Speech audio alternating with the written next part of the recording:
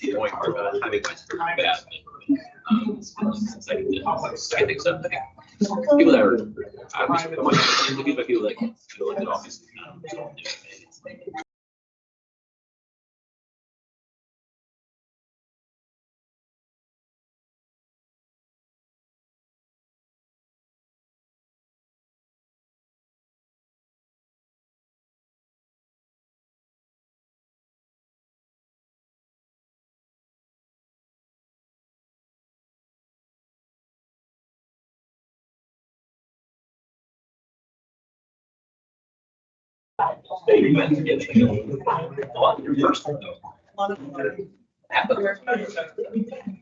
Yep. Yeah, I'm gonna type it in and send it here. Just got it in context of how we're feeling, or they want to advertise this.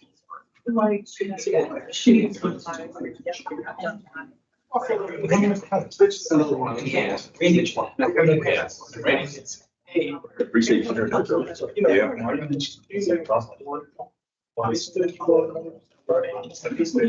Yeah.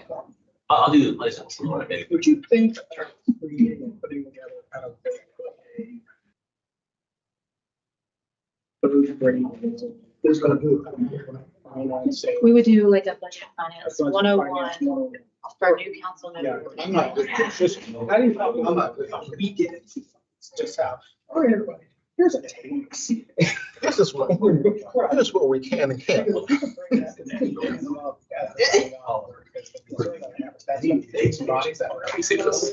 get them on the introduction. Also, we'll figure about setting up the time for that.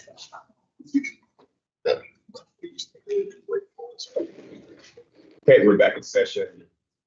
We'll move now to financial advisor update, including debt modeling and policy recommendations. Welcome Andrew Carter and Douglas Carter. Thank you all for being here. Well, they're coming up. We have Doug and Andrew from DEC. We've been on consulting with them for a year now. Our focus today is going to be on the general government debt model, and then other recommendations that we want to present to council. They presented to the finance committee last month, and so we wanted to bring that to the full council. Okay. Mr. Mayor, members, town council, Mr. Manager, and everybody else, good to be here. I want to give you a little funny story about sales tax. Because many years ago, I was the CFO at the city of Charlotte, and I was very into sales taxes. Your sister town called Holly Springs invited 3 very senior Moody's people to town to look at their rating about 2 weeks ago. And as part of that, they were staying in Cary because they had meetings in Cary and Raleigh. And we were staying in Holly Springs. And so we met them halfway in Apex for dinner. So I want you to know that we spent sales tax in Apex for a rating visit for Holly Springs. Very nice. That's gonna annoy them. We appreciate y'all just as much as Holly Springs. And the good news is they got an upgrade, so they're the epitome now. Yeah. Okay, I want to do this pretty quickly, because this is our 3rd time maybe with you all, the 3rd time, I believe. And then Andrew's going to get into the more of the numbers. Y'all have been a really good plan. But you're growing and changing. I gave this statistics last week. We were in the Holly Springs annual planning meeting. It's like this. By 2050, it's estimated that North Carolina will grow by 3.5 million people. And in that time period, it is estimated that the county of Wake will grow approximately 600,000 people and move from its 1.2 to 1.8 million. And the county of Mecklenburg will grow approximately 600,000 people. So slightly over a third of that population growth will come out of 2 counties. And then if you combine the counties that are in the metropolitan areas, 70 or 75% of it, 2 metropolitan areas. So y'all will have growth, benefits, and challenges, and hopefully we'll help you be a part of planning for that, especially on the capital side. We're now in the phase where we're going to show you some updates to the debt model, what we see you having as debt capacity based on what you are currently dedicating for debt. And we're also going to talk to you about financial policies for the general government side and how all of that will influence the retention of very high credit ratings, your AAAs, how you will retain those AAAs, how you will retain liquidity and safety margins inside your various funds when you create debt and spend capital and so forth. And then we talked to you once about the whole concept of a CIF, of a community investment fund that would bring together your debt service fund and all your PAYGO and reserve funds into one fund so that you track all of your investments that you're making for capital, both borrowed capital, PAYGO capital, and any PAYGO capital out of your own reserve funds would all be tracked into one fund. And we're just going to talk about that a little bit further today. So anyway, I also know that it says we're supposed to be finished by 10:30. So Andrew, next. Yes, so as Doug said, we'll talk mostly about these elements that we're going to be updating. We'll currently have some policies we'll go through. We'll also talk about maybe some updates to those policies you might like to see as we start to implement a CIF. We do need to talk eventually. Right now, the debt model only has debt. I have to talk eventually about how we can do PAYGO into this. That might have some other funding sources that shall come. In the steady state, that's really, when we talk about steady state, we're talking about projecting debt capacity into the future when we're not quite sure what those projects might be or their timings. So that helps us put us into what can we do in every 2 years type of thing. So it gives council the ability to say, well, what's really coming up and how much can we afford under our current plan, or what might we need to do other projects if those plans are not enough. So we'll go through those real quick. Currently we have your current debt policy, which we would keep in place. We currently do not exceed any of these policies as we project into the future. I track these as well in the debt model, and looking into the future of what will show we will not violate any of these current policies that you have. So we think they're good. Net debt as percentage of total assessed value, 2.5%. If y'all get close to 2.5% debt, that's a lot of debt for y'all's. So you got 19 billion in assessed value, so just multiply 2.5%. Right, so that's a pretty large swath that the state, kind of says we should not go above this level. That's a good level. We're currently well below 1%. Room there. So on those two percentages, right? So we've been talking about this for a long time now. So the 2.5% means nothing as a threshold as long as we're capped at 12% debt service, right? Because we're much closer to the debt service than we were ever get to 2.5%. So one of the two is not set correctly in my mind, right? If those two thresholds are both valid, right? But we're really constrained by one, then how do they interplay with each other? Well, let me just say this to you, and this happens everywhere we work. And we're lucky to be the financial advisor to the biggest city all the way down to a lot of small towns. The state statute allows you to have up to 8% of your assessed value in debt. I don't know anybody that's anywhere near that other than some tiny little small towns, little ones. But so you got 8% statutory, and you would typically see for most people 2 to 2.5% is their internal policy. But in every single case, that is likely higher. So it's really just saying how much of the 8% is reasonable for us. So if the 12% is our upper limit, right, in terms of debt service, what would that translate to in terms of percent of assessed value? Are we coming out at 1%, 3/4%, right? Because I feel that 2.5% is kind of meaningless as a threshold right now, right? Because it doesn't react with 12%. You're more restrained by one than you are. Right, exactly. Oh, of course. And so ultimately with the CIF funding, you're going to be restrained by what you're actually funding the CIF, which is not going to hit the 12% either. And keep in mind that this is the current policy. It's not what they are going to be recommending that we move to. This is what we currently have. And I think I just heard the gentleman say that we want to keep these in place. So that's what I'm reacting to. that these will be in place for monitoring, but we're moving to a different method of how we want to be our main focus on. And that's what they're going to get to. But if Oh, wait, we, the rest of the presentation. if we want to balance, that could be done. It would likely be less than 1%. But it would have to change because as assessed values grow, as your debt grows, so that number that we would calculate to that, well, would just change frequently. And that's why good, bad, or indifferent, this is the typical 2 to 2.5% range. Rating agencies ask it. They just want to say, what would you do? So I get your point. I think if we tried to reconcile the 12 to the 2.5 and make those totally imbalanced, it'd be better just to get rid of the 2.5.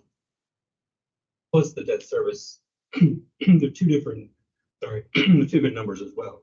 Net debt's a total, and your debt service is your annual payment. But you can structure your debt differently as well. So you may have a debt service that ranges from 5 years to 20 years, even 40 years now. And so the structure you can have a bigger amount, but then structure differently to keep the annual debt service down, or vice versa. So that's another piece where they don't quite line up. Right.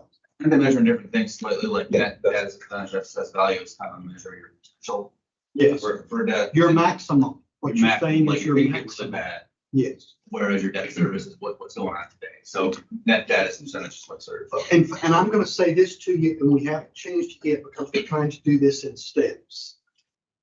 The debt service percentage is a ratio that's kind of moving away. People doing that. I'm going to give you an example. A number of years ago in the Charlotte Water Fund, the debt service was 36% of the total revenue. It's now about 20 because the system has grown so much. And so now rating agencies tend to measure leverage rather than one expense, debt service, to the full expense. So these things move around. I think the important thing for us is to maintain policies that give you flexibility so that you can do the capital needs you have and keep you in a range in your ratings so that we don't lose our triple A's. That's kind of this what it is. And of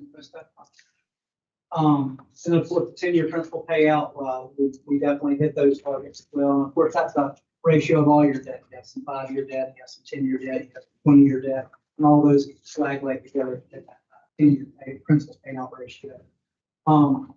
And then available fund balance, at least 25% of the annual budget, and the current policy says if it drops below this, you have about 36 months to try to get it back up to that level. So about a budget year and a half to get that back up. That's current policies. And then, so we would take those and we might want to make some recommendations on some of the policies that will govern the CIF fund some more, as you were talking about. And so in the CIF fund in itself, a fund balance coverage ratio policy of 50% or better. And what we mean by that is if there was $10 million in debt service that year, there would be $5 million in that fund. So that provides the buffer as we project into the future that that fund's not getting to zero and you don't have any money to possibly spend in case projections were not correct. And so the 50% or better we think is a good coverage policy for the CIF fund itself. That's essentially your risk tolerance level. How low can you go before you say no, or you have to push projects into the future, or possibly projects coming less. We would also like to take a look at that reserve policy that we had on the previous slide and do more of what we call a range. Rating agencies like ranges because sometimes things happen, right? You have a downturn, there's something that's happened, a storm has come through. Asheville's experiencing this a lot right now on their stuff. And so a range gives you the ability to kind of come in a little less, but still be within your policy. So red lights start flashing at 25%, and 20s are absolute no, rather than having possibly 1 year where we make the calculations we're at 24.5 or 24.9%, and technically we have violated our own policy, even though it may have only been off by a very small bit. So we would say the range is a good idea, 20 to 25%. And then on top of that is this next part. As budgets come in and revenues have come in and maybe been good on our expenditure, and we're able to grow available fund balance that year, we should probably try to put those dollars to work, right? Because the available fund balance kind of becomes, as I call, the rainiest day fund as we move to the CIF. It's not necessarily the place you go for one-time projects. That would be in the CIF fund. And so anything over a 25 or 30% by action of the board, when Antoine delivers the ACRA at the end of the year and tells you your fund balance levels, y'all could designate a portion of that available fund balance to go into the CIF that you could fund additional projects. So we put those dollars to work, even though we're keeping a good, healthy reserve balance for available fund balance for our ratings and such. One of the things that does as well, the rating agencies count the CIF fund in your available fund balance numbers. So what ends up happening is a rating agency report may show you have 40-some% fund balance, because the CIF fund balance is by your actions, not by law. Those numbers aren't restricted by anything besides your policy, and a swing of the gavel to change the policy based on the whims of the board. So we keep that available fund balance a nice healthy level, and then put anything over 30% back into work on the capital and debt side. So we would kind of recommend those two types of policies, one which governs the CIF fund itself, and the other that's more of a general fund type of debt policy with the range, and then possibly having over 30% going to the CIF. Y'all would, of course, make those decisions as a board every year if this kind of policy was in place. Yes. So if we set our fund balance range to 20-25%, why 30% for excess funds? Why not? Because those are not, the 25 to 30% is not required in the reserves. If we're truly keeping that as a rainy day fund, 30% would still be overfunding it. Well, let me just say this to you about that, Mr. Member. There needs to be some range of money that might not be capital money, but is one-time expenditure that you want to invest. And so putting the money into the capital fund, the community investment fund at 30 leaves 5% in the middle. If you have other one-time expenditures, spending fund balance on recurring expenses puts you in a spiral of meaning you either have to raise taxes later or lower the budget. So that difference between 25 and 30 was to give that. Now, y'all could, on an annual basis, once your finance director reports where you are, you could move every dime over 25 to the CIF. We're just saying you as a matter of policy, we would recommend over 30, you move it to capital and give yourself a little room in the middle. Okay. Yeah, it's all about flexibility. So there's nothing that says it has to be 30%. Gives y'all all the flexibility to make decisions. But the recommendation would be, if you hit that 30, the finance officer would come and say, hey, we're at that 30% mark. What do y'all want to do with all of this? Without it being an absolute trigger that forces you to do so. Yes, sir. You mentioned the gavel is a thing that, things change, the rating agencies don't like that, but it seems like any policy can change with the gavel. And so, like, how do agencies see this as different than just normal operations as far as continuity goes, I guess? Well, let's say this too. If you put these policies in a future board came through and decided they wanted less robust policies, they wanted a 10% fund balance and things of that nature, that would raise lots of eyebrows in terms of folks who are looking at your credit rates. And so the reason that there's some ranging provided and there's a place for excess fund balance to go, and you have these policies, is a level of consistency. And so I would just say to you, you've done a really good job in the past on consistency.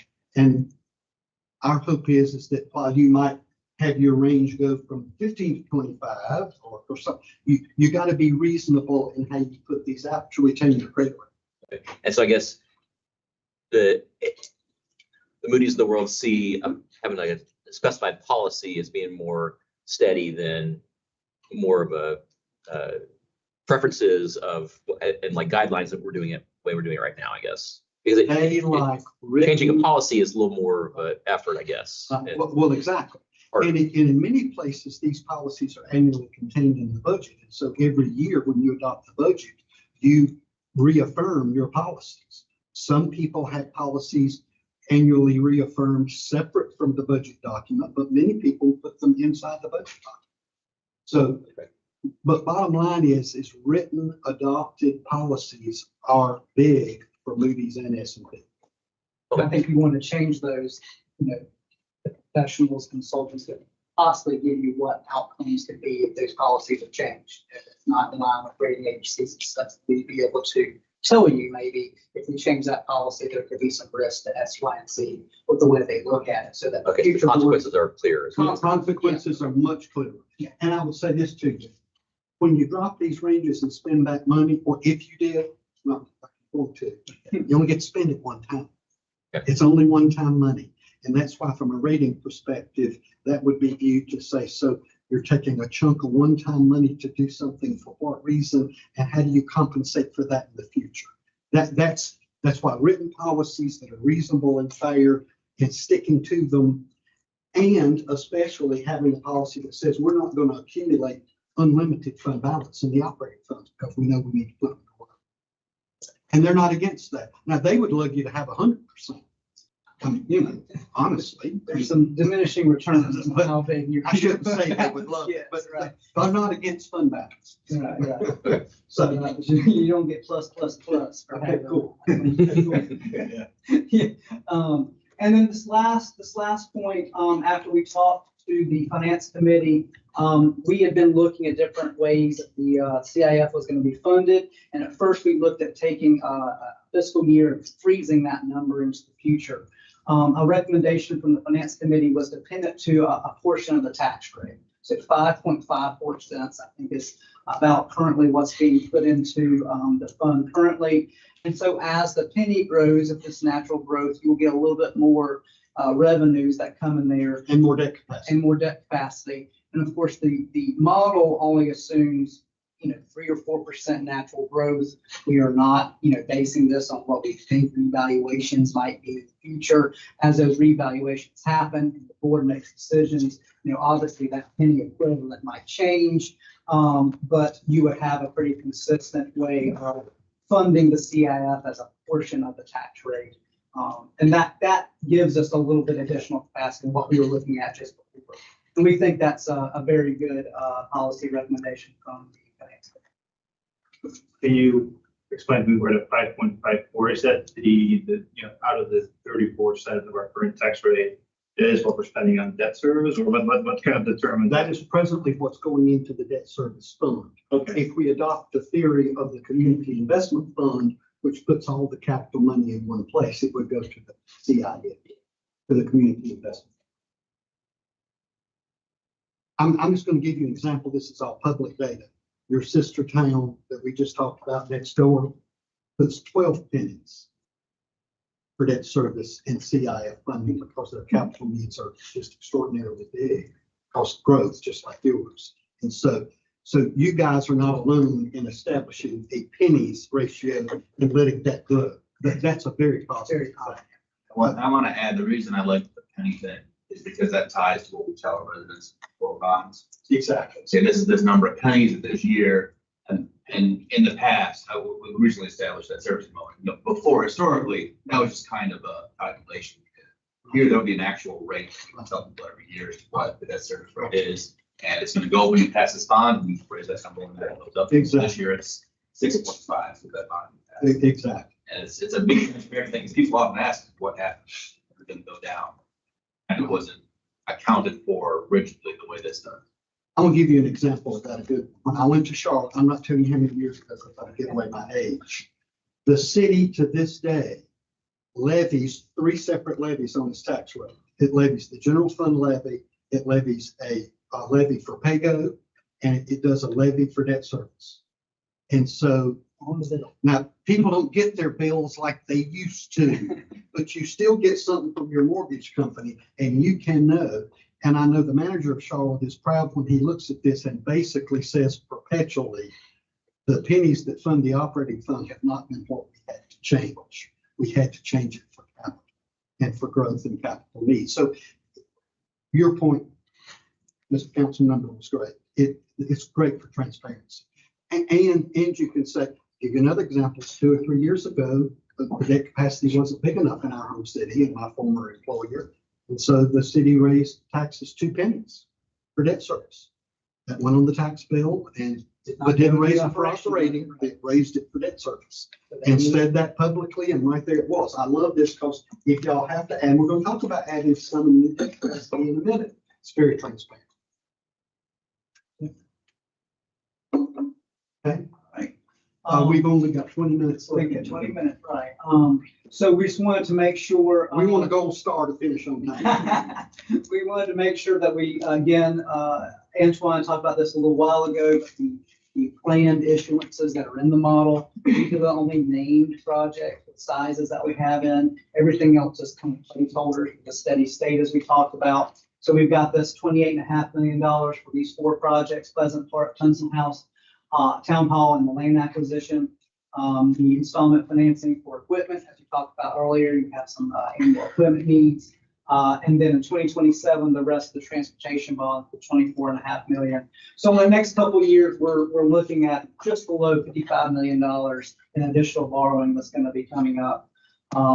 That is currently planned in the model. And then we have to look, what kind of happens after that. That's when it's what we call steady state kind of kicks in.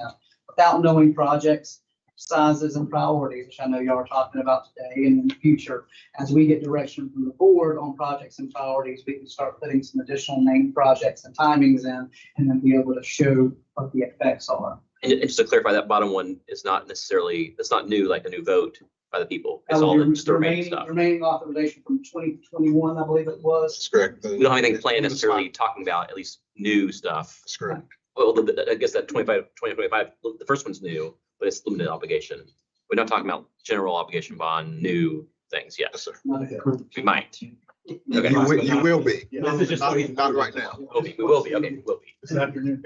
Okay, that's What's going to be running off of? So if you've got to project this out, right? And I think on the other time when you showed us the charts, that shows kind of based on the plans, bond issuance, and what we're paying off over time, kind of where does the net end up being, right? Over. That's coming up. That's coming up. We got it right on track. And of course, I think these were voted in 21, so you have through 28 to get them issued. So we're coming towards the end of the 7 years of the authorization, but we're well within that. And of course, as y'all know, it's a 7-year authorization. You can apply to local government commission to extend that to 10 years if needed. But currently you would be well within that timing. Can I ask you a question? Of course. You mentioned, sorry, and I'm a little bit, one more back. You mentioned Holly Springs and their number and our number. It's always weird to me if that it's that different, it'd be that different. And so like, is that usual that there could be such different needs for different communities, even though we're both growing and we're similar in location, and it seems weird to me. Well, folks, 25 years ago, they had 900 people. They now have 50,000 or 48,000. Right. So We've grown more than that though. Well, I know, but you've been bigger longer than they have. Okay. Y'all were bigger for a longer. So usually time. it's more acute at the very beginning of the growth. Of spurt. course. Okay. Of Okay. course. Okay. Yeah, funded, you grew 49,000 people roughly in that time period. And their tax base is a good bit lower than yours. Now that's changing with all the investments. Their tax base is a little over 12 billion. Yours is 19 billion-ish, as I'm remembering, almost 20 billion. So your penny generates way more money than theirs. Okay. Yeah. and Thanks. That's mostly their opinions. Does that include the latest bond, the issuance for the latest bond? That's the $100 million part. That's why it went up 3 pennies for the $100 million part. Yeah. But in general, your point is like Holly Springs is a lot more aggressive on size than us. Yes. So they have a lot more. That and they're like half of our size. Likewise, Gary is double our size. But they just tried to issue $1 billion bonds. Right. Yeah, exactly. But it didn't We're work. also be speaking there. We're kind of middle of those. Okay. Okay. The city of Raleigh's been our client forever, and Andrew and I gave a presentation to them about 2 years ago, and the whole thing was, when the city hits 500,000, it will never be the same. When it hits 1 million, it will be another city. And exactly, sir, what you're saying happens. As you get bigger, you move to another level. You're not the same as you were. And that means planning and investments and all of that change. Great question. So again, the steady state, we have the little less than 55 million in planned issuance in here. But there's additional capacity, as you said, it's debt's paying off. As we layer on new debt, there's going to be capacity within that 5 point something cents to do additional projects in the future as debt has paid off. And so because we're kind of creating a little enterprise fund, it all churned within the same fund is not leaking out to the operational side. We can project that out. So we're looking at 2 different scenarios right now for the additional capacity and needs for the 55 million that we're doing. And we can look at 8 of them. Someday, if y'all want us to come in this room with the computer hooked up and you say, try this one, try that one, and you're willing to stay for several hours, we can do that. For illustrative purposes today, we're looking at 2. Right. So, what would happen? What would it give us if an additional 1.5 pennies was given next fiscal year? So that 5.54 would go up to about 7-ish. And this has been in the plan, as I'm remembering all along, that would happen. 1.5 1.5. with the vote that we had before. That's correct. Okay, yeah. Yes. So, what does that get us in a steady state type of thing where if we start issuing every other year starting in 2030, that's 92 million in additional capacity through 2036. So about a 10-year period right now. It's a total of 146 if we add the 55 that we did before. So this is all additional project money above the 55 that we'd be issuing.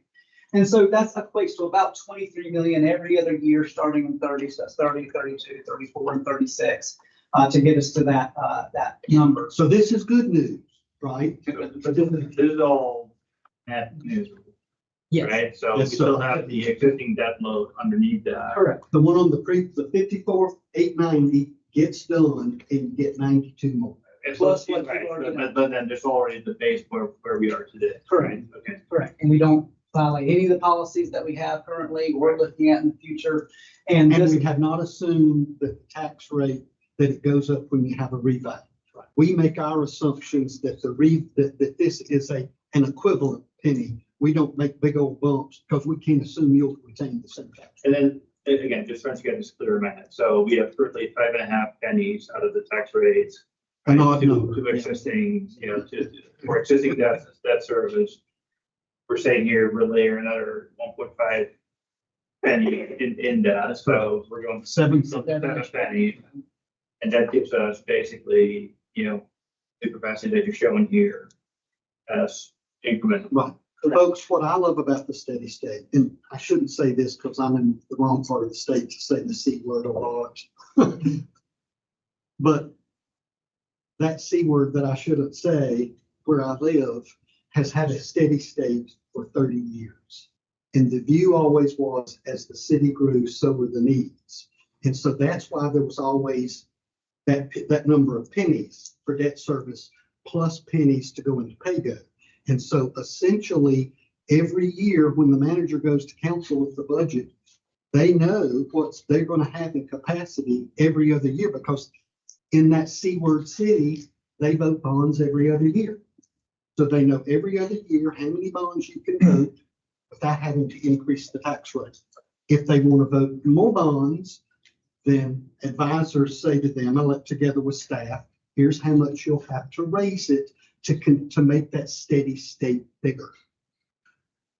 So the steady state is such a great thing to say, y'all. Now, we did this every 2 years because you got to start somewhere. If you issue it faster, you don't quite get 92, right? Because the quicker you spend it, you got less capacity. But we got to start somewhere. So we love to every 2 year issuance steady state. So that's what we're showing. it's a place to start. And so we have placeholders for projects we haven't named or sizes.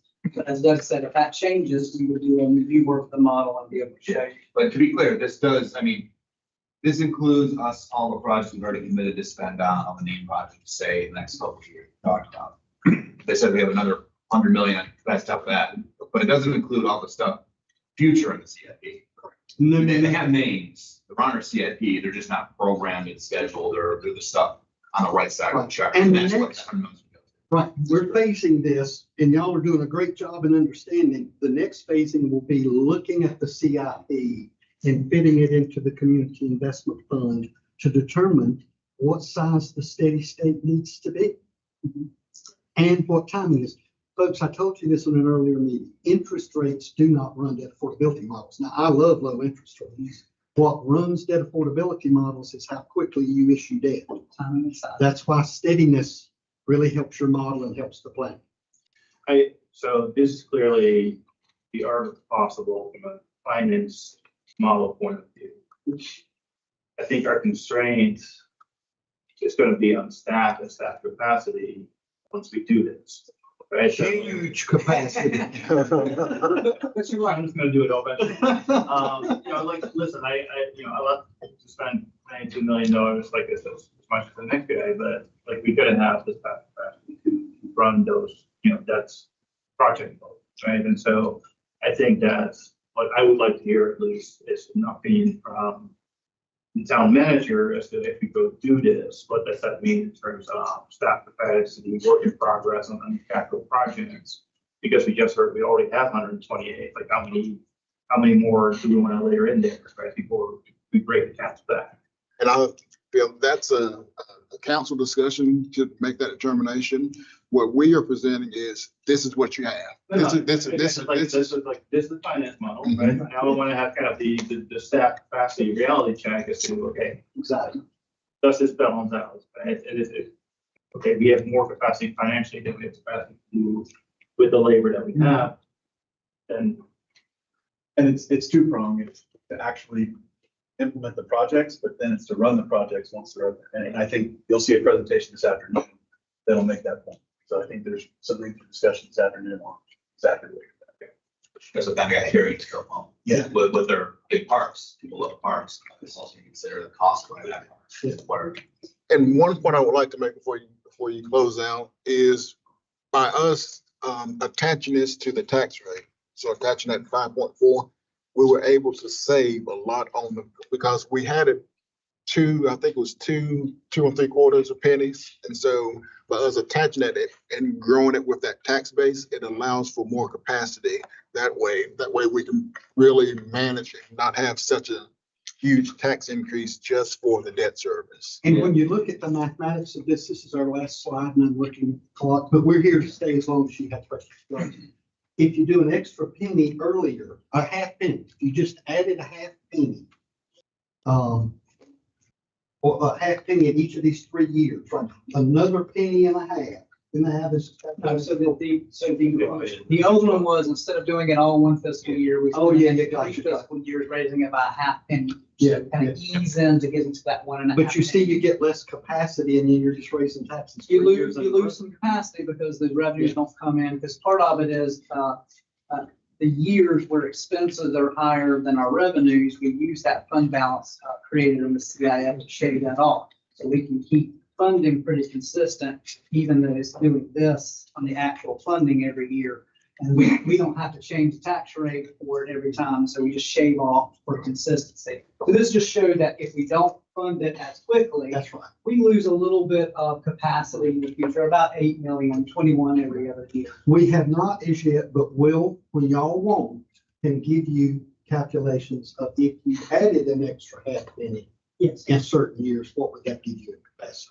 We can do So- all kinds of stuff. kind of going back to my earlier point, and I'm not sure if you guys have worked this out in your model, or if this is kind of the focus area, right? But no capital project exists without an operating expense, to manage, right? Be that, Unless you're replacing an old. unless you're replacing asset. something existing, right?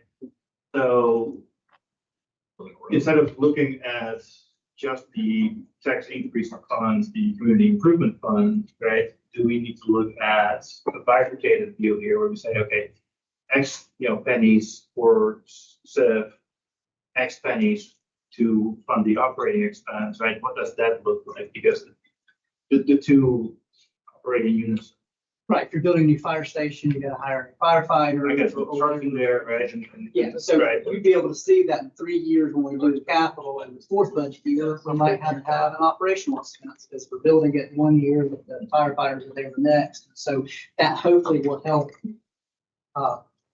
show that in the future, as we do that capital, there may be some operational budget pressure, because we have a couple of. That's the heartburn that Sean has. It is, and they can actually tell you, one of the first questions I think I had in the first presentation was like, what's operating calculated, like. That was one of the first things I asked. The answer is it's not in the SIP. It is not. It's not. Because we don't So we know just have what the to- operating costs Right, are. If you give us them to us, we'll put it in. But to help you consider it, if you look at even the current CIP, and what this will do, this will mesh with the CIP. So it'll just be even more information for you to have, and planning out. It'll be great for finance and budget in terms of planning out for you. In the CIP, budget team works with all the departments to identify what is the impact from that project on the operating costs. So personnel, continued maintenance, and that shows up if you look at the individual projects in there, that detail is all in there. And so that's captured in the overall model, section 3 of your CIP, where we do the narrative on analysis. That's what's in there, identifies that gap, right? It's because if you look at the gap of the total expenditure estimate, it includes operating and capital and everything. So all that is actually captured in. And now that's all related to just capital. You could still have other operating expenses that's not there. Now, that's just incumbent upon us in our budgeting process, and sit down with management and departments. Okay, you may need more police officers that have nothing to do with capital.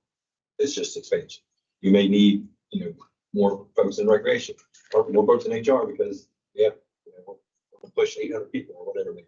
So those are operating things we do have to capture and think about and present, every year. But the capital side, it has been, and will continue to be, we know there's operating increasing.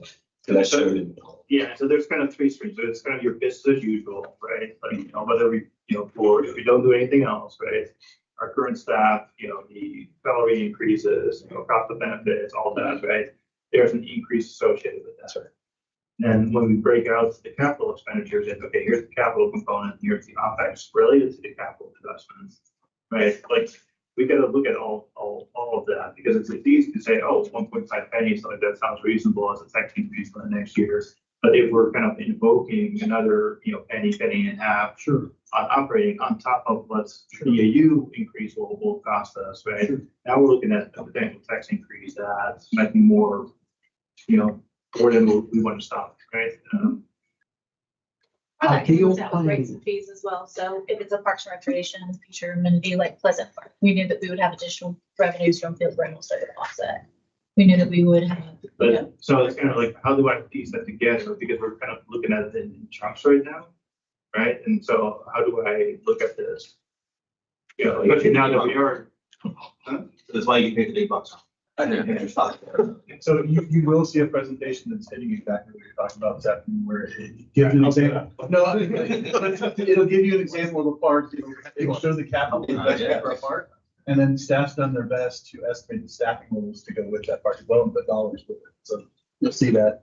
Have we ever designed our capital projects with trying to minimize the number of employees that's required to operate it, like more passive stuff in parks, maybe, for example, or I'm not sure, things that are automated in our facilities more? I mean, that's always an option, but I think right now the big need that we're seeing for set of passive. Right. It would be balancing the needs of the residents, but it probably should be something that is considered, maybe it is somewhat, is making sure we're not doing something that requires an employee for every single activity. I want to get into 2 more points before we wrap this up. To underline things that you've already said to make sure my colleagues understand. I think we'll be asked about what we're really doing here. Please correct me if I'm wrong. My understanding of it is we're taking our existing historical practice around our general fund, and we're really dividing it up, we're splitting it up. We're going to have a fund, still going to call it general fund. That's going to be for reserves, for emergencies, the rainy day fund. And then we're creating this SIF, which is kind of funding our capital projects. And we expect year over year, there'll be a dedicated tax for each of them. Well, a dedicated tax for the SIF. That will frequently see transferred projects paid out of there. And we'll see less often stuff paid out of the general fund. It'll be truly for emergency, as opposed to this year where we say, oh, we'll want to build the sidewalk. That's an allocation of $2.5 million from the general fund. Now we'll pay out of the SIF. Transparency with the numbers can be great. One thing I want to highlight is in this paper we have here, the list of policy changes being recommended by this finance committee. One of them that sticks out that people may be alarmed by is where this. You back up real quick. funding level from This one you're looking 20 at, to- Terry, this one you're looking at? Yes. Okay. The practice, unassigned fund balance level of 25% of our current policy, it's changing to 20 to 25%. That seems like it's going down. I'm gonna say, hey, why are you being less aggressive on your funds? And we had this discussion before. We're not really being less aggressive. We made 2 funds, and that's the reserve level for just the general fund. Our rating agencies are gonna look at the combination of the 2 still, and I bet you if you add them up, it would be above historic 25. So that's what it's about. We have this kind of true rainy day fund and this emergency fund. And I can't wait to one day, I think if we get to the steady state, we'll be able to float a bond to our residents and say, here, we're gonna borrow $100 million, you don't have to raise tax at all. Or, hey, we're gonna borrow $80 million, we can lower your tax by half, I need to approve this. Don't ask questions. Stuff like that, and get to the steady state, but that's the capacity we have, and we have the confidence to do that, and explain there's a spot in your opinion to it. So I have 3 decision points for you guys before we call it into the meeting. The first is, do we have the approval and consensus of council to amend the fiscal policy to bring this before you at a future council meeting? Yes. What's the recommended change? Second, can we get an approval on, can you go back to the next slide? After that one. Do we want to proceed with the debt model based on the 1.5, or do we want to base it on the 3 individuals? Which debt model, which? I want to see what is the knockoff effect on the OpEx side before we have that. I mean, I disagree. Like we advertised to our voters, we're gonna raise it 1.5 cents next year. That's how I feel as well. Okay. And then the final one, and this. You want to do both? Yeah. Okay. Hold on, if you don't, I'm sorry, I may have interrupted. If you don't want to do the vote in the work session, I mean, this becomes a vote of the budget. I mean, Okay. for the direction, because this 1.5% was already tied to the bond that was really passed. So that was, I think that's Mr. Having's gains points. Like this was something that's already been approved. Doesn't matter, you can still make that decision. You don't have to do it, but this will become up in the budget. So you can vote now if you want, but if you're in the work session, don't want to vote, the direction could be, we keep it in, but you will have this discussion as in your budget discussion about whether you want to happen in there or not. So, sorry, I just want to put that up for you. Let's just vote. Okay, go ahead. It's a vote to good direction. Okay, all in favor, say aye. Opposed? No. And then the third decision point, and with more information to come this afternoon with the capital projects coming from our budget director, but we're looking to get a estimated time frame on when you would like us to be planning to go out for our next bond referendum. And I think you're going to need more information, and that's coming this afternoon. You can see the projects that we have coming on board. We met back last fall to kind of brainstorm some of the projects that we think will be coming on, but we would need to start planning for that when we want to hold the next referendum. So So keep that question as you hear the rest of the information. And maybe you'll talk about it with that one. Does it, we've done historically on the odd year elections, we've had the municipal elections. Does it have to be that way? it does not have to be Is that. it better to be that way? Cost us less money. Less money. Like, because now you gotta pay for election stuff. Like, it wouldn't be a ton, but it would cost us. There is a little bit of difference there, but Kerry, They ran on. they ran on the even year, Yeah, they ran on. and they didn't have their municipal election that same time, right? So they You can't do Okay, it. you can't. That will be a policy decision on how we don't want to. Lots of Strategic. I tried to get the Peakwood Bridge in 2020, and you should have seen the look Sean gave. You remember it was like March that year? I was like, oh, hold on, wait. Can I ask a question about these funds? If we separate them out, would they go in different kind of banks that would, or whatever, however they're housed, that could have different interest rates depending on how frequently we're gonna decide to We use them? We use pooled cash, and so everything's going into the centralized depositories. So for reporting purposes, yes, For purposes. but for cash going to separate banks, no. You'll You'll count for the always- funds separately. They'll You'll count for it, always- but it is like we need a better rate for the general fund now if we don't plan on That's using it based, as. that's based on our investment strategy. Okay, So, okay. like you said, Antoine handles all cash management on the investment strategy. That's separate from. Separate from this, okay. But you will always know what the cash balance is in these two separate funds. The transparency is a lot better. I agree. Okay. They should be earning some interest on that. We don't account for it. Yeah, and our model is conservative. We don't put We don't interest count for in any it. That's why investment. we're gonna bring more capacity in the future. Okay. Great job. Appreciate the presentation. We'll be back, I guess, soon. Because we're gonna talk about electric and water and sewer later. Okay. Moving on. I can schedule the Lost our break time a little bit. Huh? Go get your What? key in. Yeah, lost 5 minutes of break. Got What you got on the other side? the other side, yes. Yeah. I feel strongly Throw crap at you. to hammer it inspired. Terry, what happened there? Were you playing with it? Yeah. Okay. And That's like, impressive.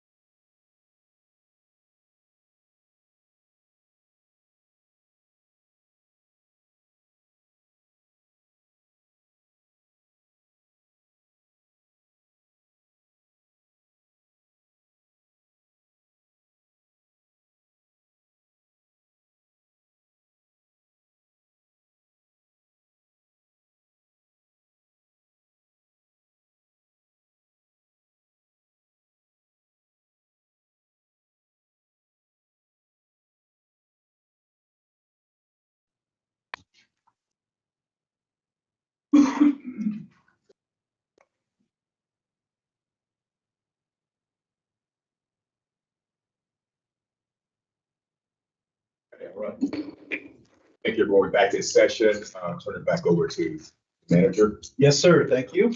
We are ready to go into our town facility studies recommendations. Turn it over. You're going to start the presentation. Absolutely. Good morning, everyone. Thank you all for allowing me to join the workshop. My name is Brent Green. I'm a partner at Creation Associates. And I want to start by telling you there's a lot of information in the packet. I hope you didn't start. I'm going to touch on the high points and key takeaways from it. Of course, please feel free to stop.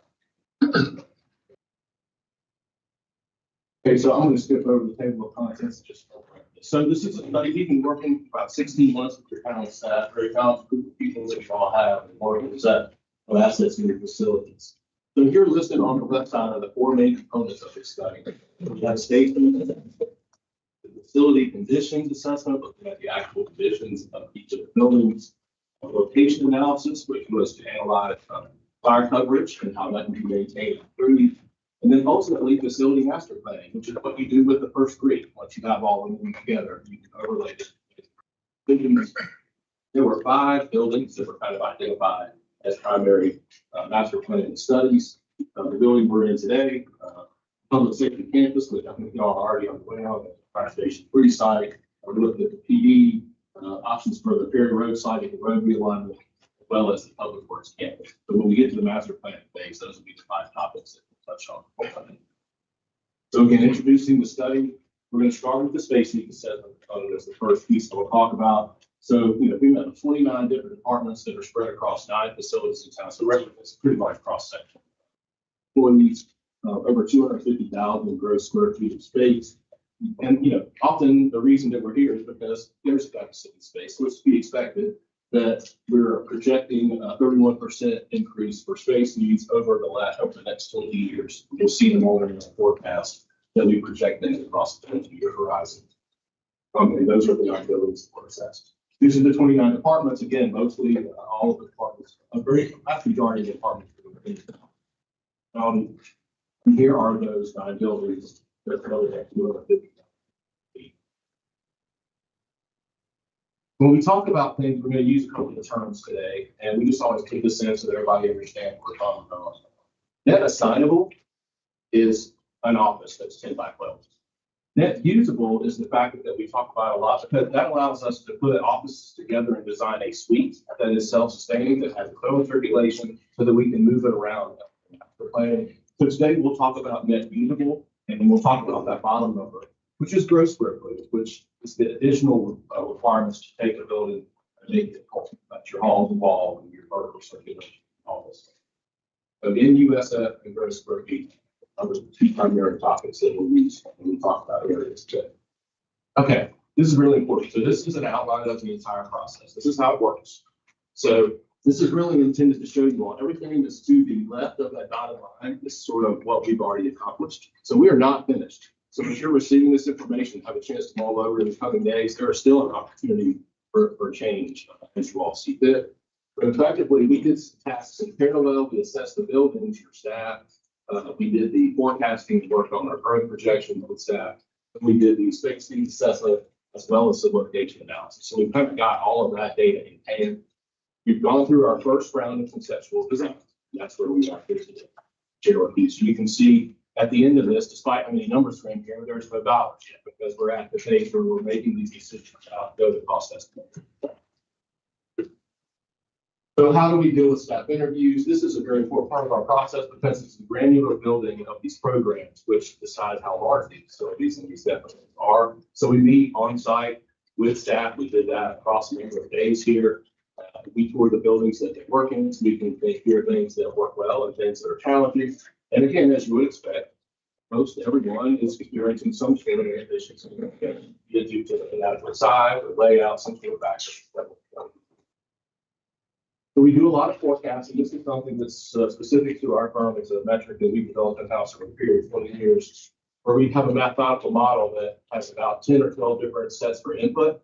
It is related to the census and OSBM, but then we integrate metrics that are specific to the town of Apex. We work with your staff to get some of those metrics. You'll see them all listed there, like residential permit, building permits, commercial building permits, planning department, population estimates, how much water you're going to have ultimately. There's all kind of fun factors that go into ultimately how we overlay all of them, and then we will average to provide growth. Now, why do we do all that?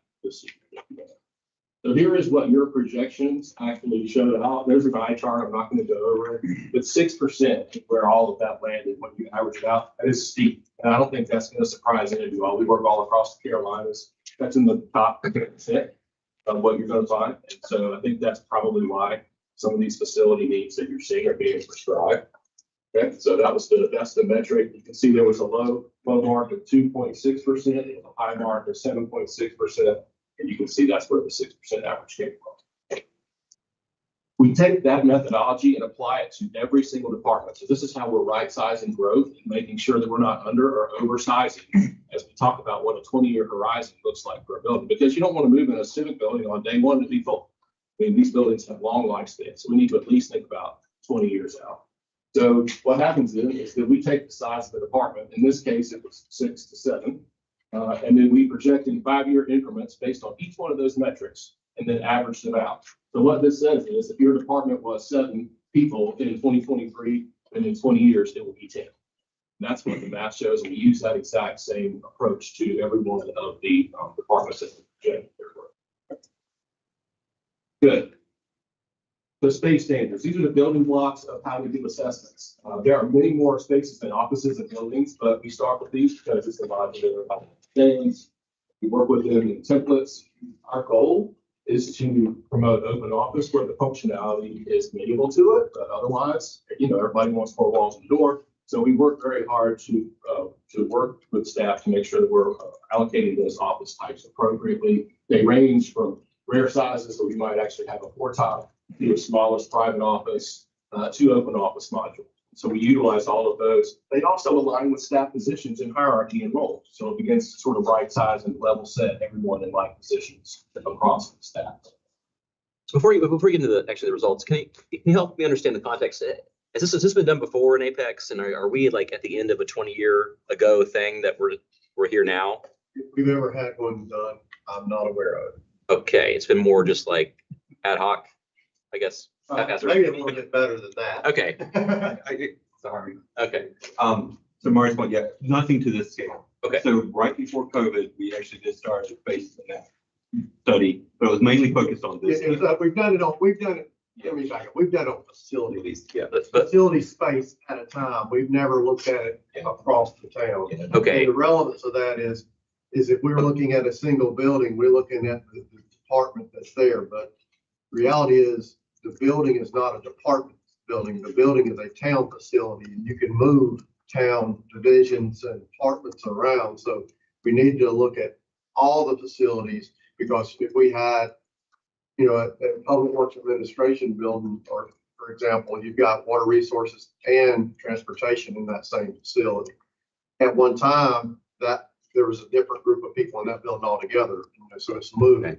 So it's being able to have the information where he can see the gaps and where that we have space, and we may be able to take pods and different groups and move them around. Okay. So I apologize for the way this is better, obviously, right? We've never had any comprehensive okay. previously. Okay, great, thank you.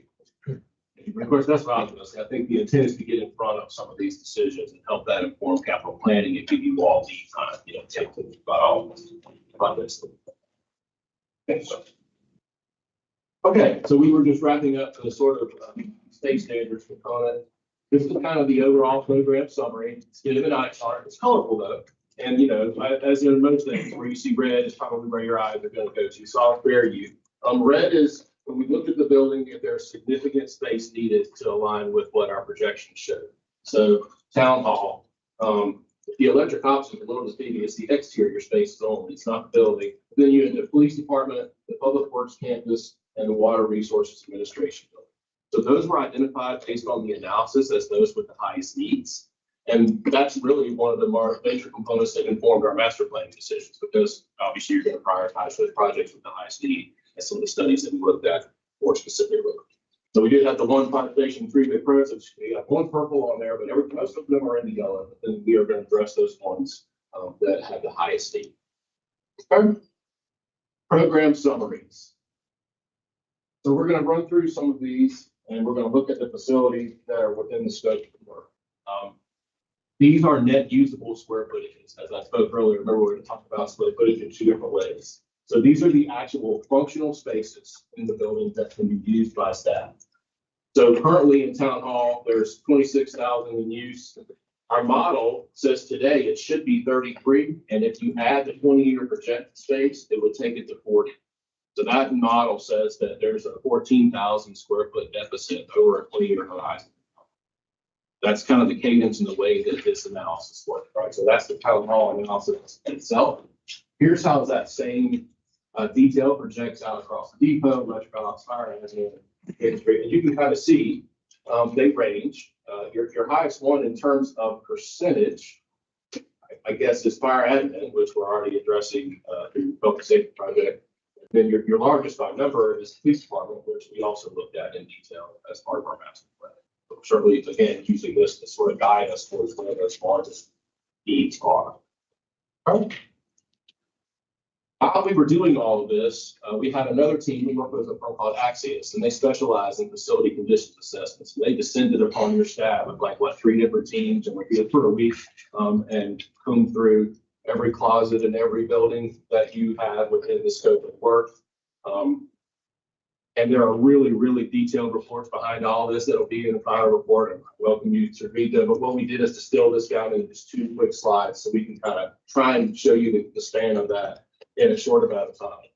One of the main reasons you do this is to develop what's called an FCI, it's a facility condition index. It's an interesting way of talking about how your facilities are maintained and what shape they're in. Effectively, it's what is the maintenance requirements across what it costs to replace it. And you can see there's a whole lot of green on that list, right? And that's a wonderful thing. What that means is your buildings are in great shape and they're well maintained. The column to the left of that is the FCNI, the Facility Condition Needs Index, which is basically the same thing, but you add deferred maintenance to it, and then you're projecting across a 10-year horizon. Those are also a lot of greens and yellow. Really, that's again, the overriding theme is your cross-section facility is actually relatively young. And so they're newer, they're in good shape, and they've been well maintained. So that's why those values are carried out even into the 10-year horizon. That's very encouraging. There is so much data in this aspect of the report. It breaks down all the capital expenditures in 5 or 6 different categories and puts them out by either many ways that you can look at. Here's a zoom in on just one example. And this is kind of summary of what you would get for each. This is Fire Station 1 and Fire Station 3. And so again, I talked about those categories. You have deferred maintenance, scheduled maintenance, capital renewal and improvement, and there's an energy and sustainability line item that totals up the expenditures. Then you can see how that would apply from a new building to an existing older building in your facility. And it gives you the breakdown in terms of where you're spending the most money. So it gives you a really targeted way of zooming in on what you need to focus on and what your facilities need for replacement. And it's very informative for that. A lot of detail in that. I just drove right over that. Again, I welcome all of you to. The other component in the overlay is the location analysis.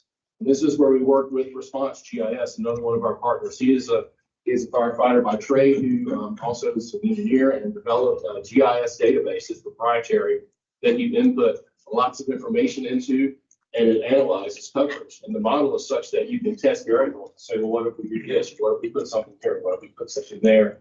And it gives you a score. So it becomes kind of a living document that is utilized to help inform how you would plan for fire coverage. Not surprisingly, the things that emerge from this analysis align with some of the reasons that we've made some of the decisions in planning in lieu of Fire Station 1 and fire administration, moving. I think that certainly surfaces something that would benefit.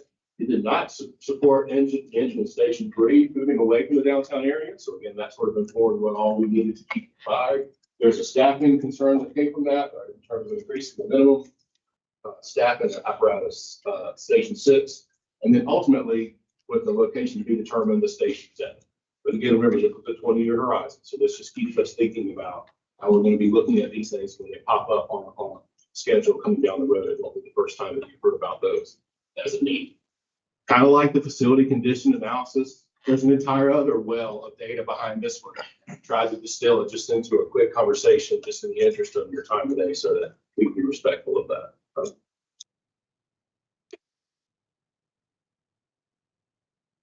Now, Master planning. This is the fun part. It's like, this is when we get all the granular stuff, we can actually overlay it and find where solutions can be found within, all of that, important data. So we talked originally about the 5 facilities that are in the study: the town hall, public safety campus, police department, Perry roadside, and then the public works campus. We're going to look at kind of each one of those here quickly. We're going to show you sort of where we are in that design process and how the results. Okay. We always look at options when we do these. So there's options behind what we're showing you. When we did the town hall study, sometimes we do an option, we'll do a 10 and a 20 year instead of 2 completely different options, because you're sort of building on work that's already been done. That's certainly the case in town hall. There's a renovation going on downstairs right now, right? The finance suite. So that's something that, you know, as we plan for a 10 and 20 year horizon, we're going to consider that something in place. So that's a fixed element. There are other elements that come from our discussions with staff, like where we really want to keep human resources on the first floor. That's just, you know, for lots of reasons, the right place for them. And so we take that, we say, okay, so that becomes the driver. Obviously, spaces like this and like the chamber that are very important are probably not going to be touched because they're adequate and they are. So then we're left with all the spaces left that aren't sort of spoken for and jostling around the needs within the building. So the solution for the 10-year option, unfortunately, the math said you were at a deficit, and that meant that we had to, you know, there's only so much magic dust, so someone probably is going to have to move out. And so after looking at that very carefully, we decided that it was probably community development and neighborhood connections, and then we could build the HR 10-year needs. Again, this 10-year solution. Couldn't quite get to the 20 yet because we needed some other things to happen. You can see there's a list of other things. Tunstall House is an important piece of this because that becomes sort of our release valve as spaces are getting renovated, and that can be utilized. And then again, there's a 20-year option, right, which is past that, which ultimately we think would be suggested to put DEI also in another site, perhaps in Tunstall if that works out. Then you can see that HR would eventually be able to work their way into the size they should. So it's sort of a 10 and a 20-year option with renovations that will be ongoing in order to meet these spaces. So this is a diagram of the floor plan, and this is kind of our transparency over there on the right. So effectively, the proposed area is what somebody said should be incorporated into the plan, and then shown is what actually got deployed. We would like for those two to be equal. Most often, there's a plus or minus 5% range that if we can get close to, we can make it work. So this is the 10-year solution, and then the 20-year solution would be like this. And again, I think the main difference is, so all the core spaces are saying we just have a couple of departments flipping around so that they can receive their ultimate size per program. The wonderful assets, a great town hall. All right, let me keep going. Public safety campus, right? Fire station 3. So a lot of discussion about combination of functions and how we changed this from becoming a fire station 3 site to what is now referred to as the public safety campus. So we work with our civil engineering team to identify the maximum buildable area on the site based on impervious and the other rules that apply to development on this piece of property, because we wanted to know what its maximum potential could be. And that would allow us for some other master planning solutions for future phases that could come. And this is what we came up with. I think this has probably been before you at some point along the way. But effectively, we're renovating the existing fire station and building new apparatus bays as a standalone. That's a much easier proposition. It would set them up for the amount of support space that they need in that area of the building. But you can also see there's a new warehouse storage building, as well as what would be a 3-story building potentially over on the north part of the site. And that can serve fire administration, that can serve police for some of their needs that are overflowing. So again, we're starting to integrate public safety both components onto the site. We're excited about that. You can see that there's an additional parking lot. All the parking that's required for this facility can be met within the impervious requirements as currently shown. So this gives us an opportunity to combine fire station 1, fire admin, fire station 3, and then other police functions on this one piece of property. It's a wonderful integrated solution for what you'll see in a minute for when police has a deficit, but we can solve part of that by having this as a release valve for their space needs to scale. All right, this site's tough.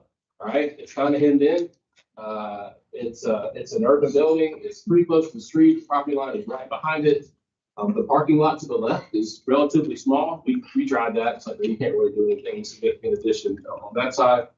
On the right is an intermittent stream with a riparian buffer. So you're hitting in. We're testing a couple of ideas still as we're working through with staff to determine if these developments are feasible. One thing we can do is expand the parking lot out into that zone for the street, which is another constraint. But we're trying to shoehorn a thin addition along that edge to add the required sally port space that is currently there that has been repurposed because of other things. And then again, reconfiguring the parking lot. There's a ton of disclaimers at the bottom right-hand of this page because we are still very much working through the dynamic of the reality of this. And so that's something, as I mentioned, we're not finished yet, and this is one of those items to still. But even with this, we're still not able to meet the police's needs based on the space needs, which is why that discussion about the public safety campus is great that we just had, because we can solve that regionally across. They're not to go higher.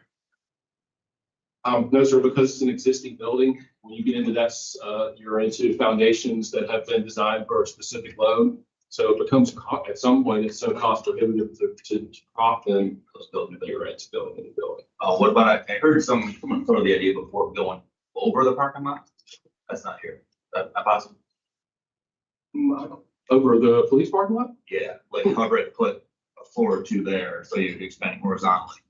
That is something we could certainly look at. That's an idea that has not become part of it. I think that was kind of like next phase, like the first one. Because there's kind of an elevation drop there, right? There is The an parking elevation. lot will be But this lower. addition was Marty got, I asked him to look at the addition.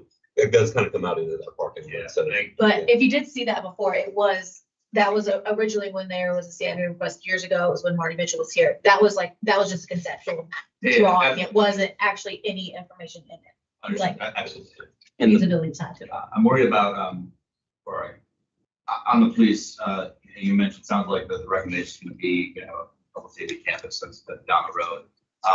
Do you have any concerns about operational efficiency of that, like it's being located in different places and presents? That's a great question. I think Chief's new, he's probably still evaluating. I'm sorry. I'm sorry.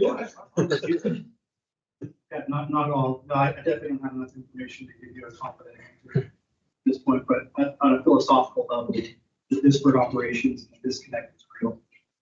I think it's mostly about who you locate where to ensure that the right representation is in the right places. We seem to be doing it fairly successfully right now. So It's also not very far. That's not very good.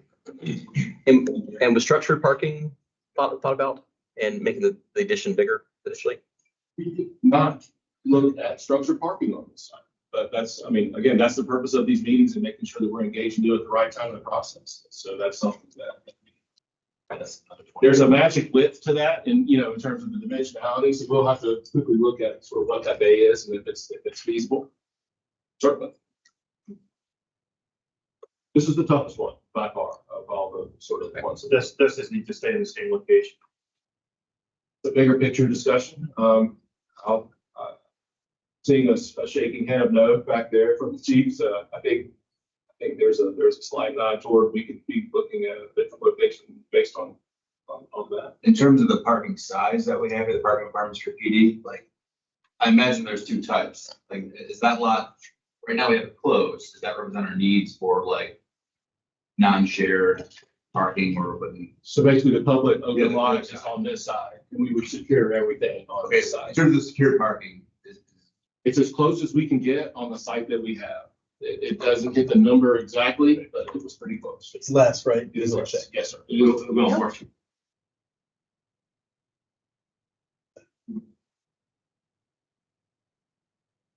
Here comes the.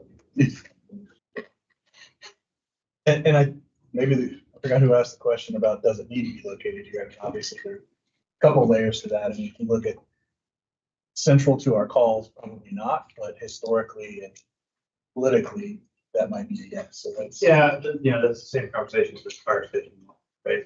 And so I love the police presence downtown, don't get me wrong, right? But if we try to cram a square peg in a round hole, and we're only setting ourselves up for another problem, several years down the road, then, is there an opportunity to build the kind of facility that we need, potentially that's expendable, and either repurpose this building or sell it, do something to that effect. Now that you've opened that door, I'll add to it. That building's been added on to multiple times and has sort of a very interesting juxtaposition of the quarters. It's not a very efficient critter, any of you that have been in it. So that was another decision process there. As far as the parking, I think you touched on this earlier about the side vehicle program. So how many cars actually stand there versus take home, and how does that factor into it? I do not have that data directly in front of me, but we absolutely look at the take home policy, right, in terms of like what the loading is. But there's a certain amount of staff that are, for lack of a better term, administrative, that are there 9 to 5, and we account for those and a percentage of the pool vehicles. I want to say it's 70 for some reason is the number that's sitting, but I'm sorry, I can come back to that.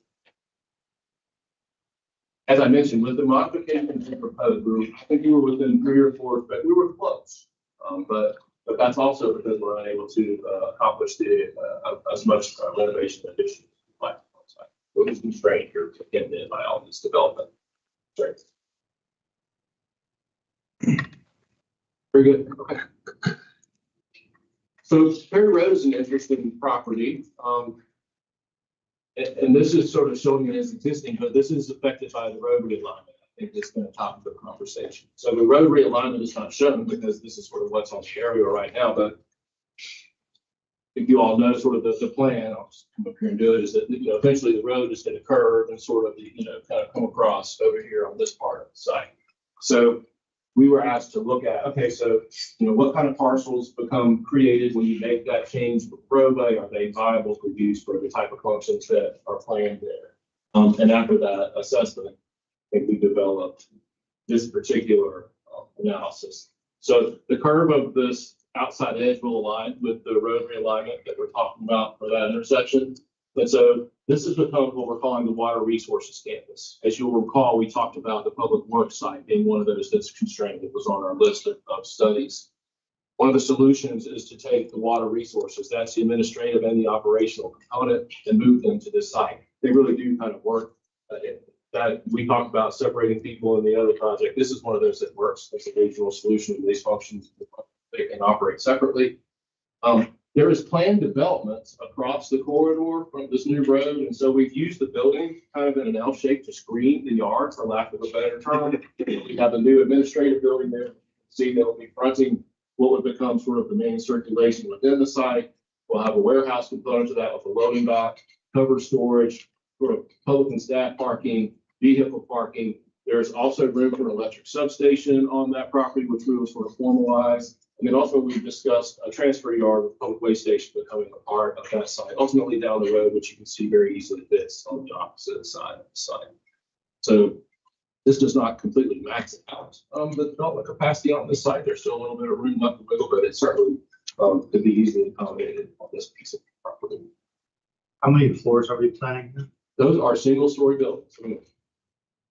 Yeah, 1-story public waste convenience and yes, Can we set them up to go further? we certainly can. And So as our town grows and our needs grow, right, maybe not in the next 10 years, maybe not even the next 20 years, but at some point, we're going to find ourselves capacity constrained. Right. And so as we're putting down new buildings, I think we really need to consider the vertical option. Right. Even with things, projects that we're talking about, like the education, environmental education center, we include office spaces on the second floor or something like that, right? So we're not just putting these 1-story buildings all over the place, but really, maximize the footprint that we're using. happy to look at that. I think that's an excellent idea. I think the warehouse shape will stay the same size, because you can split it here with a larger open volume, but administrative. When you're doing these analyses, I mean, that's an example of like a lever that maybe you can pull. I mean, add more parking potentially, I guess, too. But like, what's the freedom to design and to build higher or new parking garages or whatever else that would save space? It's basically the area on the site and existing versus new facilities. planning a new facility that's, say it's 1 or 2 stories, you know, we have plenty of room on the site, so we can work with that. On the PD side, we have an existing building that's 10 days. Right. So levers are limited based on Okay. the context that we're given. But this one you had as many levers as possible, right? This one has maximum Nothing on levels, it. but it's a Yeah. greenfield site. And we can sort of, you know, we looked at 3, 4 different options of how to position all these things, and this was kind of a result of that process. Okay. Be the best option. And then, you know, I'm just throwing something out there, and, you know, this may not apply, but why not make this 5-story public safety building and then use the current APD building for, you know, the admin space that we need here? Right, so if we're gonna go in and build out a site, why not go big and really address multiple things at one time instead of trying to fit it in like the smaller site that we have? I think there might be a location topic to have in terms of a discussion, but that's again, that's the reason we love having these meetings. That's a new topic that just surfaced. How much was the context of where, of like the surroundings that play a role like that? I know you mentioned the police department has like it's pinned in, but like this one, presumably, I think if I remember the zoning, it's gonna have maybe an apartment on the other side, which presumably will be 3 stories, I would guess, or maybe 4, I'm not sure. So it makes sense, I think, in the context to have a taller building there because of what's gonna go there in the future. Versus if it was like single family homes, they would hate a 3-story building. Well, nothing's been approved there. I hope we did approve it. 36 feet is what the zoning is. I'm sorry, I didn't mean to interrupt. That hasn't been rezoned yet. Okay, I've just seen it in other meetings, sorry. Okay. There's been the potential for such, but the location does, like, right, we don't know when the road comes across, you know, so you're kind of you're pinned in there. You do know that the electrical substation, that is the spot, you know, so there are other elements that kind of go to it. It doesn't preclude Mr. Zimmerman from doing anything you mentioned. It's just, as you mentioned, we do look at the location pieces, and there are elements that make it lean maybe toward one way or the other. You know, what's the use across the street? What are other uses on that site? But again, those are still conversations that y'all get to have, you know, as we go through this. So it is this is 10, 20-year plan with that. I think the point is there is a taste to think about this in a broader context and be flexible with what goes where.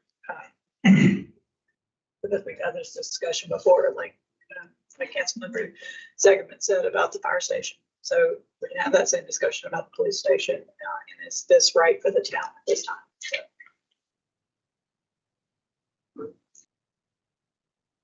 Completely agree. And it's the point of master plan, literally the point of the action. plan. We appreciate it. Yeah. I mean, yeah. Almost lunchtime. I'm almost done. So the last one is public works, right? So this site is pretty well developed. We just talked about water resources as a division moving out. So one would think, cool, so we have all this space and it'll all work out. Well, public works is at a deficit too. So yes, it is very helpful as a strategy that we could get behind implementing. But it is also something that we can't quite accommodate what the 20-year space needs horizons are. So I think you are familiar with this. The 105A is Public Works and Fleet. At the back there, 105B is the building that Marty was referencing earlier with transportation and development. And then, of course, 105C is purchasing in the warehouse. 105C, we're basically saying, yes, some of the materials inside the warehouse will go to the Perry Road site, but effectively that component would stay as is. So we really kind of zoomed in more on the exterior spaces of the others. So there's a lot of build out on this site. And we thought, as I mentioned a moment ago, surely we could get everything to fit within. So one of the options was, well, how can we just repurpose everything and not add anything? You can see it came up 29% at a deficit. So effectively, the 91% of exterior is met, 71% as a whole. But it breaks down or averages up to, we're still short.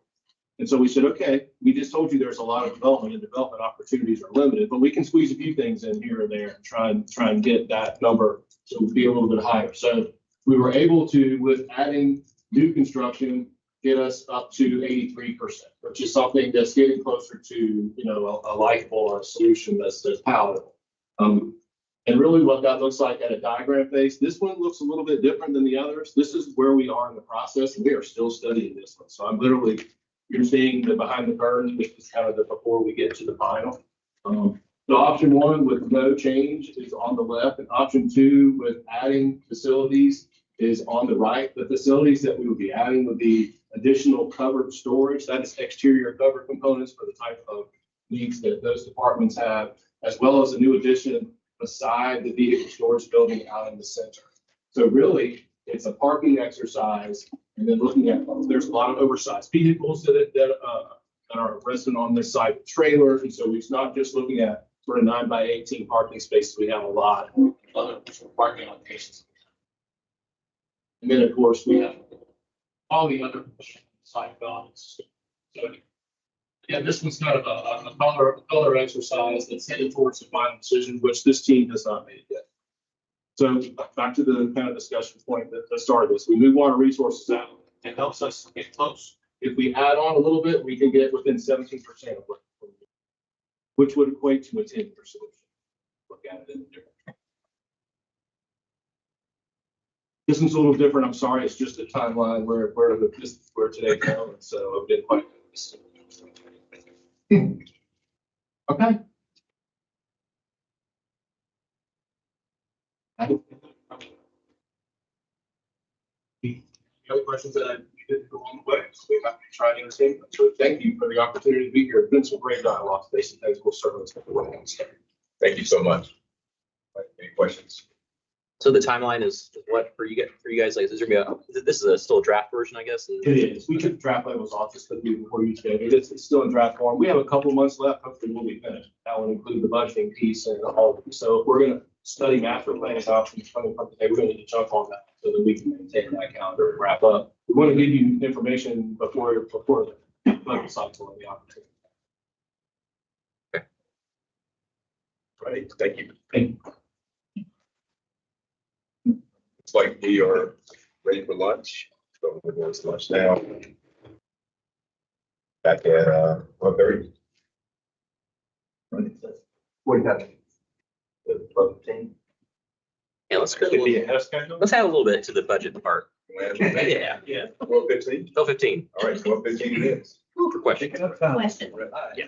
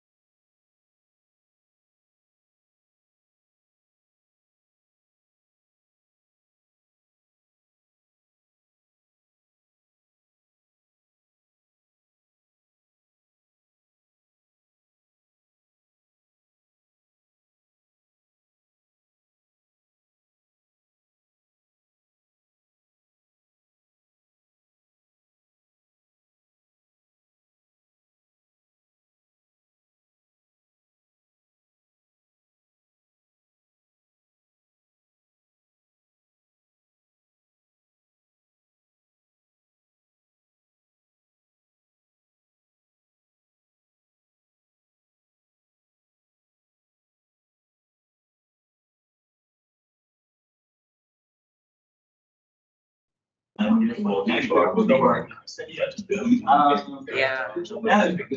Okay. It's really cheap to do though. That's what we were getting. Kind of hesitant to do it to begin with. And it's more, it's like easy. It's a lower lift when it's less money. And You ready? Okay. yeah, that's what I was thinking about that. So. Good point. Okay. Let's get back in for, manager. On you. Yes, sir. Thank you so much. We are going to move into the afternoon, which has more of a focus on budget and capital. So we'll see the budget team this afternoon. We're going to start with our survey results. I'm going to have a presentation, so I'll turn it over to Amanda to introduce her team that's going to be talking with next. Yes, so I'll take the opportunity to introduce one of our intern extraordinaires. So it's Chris Boudin. He is here. He's a second year Master of Public Administration student at UNC. He ran his first 10K. Yep. 10K this year. He also is a good sport, willing to dress up as Garfield for our trick or treat with the track out camps. So he's an amazing asset to our team. We really enjoyed having him. So he did the analysis and building out dashboard that you guys will have access to on your SharePoint. So I will turn it over to Chris. Thank you, Amanda. I also do birthday parties. I'll just kind of get straight into the great results. Is it? Sorry. How about like budget themed birthday parties? Do you do that kind of thing? I can start. That's really fun. I haven't done it yet. John. Excel party games. Excel party, yeah. Nice. I just want to begin with the multiple different ways that we reached out to residents for this survey. So just to highlight, I think one of the most important was the sidewalk stickers. You probably saw them. We put them in high traction areas across town. So if you're on the greenways for the past 2 or 3 months, or if you're in front of town hall or other town facilities, you probably saw a giant sticker with a QR code when scanned. It bring you directly to our survey. We also utilize things like social media campaigns, like Facebook, Instagram, and others, as well as taking out advertisements in suburban living. So this is kind of just a quick snapshot of everything, a brief overview of how many different ways we reached out, but I'll go into specifics of what we reached. So this year we had about 825 respondents. This was an increase of about 30% from last year's respondents. I think roughly 633. But when you look at social media accounts reached, this was an increase of 149%, which I think is really good. It's about 30,644 accounts reached. But when you want to look at Instagram stories specifically, so you know, when you're on Instagram, you can top swipe through all those stories, that was about 11,000 accounts that reached. So an increase of about 40%. So overall, I think all those different avenues we reached out to residents really paid off. And I want to give a shout out to our communications team for pulling their weight and doing a lot. Hopefully you've seen this if you filled out the survey. I think everybody probably did. But if you didn't, this is just a quick overview of what it looked like. So if you have an introduction of this is what you're doing, this is how long it's going to take, this of this, followed by some required questioning, and then it went into our strategic goals and focus areas, which we'll touch on a bit in this presentation. Followed by a comment section, so some of the questions, maybe residents want to ask questions or provide feedback outside of the options they could choose up in the comment sections. Followed by demographics. These were optional. This was not required for residents to fill out, but it gave us a nice screen, nice snapshot of who is filling out the survey, who the residents of Apex are, what's their background, what are their priorities, and that inform that they filled out the survey. So step one, like I said, was our strategic goals. These should also look familiar to everybody. Residents had to rank the strategic goals. I won't go in depth about each one, but when we go into the analysis, I'll show you exactly what our ranking looks like. So right here is how residents for this past survey rank their strategic goals. Overwhelmingly, well, actually first look at the bottom of the legend of first, second, third, fourth, fifth. That just indicates the darker the color, the higher priority that residents rank that strategic goal. So what we see first is responsible development, with 32% of respondents ranking that as the top priority, followed by welcoming community with 26%, and then high government leadership, vitality. So let you guys just digest this for a second. Before we go to the next slide. Okay, so step 2 is actually ranking focus areas within each vehicle. So this is just another screen cap of what the survey looked like, but this was very intuitive. Residents just drag and drop based off these rankings, and kind of like ranked choice voting. So for example, if you wanted new parks and recreation facilities to be your top priority, you would just drag and drop that right above additional athletic programming, and then residents did this with each strategic goal. So first, when we look at responsible development, overwhelmingly maintaining and improving existing roadways, new greenways and sidewalks. Then you go down a little bit, you see maintaining and improving these same greenways and sidewalks as their top priorities. I think this really shows that development is a big priority for a lot of residents in Apex. And like the title says, responsibly. They want what they want and they like what they have, and they want to maintain that to the highest. So to kind of jump forward a little bit, that comment section that I mentioned, one of the questions that we asked was, what can the town do to improve our community? I think it's worth noting that when you hear improvement, you tend to think of a negative connotation, but this is also just saying, this is what the town is currently doing, and we maybe want more of it. So when you look at things like development, downtown, roads, traffic, growth, infrastructure, a lot of this has to pertain to what the strategic goal that the priorities rank outline. And a lot of these, the color coordination lines up with each strategic goal as well. So that's why you see, green for environmental leadership. We'll get more into that when we get to that focus area. You see gray for responsible development. So. And then all this information is further backed up in the notes as well. So if you're interested, you can kind of dig into the weeds of it. So next we have welcoming community. Overwhelmingly, 37% of respondents say that vibrant and accessible downtown community spaces is their highest priority, followed by improving existing parks and recreation facilities. Follow that with new parks and recreations. People love their parks and rec. But I think it's a good snapshot of how people view the welcoming community aspect of the effects. Don't want to be too repetitive, so I'll leave that.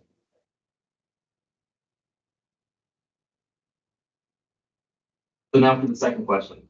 What does the town do best? If you look at the colors, you see welcoming community and high performing government.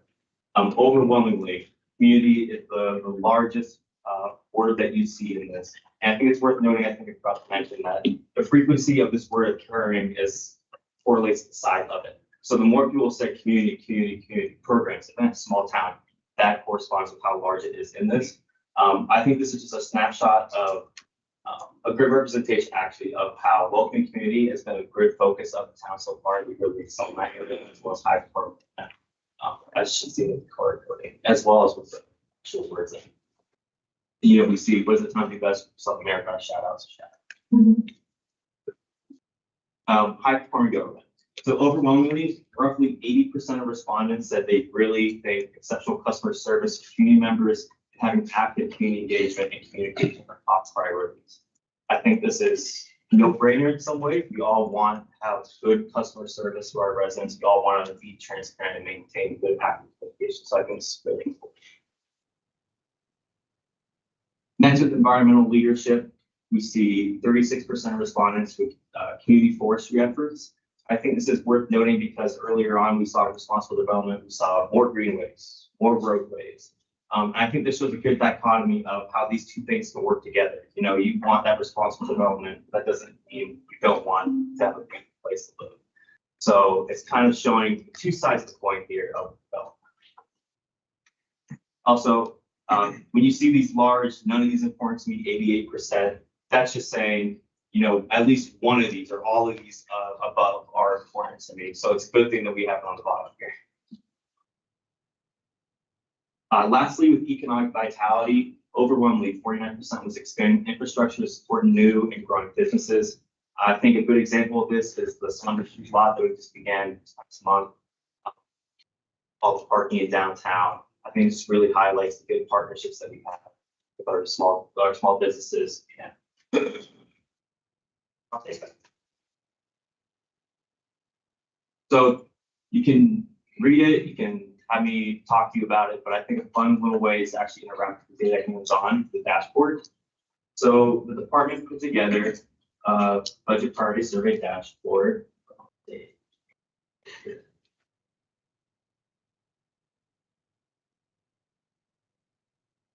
So in the monthly reports, SharePoint, which should all look familiar to everybody. You scroll down to performance and strategy, you'll see the budget priority survey right here. And this is the interactive dashboard that we put together. So I'll zoom out just slightly. But when you open it, you're welcome to this nice home screen. This tells you about this dashboard, where this data was gathered, what's the purpose of it. And then you have 3 navigation buttons and box. So we'll start with strategic goals, for example. This shows you a good comparison of FY25 and 26 respondents and how they rank their strategic goals. We also provide you some just additional information. Again, we have the 2 word clouds here, just follow-up information, framework context, but all this context is also provided within those memos that we sent out.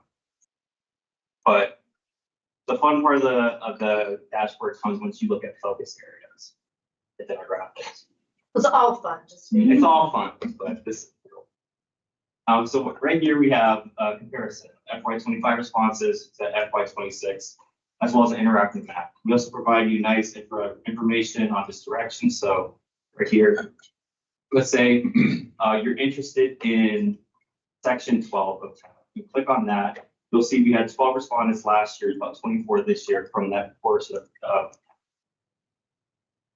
each of these graphs here will update. So right here, focus areas of the strategic goals. So welcoming community, this is how residents ranked it within this section of town, but say you want to look at another portion as well. You hold down control, you click here, all the information will update and matriculate throughout, it'll filter through. And what you're seeing is these darker bars here indicate what you have currently selected versus what's overlaid right behind it. That's just the totality of the data. So if we look around, we can see economic vitality. Residents in sections 7 and 12 ranked promotional initiatives found out this is roughly around 10 to 11%. But if you're done with that, you don't want to look at everything, you can just click away and oversell.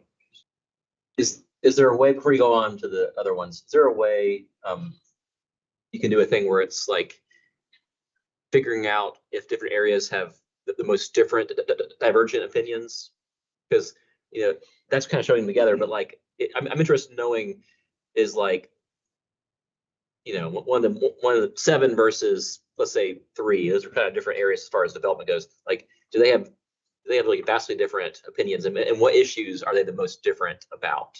And like is there you can probably get through this, but is there a way you can see where there's the most similarity and most differences of these different topics amongst different parts of town? I believe currently it would have to be through like an individual selection, we don't have it built into naturally compare to be slightly multiple at the moment. But if you just click on, I think you said 3, for example, you can just look at the specific data here and then want to compare it. Click on another one, just do it that way. Currently, we don't have it set up where if you select multiple, you get that direct comparison of versus. It's more joined together how things going. Okay. It adds them together. That's something that we can look at doing with the data set. It's just, it would be like an extra tab that would compare instead of year over year, it would be comparing area by area.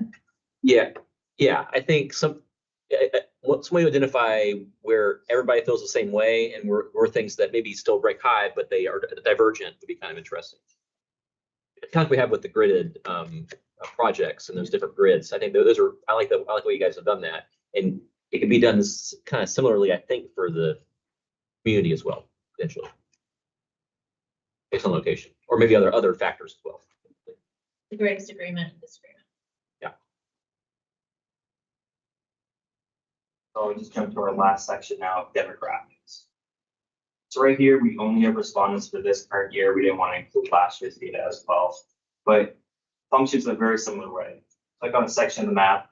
You can see in section 7, 55 respondents, majority falling between the ages of 36 and 35, but then within that, it updates everything else as well.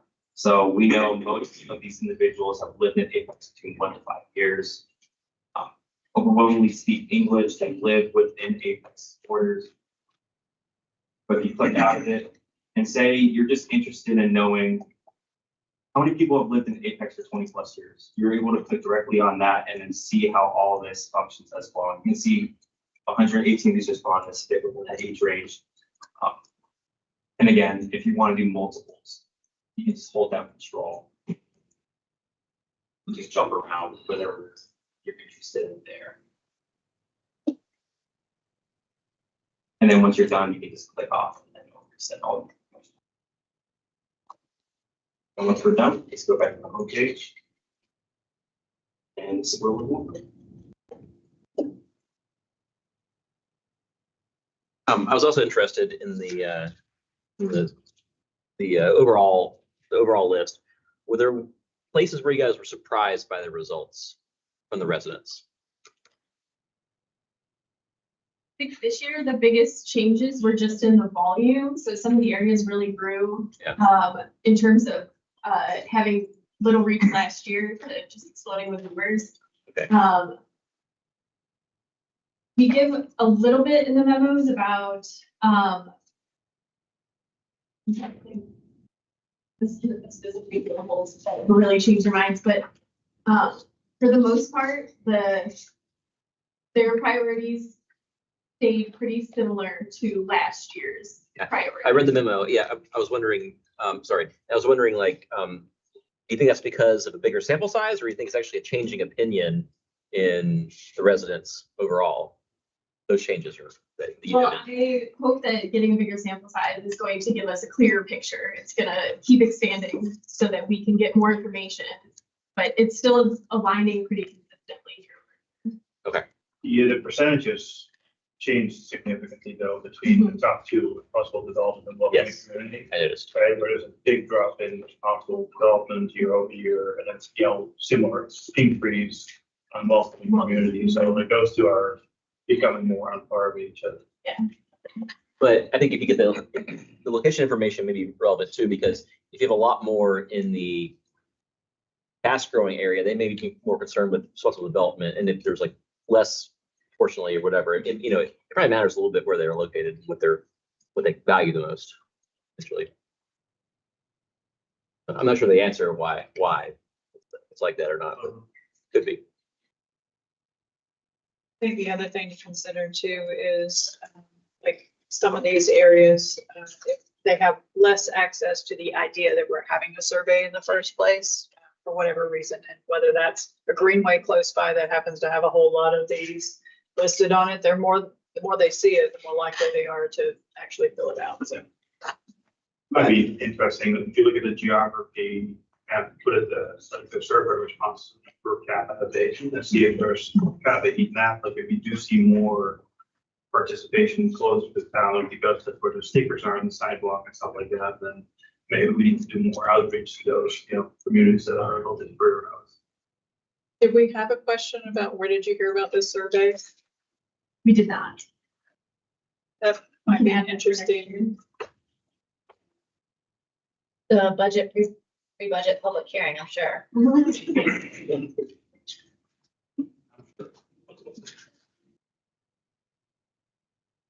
Yeah, that might be some interesting information.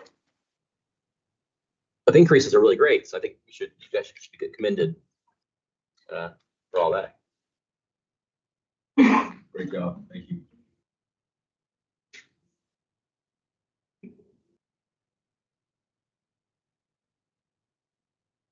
Can I ask if the council has any reactions to the rankings? Are you surprised by anything? I'm not either, but I hope somebody is. I would like to see, we get the verbatim responses from the comment section. I know we have the word cloud, but something like just go through all the comments. Yeah. Could be negative or positive sometimes. Yeah. Nice Nice job, Chris. Could be all- I think we can get to this for you too. Is it just kind of tee up as we go into the next section, understanding that this, you understand this, that's for those online and for you guys. And this is what's guiding our direction here, right? So these are the strategies, the focus areas that you put forward. We're asking about them, we're getting the feedback, we have direction from you. So as we put the budget together, as you give us direction, as you are evaluating these CIP projects, this is what's guiding us. So that's the importance of the survey. Why we make sure we have that information. And then we're set up patch was staff. Anyway, this is kind of that first step in the guiding principles, we'll say, for how we build the budget and how we evaluate capital projects and operating pieces like those. So I'm gonna go over the results for the capital projects prioritization, and then we're gonna open it up for discussion about the priorities of those projects. Before I get into the results, I'm gonna start with a quick overview of the CIP. It is a planning mechanism by which town council allocates limited financial resources to implement long-term goals. We utilize adopted plans and tactics to shape projects and needs. The capital improvement is simply that, it's a plan. The first year of the CIP is adopted with funding, and all future years are subject to change based on future priorities.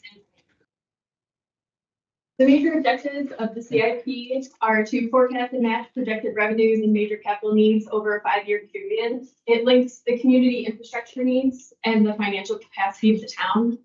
And it captures all major capital expenses that have an asset value over $100,000 and a useful life greater than 3 years. Its eligible projects include acquisition of land, construction or significant renovation of public facilities, construction of new transportation infrastructure, expansion or renovation of our utility infrastructure, and capital equipment.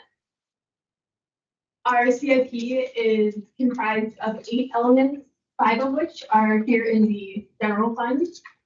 So this year we had 84 project submissions, and this here is the cost summary of these submissions as they were submitted by staff. So we will use the conversations and prioritizations that we discuss here today to help us reallocate and kind of balance out those 5 years. The final 3 elements of the CIP are comprised of the utilities. This year we had 45 submissions over the 3 utilities. So we take those 84 general fund project submissions and we whittle down a list for ranking. How we come to that list starts with reprioritizing the CIP every year to align with the initiatives and financial conditions. So it is possible that you have ranked projects before and you will rank them again because they are still in the CIP. Projects that are excluded from ranking include ongoing projects. Projects that fall outside of the 5-year purview, and projects that are required for operations. So we whittled down the 84 projects to a list of 24 total. There were 12 transportation, 7 parks and rec, and 5 public facility projects this year. We have the staff score each of the projects based on the 8 categories that you see on the screen. We have representation from each of the elements within the CIP.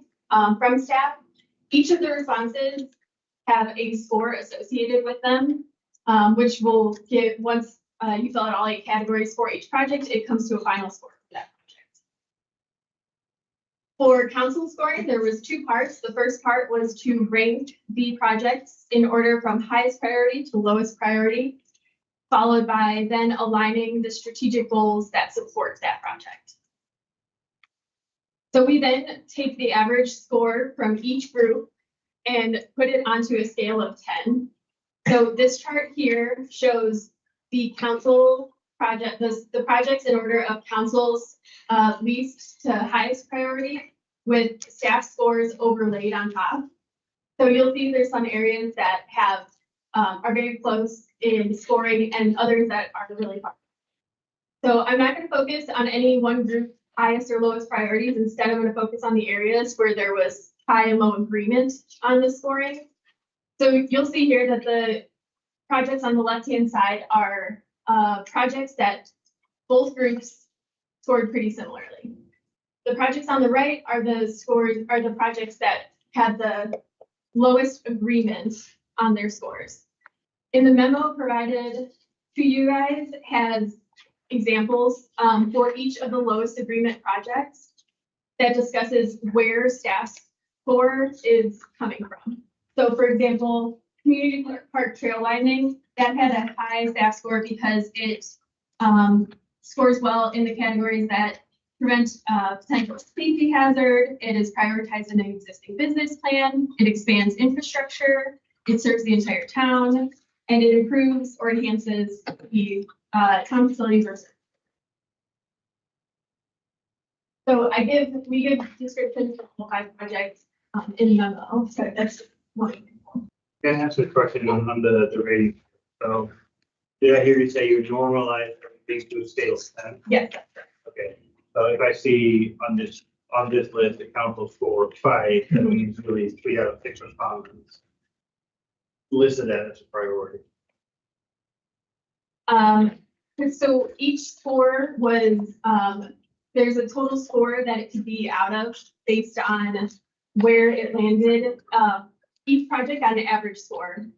Then we took those average numbers to create that scale from 1 to 10. This is based on the council's, and mayor, basic as a whole, their total score. Yes, the total score for each project. Okay, so if I rank something number 1, then maybe rank something at number 10, the average is 5. It's not 5.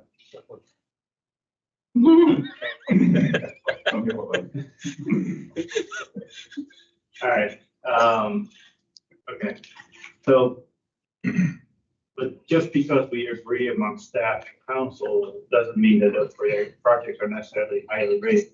Correct. As you can see, actually, most of them are kind of mid, just above the kind of halfway point. So it doesn't mean that none of these mean they're specifically high or low priorities. These are just areas where you both groups agreed on their rankings or disagreed.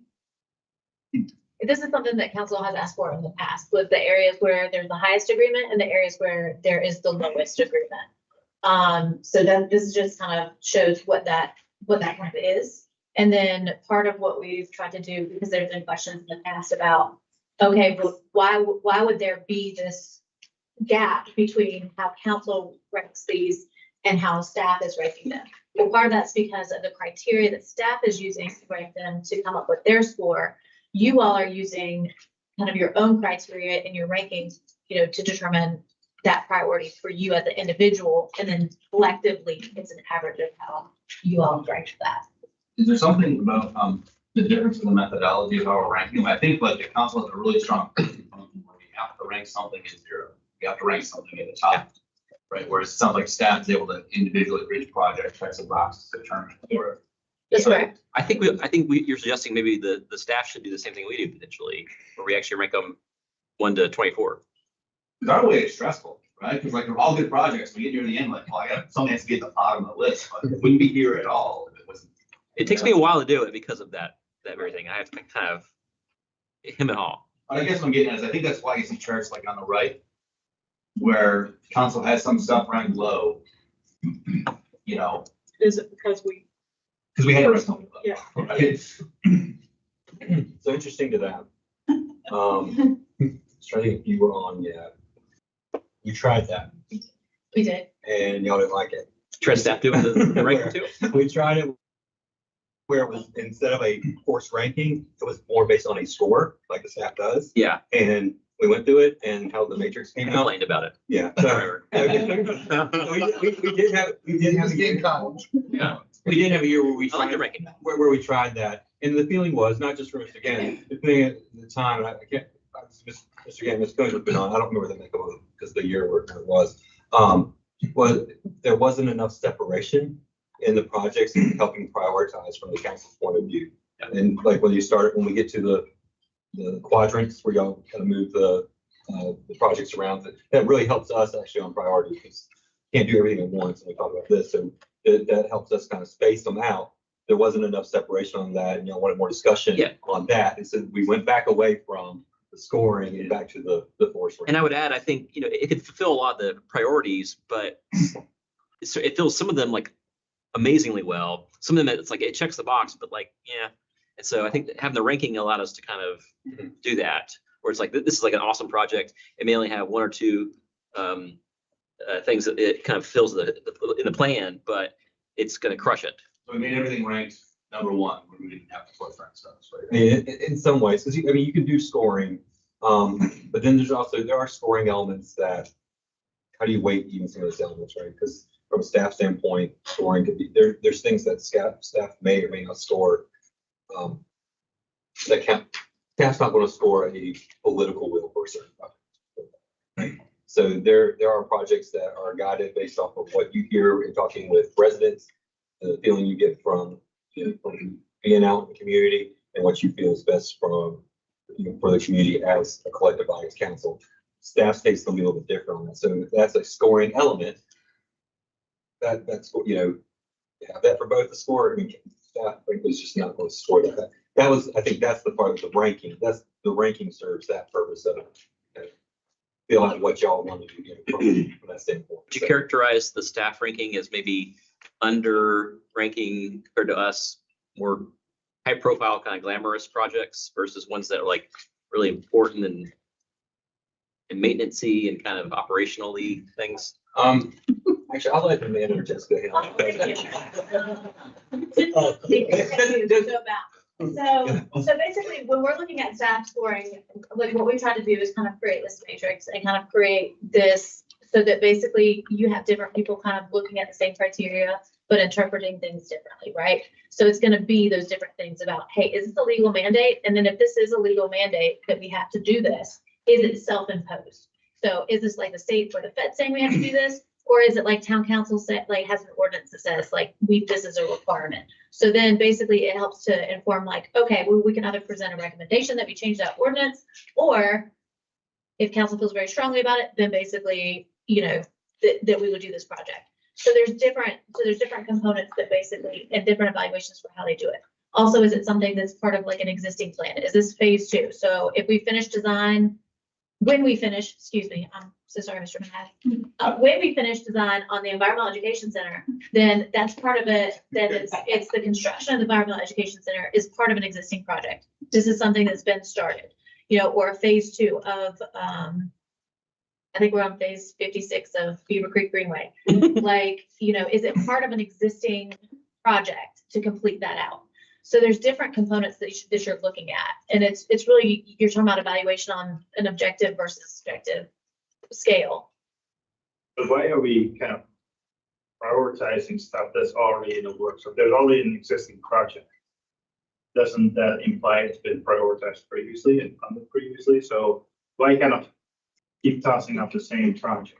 Because basically that means that the project has changed, the scope has changed, or the cost has changed substantially. So basically what we do is we push it back to you. We don't push everything back to you that is in the CIP. This is just a sample of the CIP. So there's different things that you guys have chosen to fund out, like with bond funding. So we didn't have you guys rank some of those because they're not necessarily changing. They're not starting. You've already decided you've allocated the funding for them. But for example, Pleasant Park, when you guys originally ranked Pleasant Park, it was based on this plan, this scale, this scope, right? But then we found as we got into that project, hey, all of a sudden we've got to have a phase 2. So then you need to compare and evaluate that phase 2, because theoretically that phase 2 is still a stopping point. You don't have to do it, but it is part of an existing project, right? So then you're saying, hey, this second phase of this project, comparatively speaking to these other projects, new projects, et cetera, this is where it ranks for us. So basically it's helping us to determine, because you may say, well, those fields at Pleasant Park, they're not the most important priority compared to what we currently have. Maybe building out Wimberley Road is more a larger priority. So you say, okay, well, we're fine to leave Pleasant, we'll push that back to a future year and pull this forward. So part of it is because your priorities will change based on what's before you.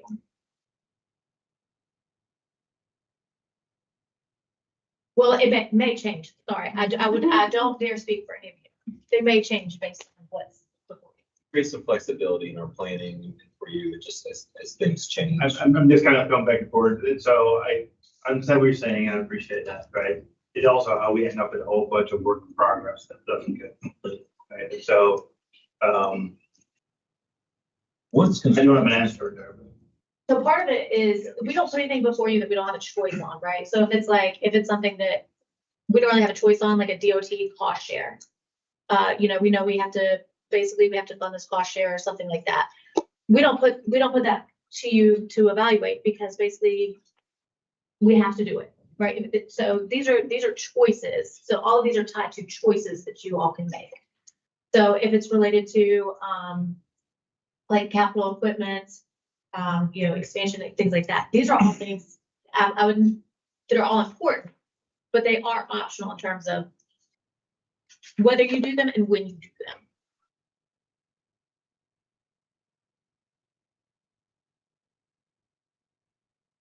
So how do we, and I think I know the answer to this, but I just want to make sure I do.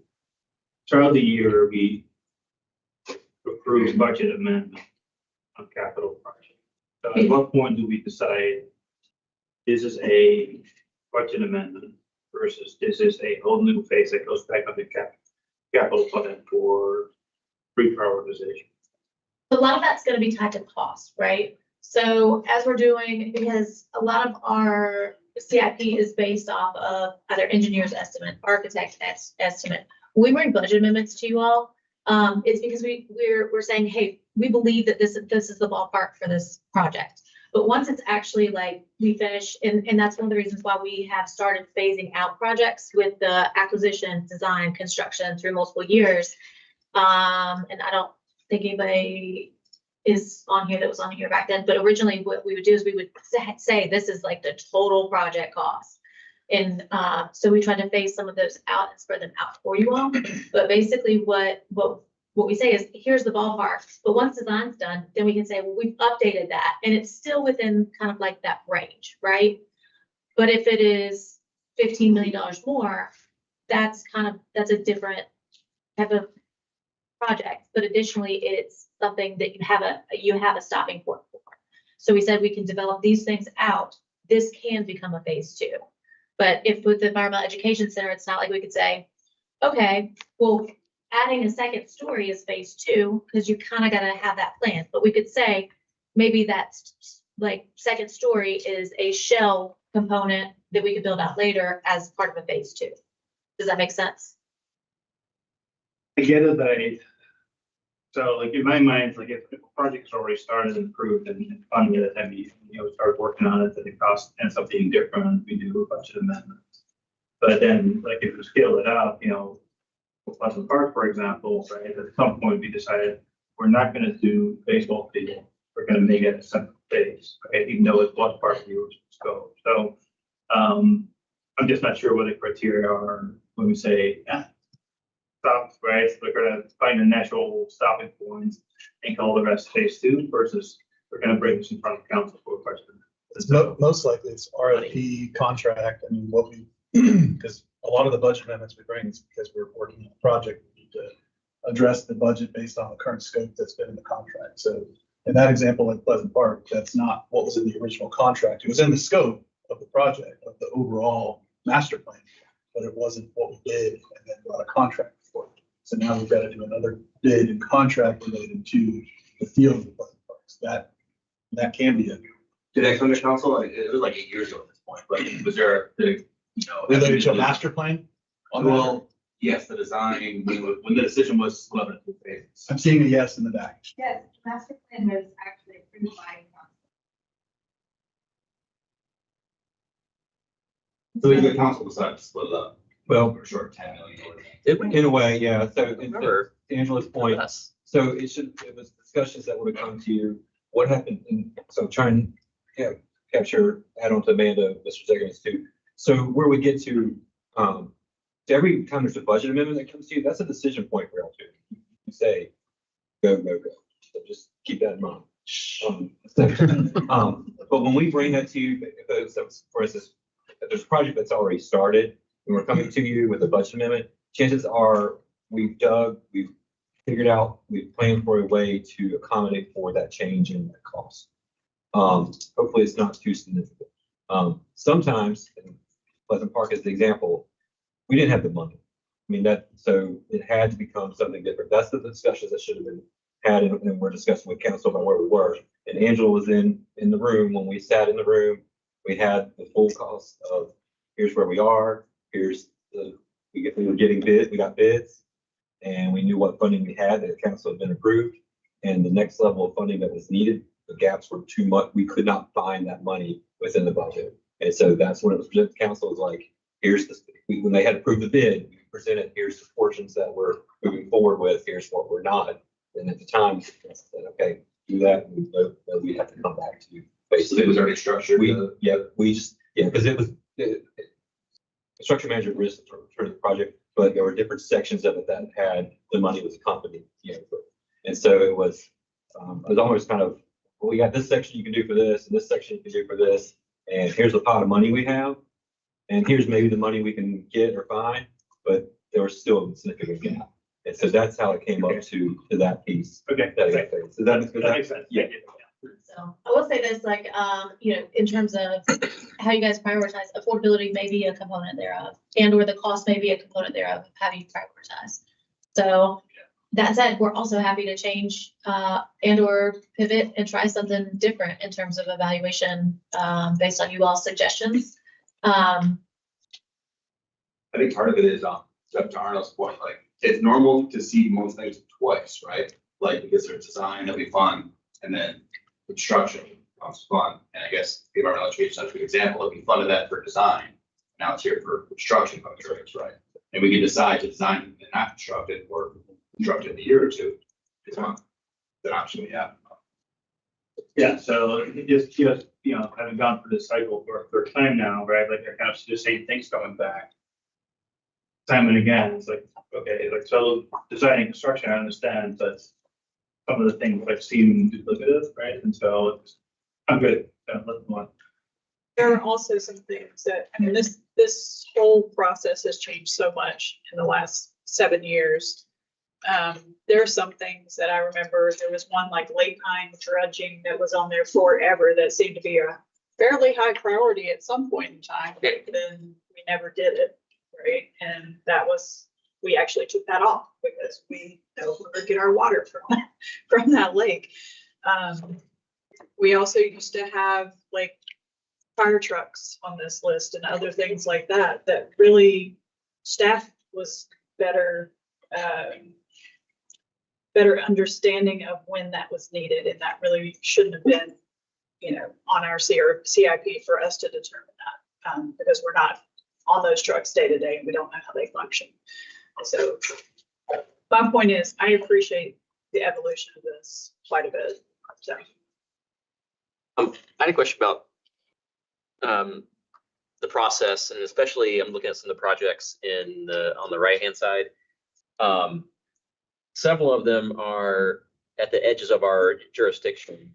It makes me wonder, maybe this is fanciful, but are you ever in touch with the budget folks from Cary and Holly Springs to say, hey, you have a project on your list that's near Apex. There's one on our list that's going to be used by your residents a lot, and like some kind of joint thing to kind of, we can all get our projects done and they may rank up higher if we kind of share some of the costs. Has that ever happened, or is it possible? That question.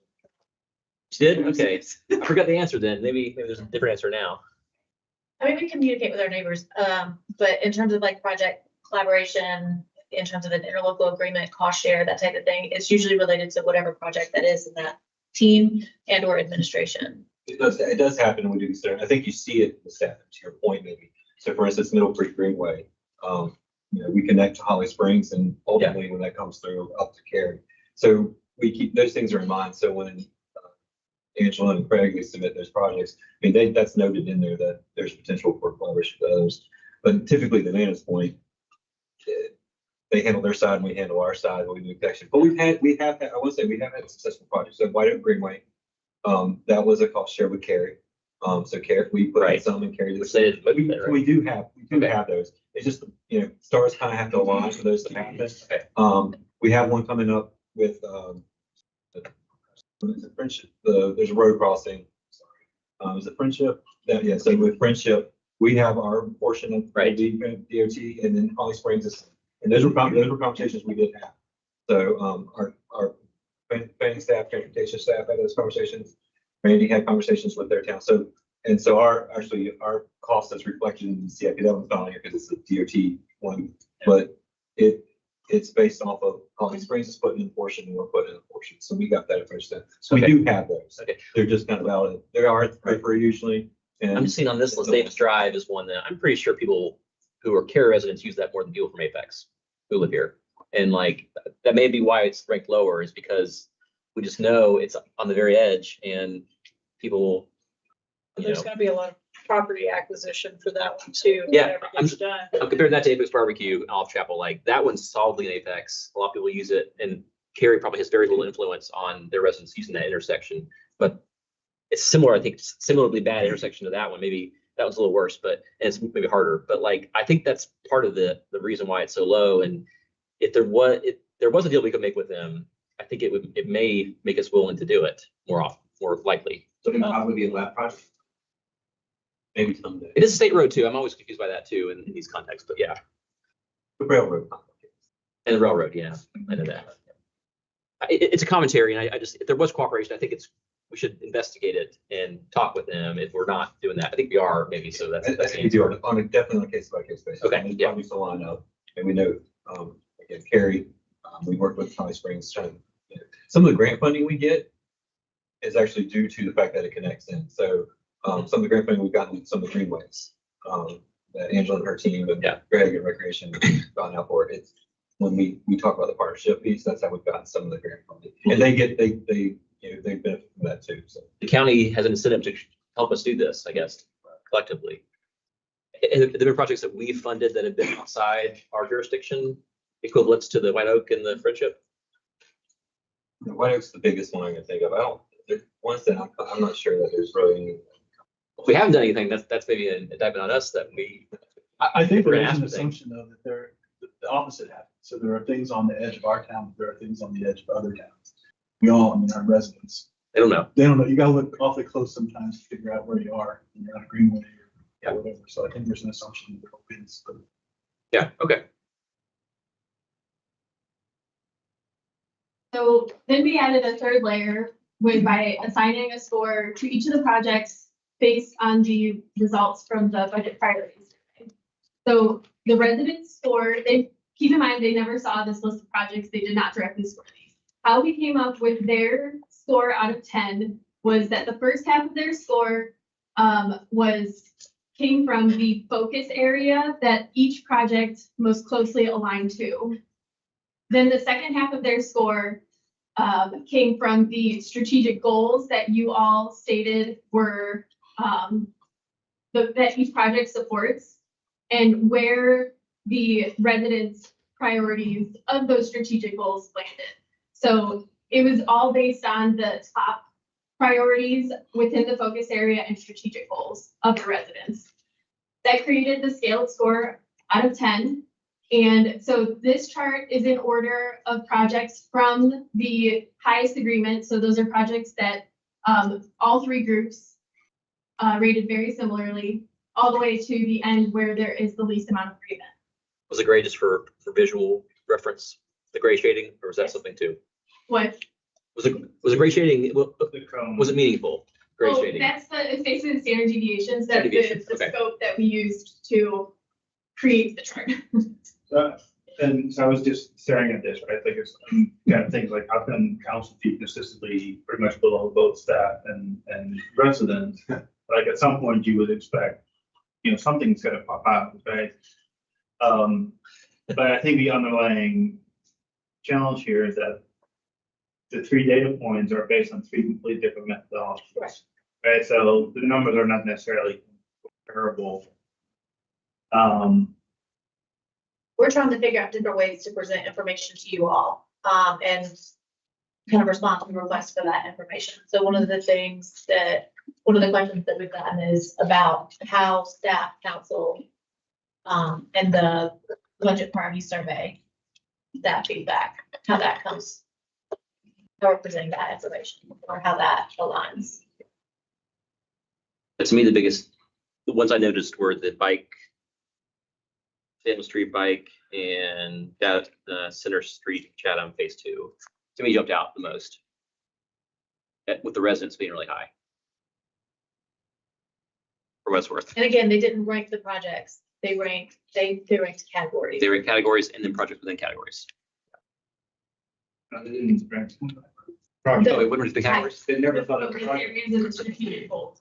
Oh, sorry. Oh, you just said that. I was zoning out. Okay. So the projects that, here you'll actually see some repeats from the projects with the council staff comparison. Environmental Education Center and Apex Peakway Southeast appear in the highest agreement again. And for the lowest agreement, Community Park Trail Widening appears again. So we also in the memo give the reasoning behind the resident score as well. So for example, I said staff score earlier for Community Park trail widening. The resident score was lower because only 12% of residents chose maintain and improve existing greenways and sidewalks as their top responsible development focus area. So that's how we were able to give some sort of score to the residents, from the residents too. All of the projects kind of fit into one of those focus areas.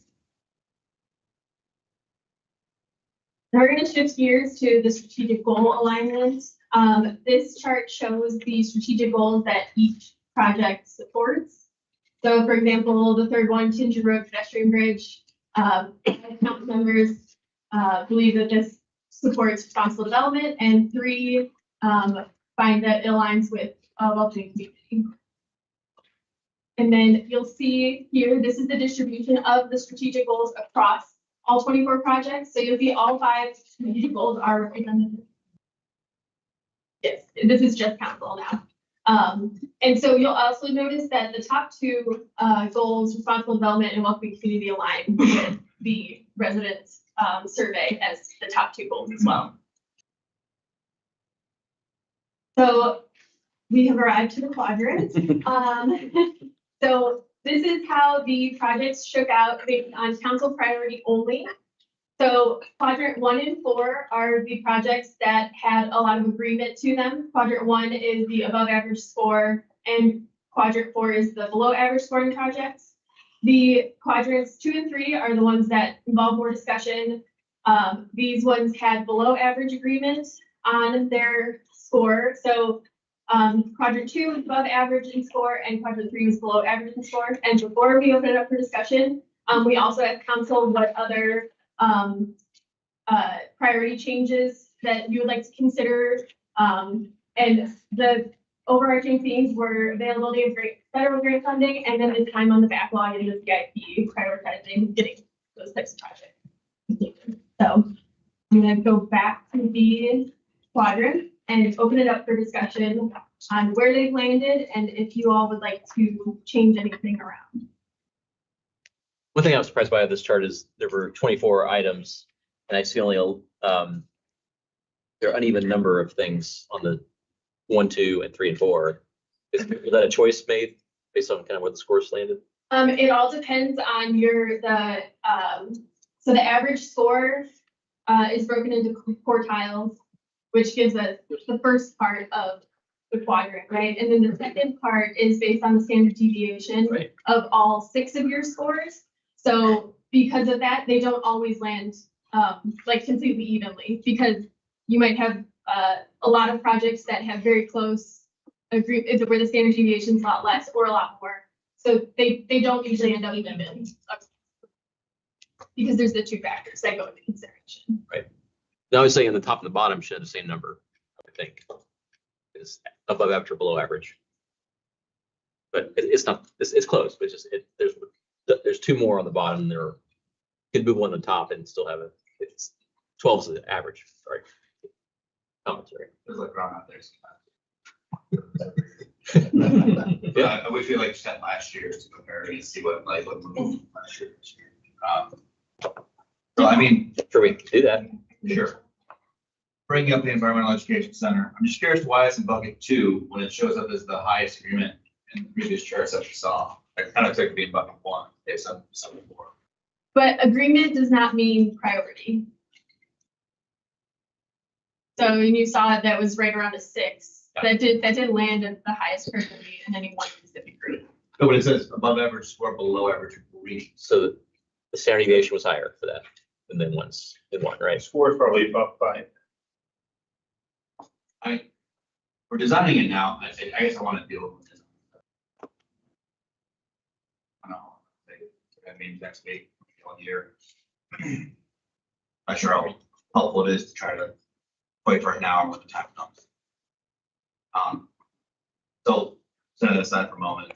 Fire, we have an admin building and fire station 3. Is it feasible to do both at once? Does that think we should phase them, or is there other advantages to doing both? So can we also add the warehouse one on this discussion too, because they're all in the same place, right? Yes. So Artie, any comments?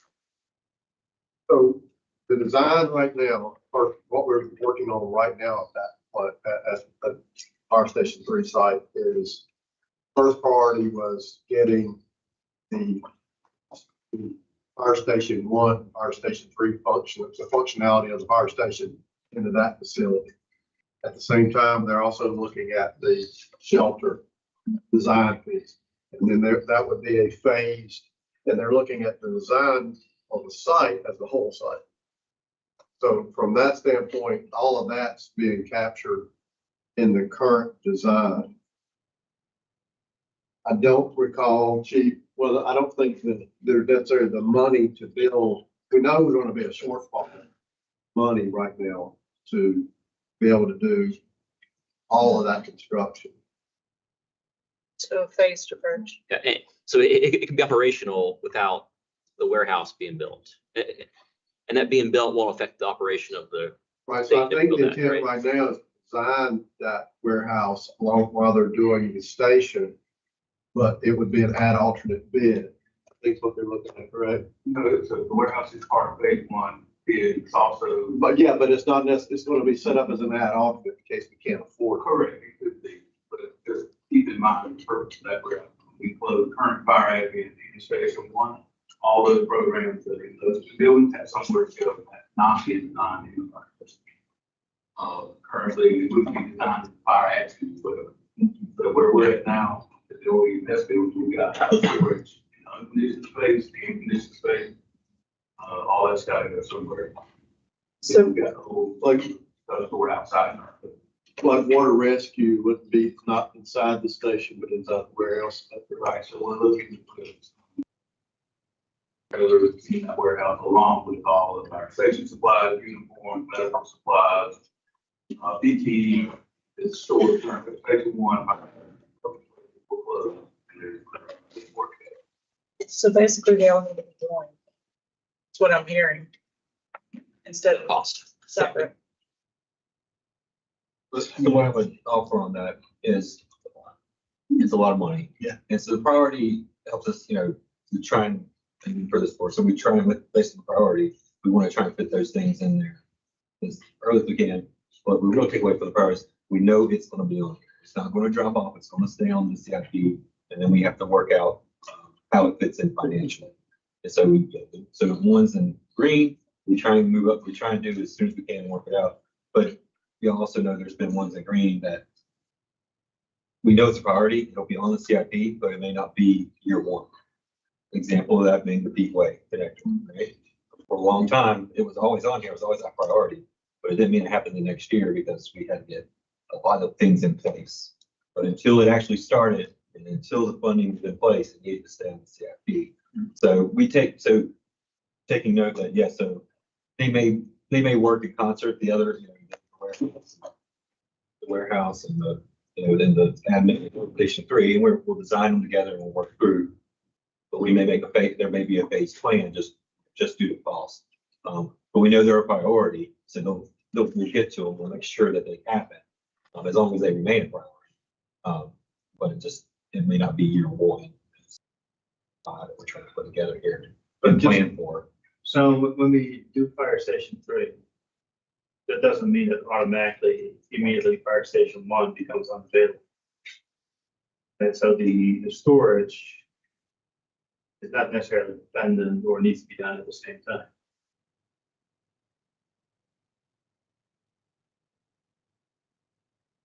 What we're working on the property, so the very detailed track, we can want to that doesn't say, but that project is started. So to that point, our permanent restriction will be there until the flag is 55, but that's an option.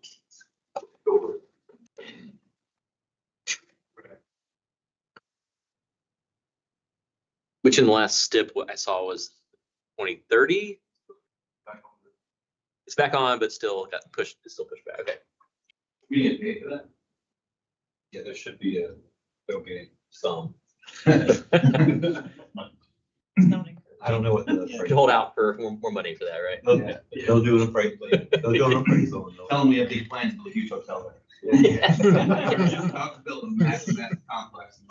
Right, go get it entitled, like our entire, state, public safety administration.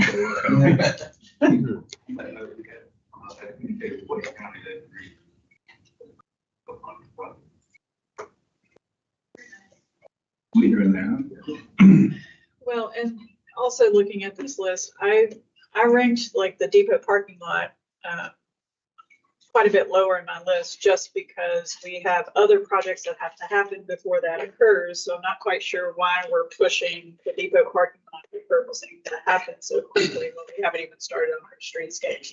So that's. I didn't look at cost or timing. I just ranked them based on what I thought was the most important things. I So, took into account all of it. yeah, I think we do it a little differently, and I think that reflects a little bit our numbers. I'll say this again, I say this every year. Problem that comes up with our prioritization is we prioritize, each one of us has a different set of priorities that are within prioritization. A different identification of what prioritization means, that in terms of timing as opposed to need. I feel like I would be in a much better position to provide prioritization if you presented all 24 of these to me, told me, gave me an opportunity to ask questions about what are the limitation factors, what are the factors that are going in. Because the discussion about, fire station 3 and the warehouse, to me, is a great example of why having that data point would help me figure out prioritization. Because in my mind, that was part of the renovation. So hearing that we got to do something with the storage factor means that those really are separate projects, even though we got them on as an add-on. This is that data point that helps me figure out what my real priorities are. We can make that day 3 of the retreat. Yeah. Well, my email maybe about, We need a work session around some of this information in the following years of, so we can have that talk. It's not a bad idea to take this as the foundation, then you're informed, you ask questions, Right. and then see to change it. Yeah. The real decision will be the budget option. Budget. Right. Yeah. This is gonna feed into the budget, but at the budget time, we say you actually know the way this project is this one.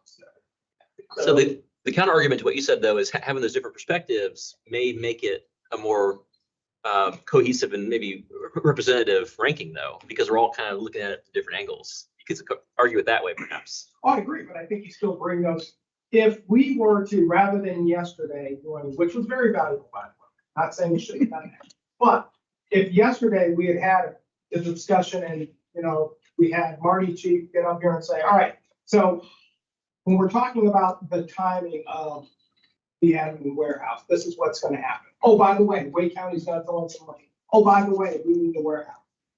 Knowing that Wake County's going to have some money changes how I want to prioritize this. Or let's just take a look at, one of our projects with regard to, a roadway. Knowing that the federal government may not be able to provide that sort of funding now, but also change my course. So, now all I'm saying is that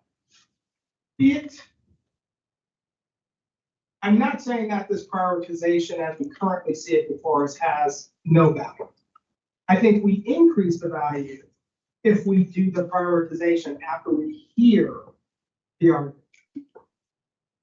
Because to me, that's, if you want to know guidance as to where I'm going, prioritization that I have right up there has changed the minute I heard that conversation. Which I think acknowledging your point is, I'm not being smart about this, but why we put discussion. Yeah, no, Right? I agree. Give us a place to start, because otherwise it can be overwhelming of here's all of this stuff, it's new to you. You've at least now all spent time thinking through where you would put them.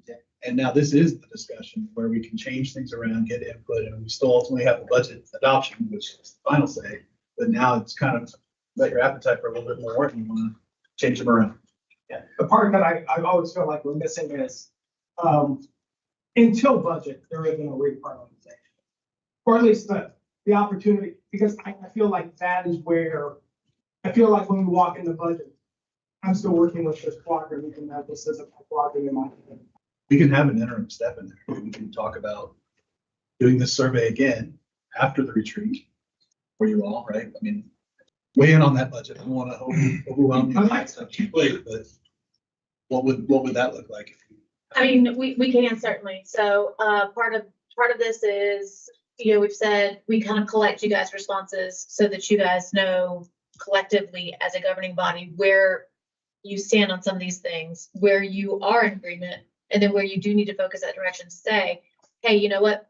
And because you are all kind of ranking and evaluating on your own personal priorities, right? So I know that Mr. Gann said it before, cost is not one of my considerations, whereas Mr. Gray is saying, this is definitively one of my considerations, and that does change. So part of that is when come here to this point, then you're saying, this is kind of your opportunity to change those quartiles. So this is where you're saying, okay, for me, now that I know that about which I missed that discussion, I'm sorry, I ran downstairs to get your Warehouse. but the warehouse. So basically you're saying, hey, this is more of a priority now. Understanding that this is more of a priority now, then that's the feedback that you all as a body were asking for is, does everyone agree that then needs to change and this needs to be a priority? We need to consolidate those projects for you. And look at them as. I think, I think it'd be really nice, I think, kind of to go through these things, to say like things to consider from staff's point of view, maybe is a way of saying this, where like what I've heard, for example, too, like I guess the South Salem Street bicycle connection, my understanding is they're not going to stripe the part by the depot 499 until we get the trail on the other side that connects to. And even though the thing is wide enough and could be biked on, it's not going to get somebody doing that until we do this thing.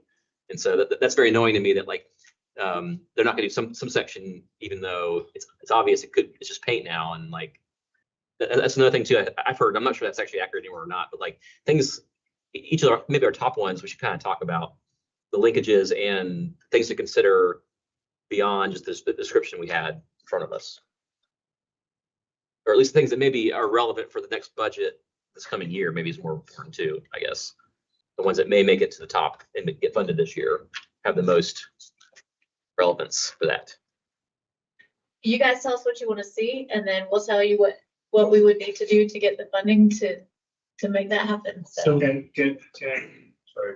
Go ahead. Yeah. I was just gonna say, and I want to overcommit staff to this, but what if there was some kind of, we take this document and we put together not a 20-page document, but a staff feedback to what you've given. So some commentary, like things you've heard today as an example. There might be a couple others on there that were like, hey, this makes sense because of this, or this doesn't make sense in our opinion because of this. We can get that to you for you to consider for final ranking or for. And we also included there, earlier today, we talked about incremental capital funding for the bond. But what is our current estimate? What are we spending today on capital projects, right? And does that carry forward, right? In other words, what's kind of our budget that we're trying to fit in before we got to go ask for new money? You have after the issuance this year, there's no capacity. And I mean, we can show you that. That's why we're looking to expand that capacity, making these changes.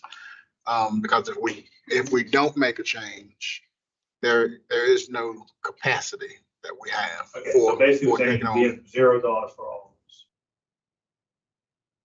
If it's not already built into our debt model that was presented to you this morning, anything outside of that's why we are working on this model to expand the capacity so that we can fund the projects that are going to be recommended. And so I think that ties into my second question. So look at what Amanda just gave us last year's four titles and what is no longer on the list today. And quite a bit of stuff has dropped off. Now, some of it I recognize as, yes, project that was either committed or funded, right? And so okay, we don't have to go reprioritize it again.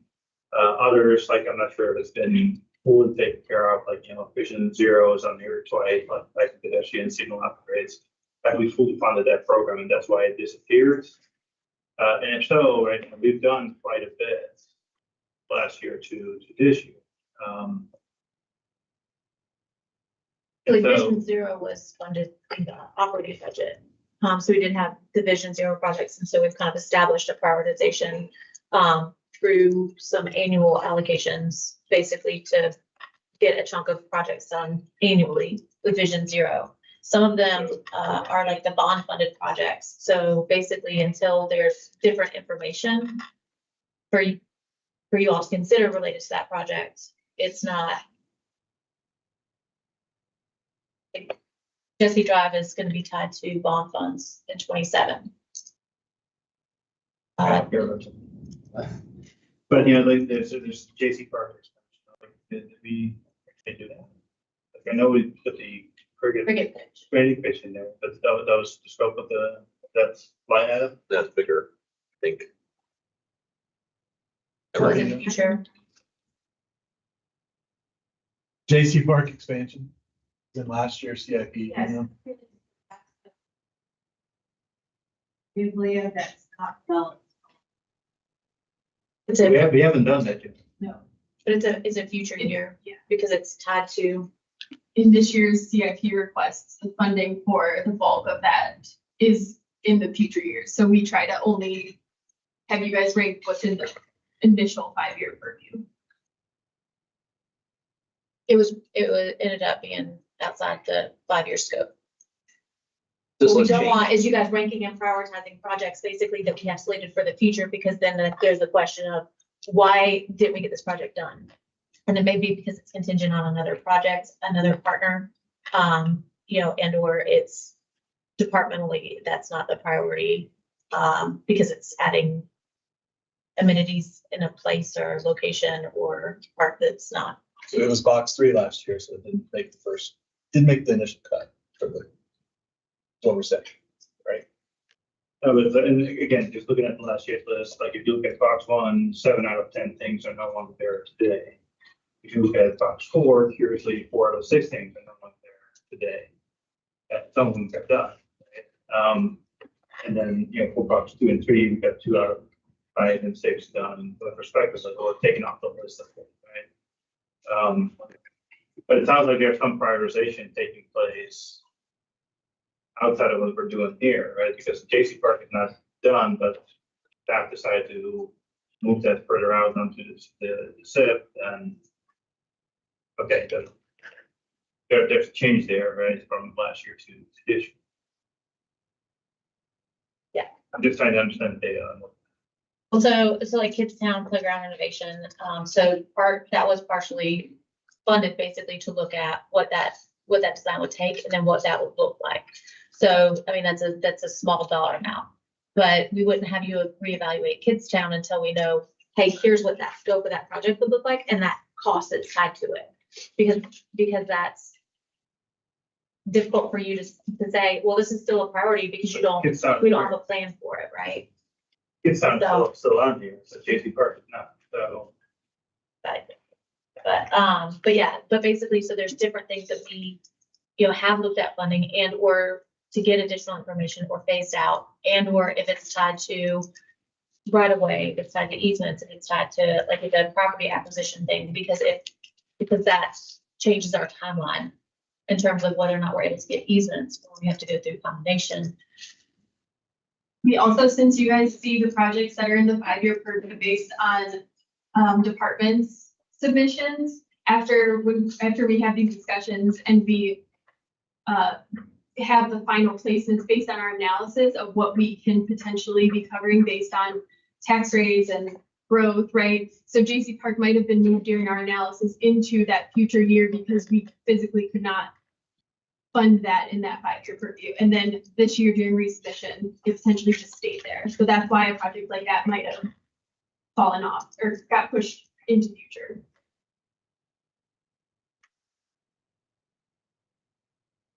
Building council would like to go with Randy's recommendation. Yeah, I mean, I'm wondering about the utility argue about this. Just like, can. This grid? Yeah. No, I don't.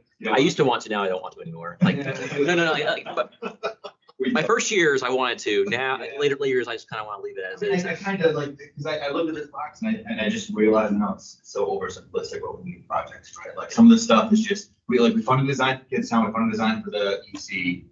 And those designs will come back and then have to decide then when we go forward. So what's the argument, or what's the utility in argument here? Because we have no decision point, we each argue about that. So what's more relevant potentially for us to argue about would be a list of things that could possibly happen in this next budget and kind of debate those only, which it wouldn't be a CIP, it'd be a. Like depot parking lot repurposing, I don't want to do this budget. Should I move that down here? When I do streetscaping this budget in the depot after that's done, what's next? It's probably useful things that should go on the 5-year plan, useful things that should go on next year, and like, we can, yeah, because that would, I ranked that high, but I knew it would happen next year, I just want it to happen, basically. Going back to the question, do you want to go this route or you good with this? Question. I would say, like, we all have a pretty good sense at this point what these planners are. I would say let's put a cap in it just to get a start, and then when it comes time for the budget adoption, we get a proposal from staff based on this. And at that time, have that discussion. Everybody good with that?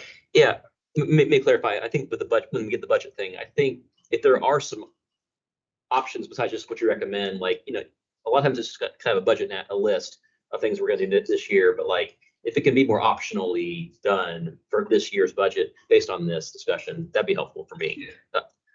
And to the chief's comment, I'm interested in hearing more about the efficiencies of doing all the fire projects with both objects at the same time. Like that's something we could look at. You know, afford it to do it. I think that's how I'm committed versus remobilizing while they're to build another building and essentially remobilize and build another building. I mean, we can tell you it's more efficient. The affordability is what it'll come down to. Affordability will be based on tolerance. Sure. That's what that be, a limit obligation bond as well, like another one that we have to issue. Could be general obligation. A GO bond? If you do a bond, you could. Okay, I know what we're talking about now. Yeah, you could just do installment financing. That's the, Because you have an asset. So there's multiple ways to fund that. What we would evaluate from the financial standpoint of where it funds, it's like what's the cost of that finance? You know, so if GO is significantly decreases our long-term cost, then maybe we look at that. Of course, we got to do bond everything else. But say the difference is only a quarter of a percentage point between it. Let's dollar. Yeah. As an example. Yeah. That's what they financially have. One employee. Thank you, sir. So, we're looking at Fire Station 3 site. So again, the number one part is having a functioning station and getting 1 and 3, the engine companies together. So that's top priority. So that design's underway now. Once that design's done, it'll take about 8 months to a year to get that completed. So if you look at timeline, that's a project that, and the building of the warehouse and storage kind of, you can jump up that if I say something wrong. But the warehouse and the combination of 1 and 2 kind of takes the operational piece of the fire units, if you will. But what they have at 1 and what they have at 3, it makes them whole and gets that on the site. You wouldn't be able to efficiently construct that renovation, that warehouse, and the administration building all at the same time. That site's not big enough for that much space. It's not likely or necessarily going to be the same contract. So, you know, if the number one goal is to get 1 and 3 together first, then that's the priority. So we're in the design of that now. We get that done, then like when soon as we start the construction of that, it would be good to be in the design at that point of the admin building. But as we spoke this morning, that admin building may not just be fire. It could be some administration. It could be some police. It could be this whole different thing. So that's a whole nother discussion that we need to bring to y'all to get a decision on what you want that facility to actually be. Because it could be a very large facility that would accommodate lots of functions. So, but that's the second piece to getting 1 and 3 on that site in the warehouse, in my opinion. If the operation is priority number 1, it also unlocks whatever we want to do with Fire Station 1, right? Then logically, at least from my perspective, that makes sense to tackle that in tandem. Right, and because that unshackles us and doing some other projects that are. And site one may have some economic benefit to the town as well to help fund other things that you may want to do. So practically speaking, it sounds like what you're saying is this fiscal year, this budget will see construction for fire station through renovation addition. After we finish the design and then design fire department admin, but not necessarily hit them on the same time. And the warehouse maybe is linked to Fire Station 3 renovation. I see, it's like it. Okay. More to go. Yeah. Good. Good discussion. Thank you all so much. All right, we're gonna take a 10-minute break. Thank you.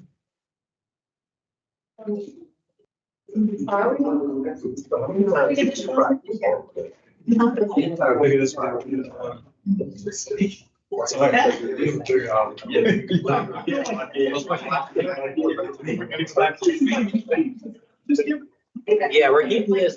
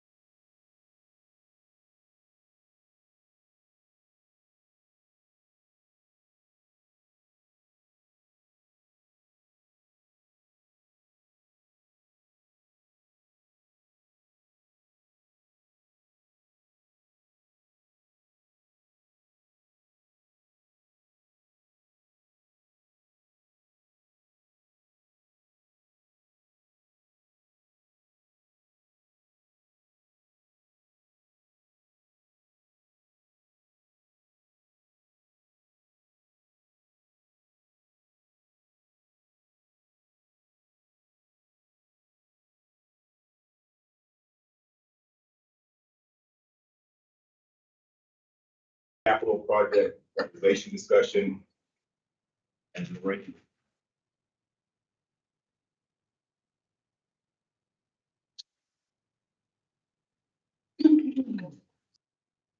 Ready?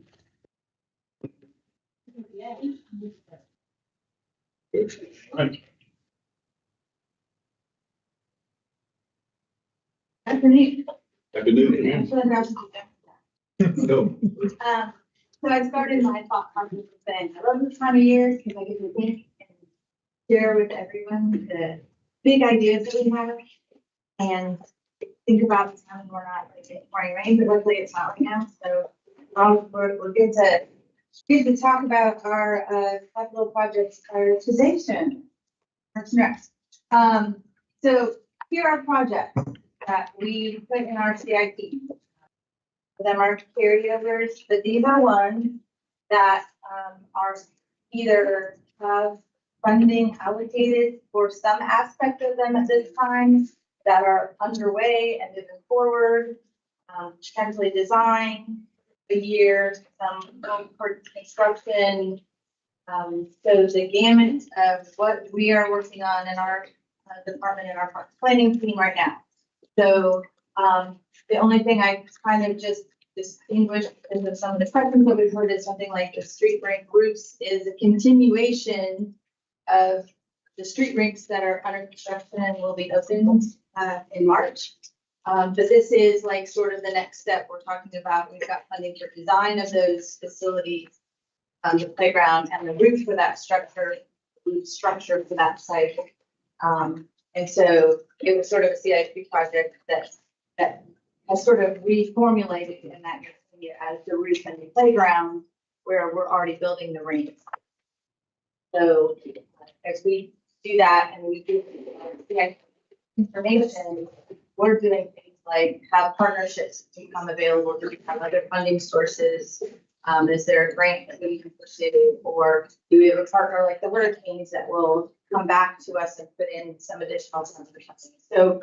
So when we do our prioritization in our department, sometimes we're addressing the project scope or pulling or pushing it back based on other funding opportunities that we see that might give it.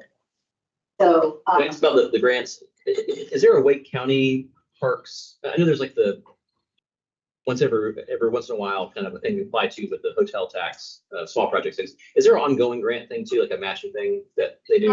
So the grants that we have worked with Wake County on, some is their bond money. So we've built greenways and done open space acquisition with their bond funds. Okay. As partners, or, you know, we do greenways with one, and then that hospitality tax, which really ties to that economic driver of bringing people in with hotel stays and restaurant visits. But there's not an annual thing where all the municipalities apply to fund and you get ranked and the top ones get scored. Sure. It's like in transit. So there is for the hospitality piece, so they have a small project. But that's not every year though, right? It's like every other year. I mean, Every other year, okay. it depends on their pot of money. For a while, they had enough, they did it every year, then COVID happened and they spaced it out. Okay. And so small projects can be every year. Yeah. They'll have a medium project that they'll do depending on how the money comes in and what they build up. So the hospitality tax, there's a whole program, how they structure everything. Okay. Because there's one more to get into that we don't ever see that, but there's a certain set of portion of the money based on what they earn that is set aside for local projects. And it's not just municipalities. It's the museums can do it. It can be, Marbles has done it, downtown. So there's others that can. Well, are we always get something ready at least to apply in that program every time? In the past, we've had some, but now because as the initial mentioned, it's the key driver in that. Plugging behind it, heads and beds. And if there's not anything that generates kind of out of town traffic, you don't score well. Okay. And it's a lot of work and time and effort to prepare the application for that. Okay. And we know that we've been through 3, if not 4 of those, I think. So, and so we've done 3 small and 1 medium. So we've been through 4. And so we do evaluate it. It will look, but if we don't have a project that we we know he's not going to score well. It's not. Okay, thank you.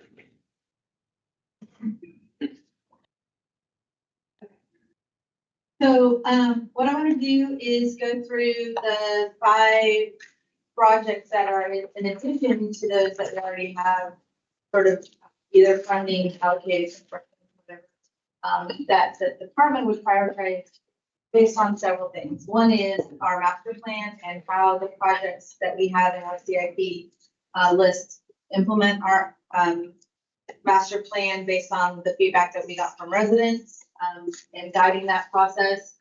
The other is our immediate needs. So we're talking about like capacity in our indoor gyms, wait lists on our athletic or specialized recreation programming. So how do we balance the master plan outline of meeting those needs for residents? And then how do we accomplish, if they didn't say, well, we want indoor space as a specific item, but we have wait lists and no more additional space to grow our programs or fulfill the number of people who want to participate in a program, we need to balance those together. The other thing is, these are 2 big projects and 3 greenways. And so you're gonna see big ticket list item prices. But that's based on us trying to accomplish a full site project scope, but not necessarily at this point having anything more than a concept plan. And while we think we have pretty good numbers, we also don't know exactly what would be in those facilities. So our request is a 77,000 square foot recreation center. We can look at Peakway Marina's facility that they just opened and see how that relates in pricing. We know what they paid, we know what they have involved. We're looking and talking with Holly Springs about their new property, their bond referendum, and how much that site is looking to cost. And so we're using those to formulate these numbers, but obviously, we're years ahead of having any kind of a concrete, close to reality cost estimate based on what we're actually proposing to be in these buildings. So what we have done as a process with our team is sort of spread out. I've heard a little bit about what we're trying to do, but we're asking in our CIP these days to put design funds up front, and maybe 1 or 2 years later after that, then coming back with what we think the cost may be, so that if we get the design funded and we go through that 1 to 2 year process of getting the plans approved, then when we're bringing that big ask of the construction, we know what we're asking for. You know what's going in the building, you know what we're gonna be able to do with that space or with that site, the fields and courts and whatever else. And so we're trying to spread that out, but that means that you might see a project that moves and shifts forward and back, maybe because the design isn't complete, maybe because when we went for public engagement, what we thought we were going to design has ended up shifting to be a completely different scope of project. And so, and a little bit of that happened with Pleasant Park. People, we were headed one direction and we didn't have a maintenance facility. The end design included a maintenance facility on site. We didn't have a staff building. We had buildings that could be used and would have people in them, but we didn't. Now we have allocated staff, 4 members that are out there in our field house. And so as the design, and we understood what was going to happen to the site, what we thought the use would be 1 million people, we're at 2 million use in the first year. So some of those programmatic changes change the price while we're in that final stage of the planning. And then the other thing that we show every time is we have staff and equipment. So now when we do our CIP, you're seeing a line item that's showing staff and equipment so that we can carry that information.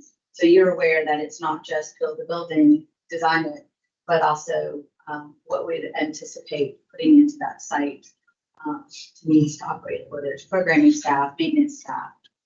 Greenways are a little bit different. I'll explain that, but at least you can see that we're kind of trying to give you that full project range of information.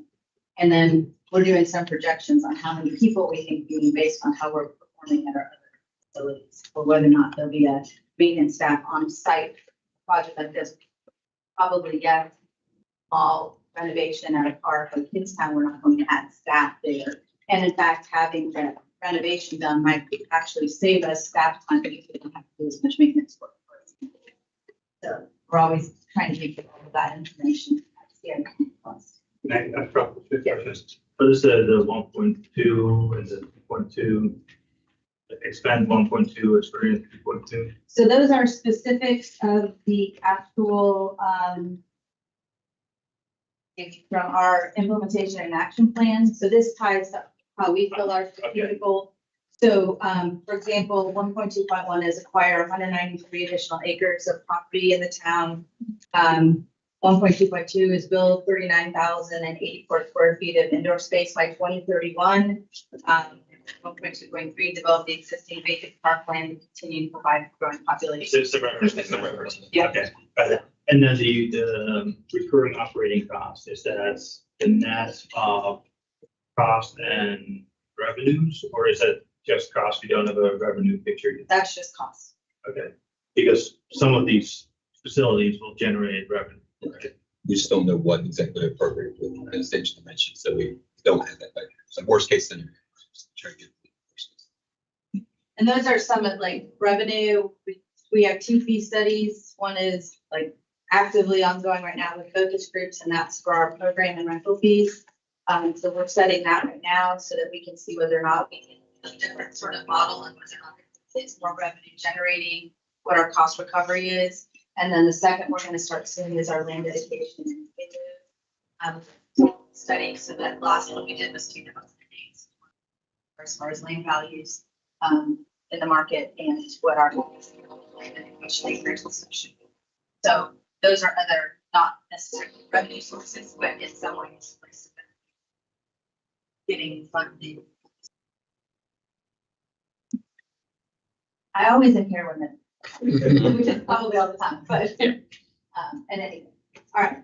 So the second project, which was added, so some of what you're asking about and why projects maybe move out into the future is as we realize some of our needs and some projects become like apparent that they're going to happen in a time frame.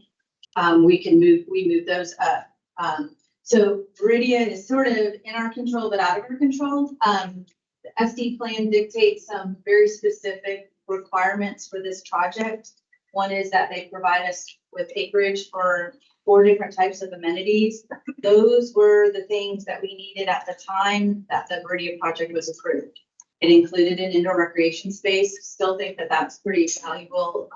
It's identified as a target area on our master plan for indoor facilities, as well as at the time for lighted softball regulation games. Well, it's very close to Pleasant Park.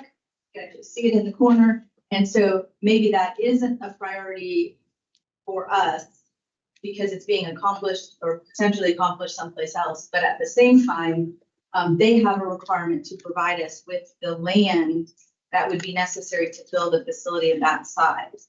And that requirement also includes all of the things that would go with developing that: parking, utilities, if it's an access or if there's a side path that's supposed to be built. So at RCA, anything that would be required, whether it was privately built or publicly built for a development for softball fields, it would need to be accommodated.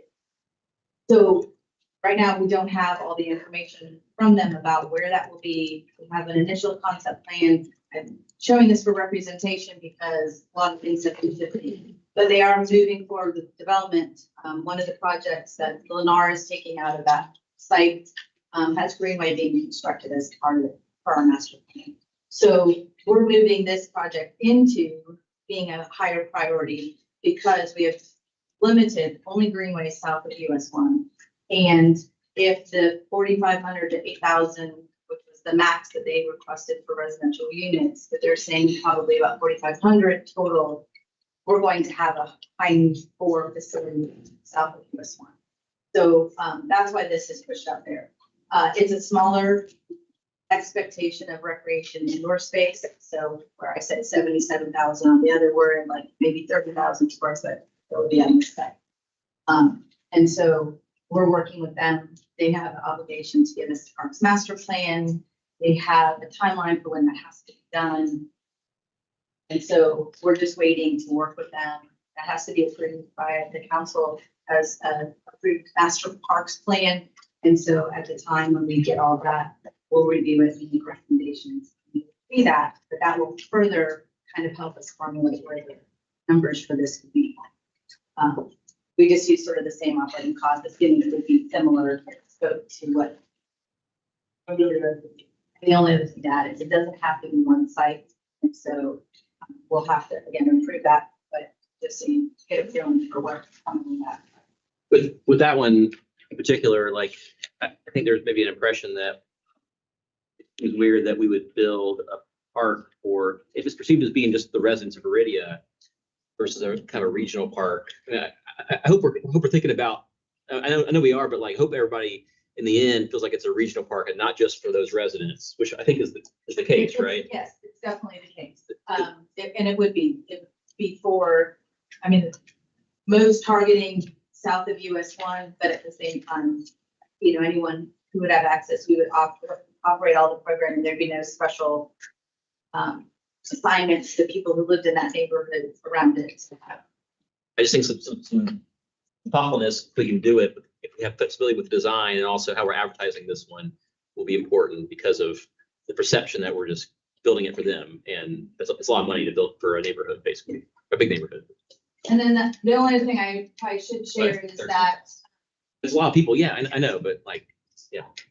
when, in that part of the process, when they provide the acreage and we agree to that parks master plan, they will get credit for dedication.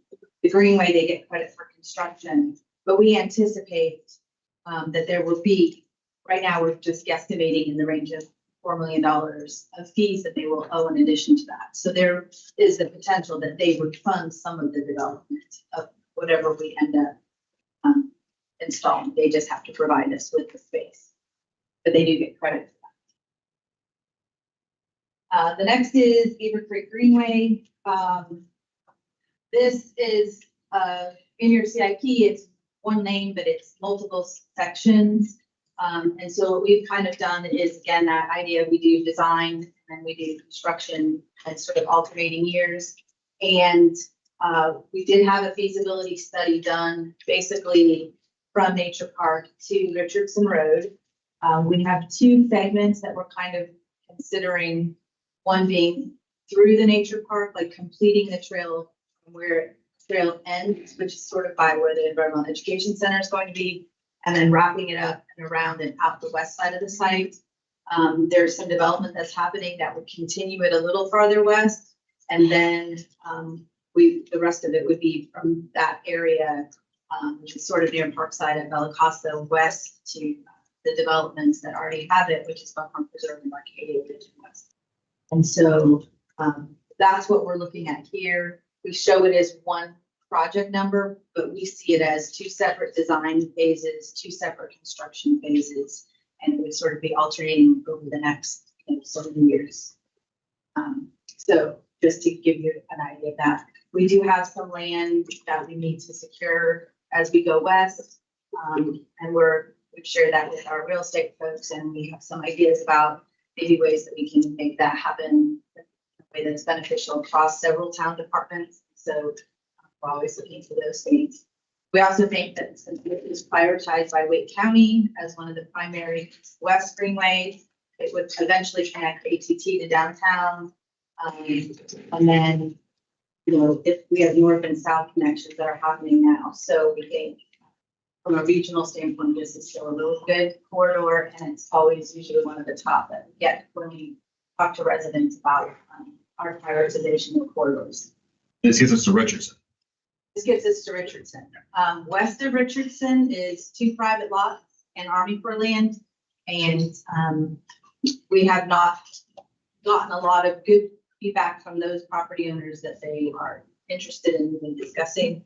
But I know as part of the comprehensive plan and the transportation plan updates, we're going to look at all the alternatives of how to get to the ATC. We thought slowing down Old Chapel, but the side path almost.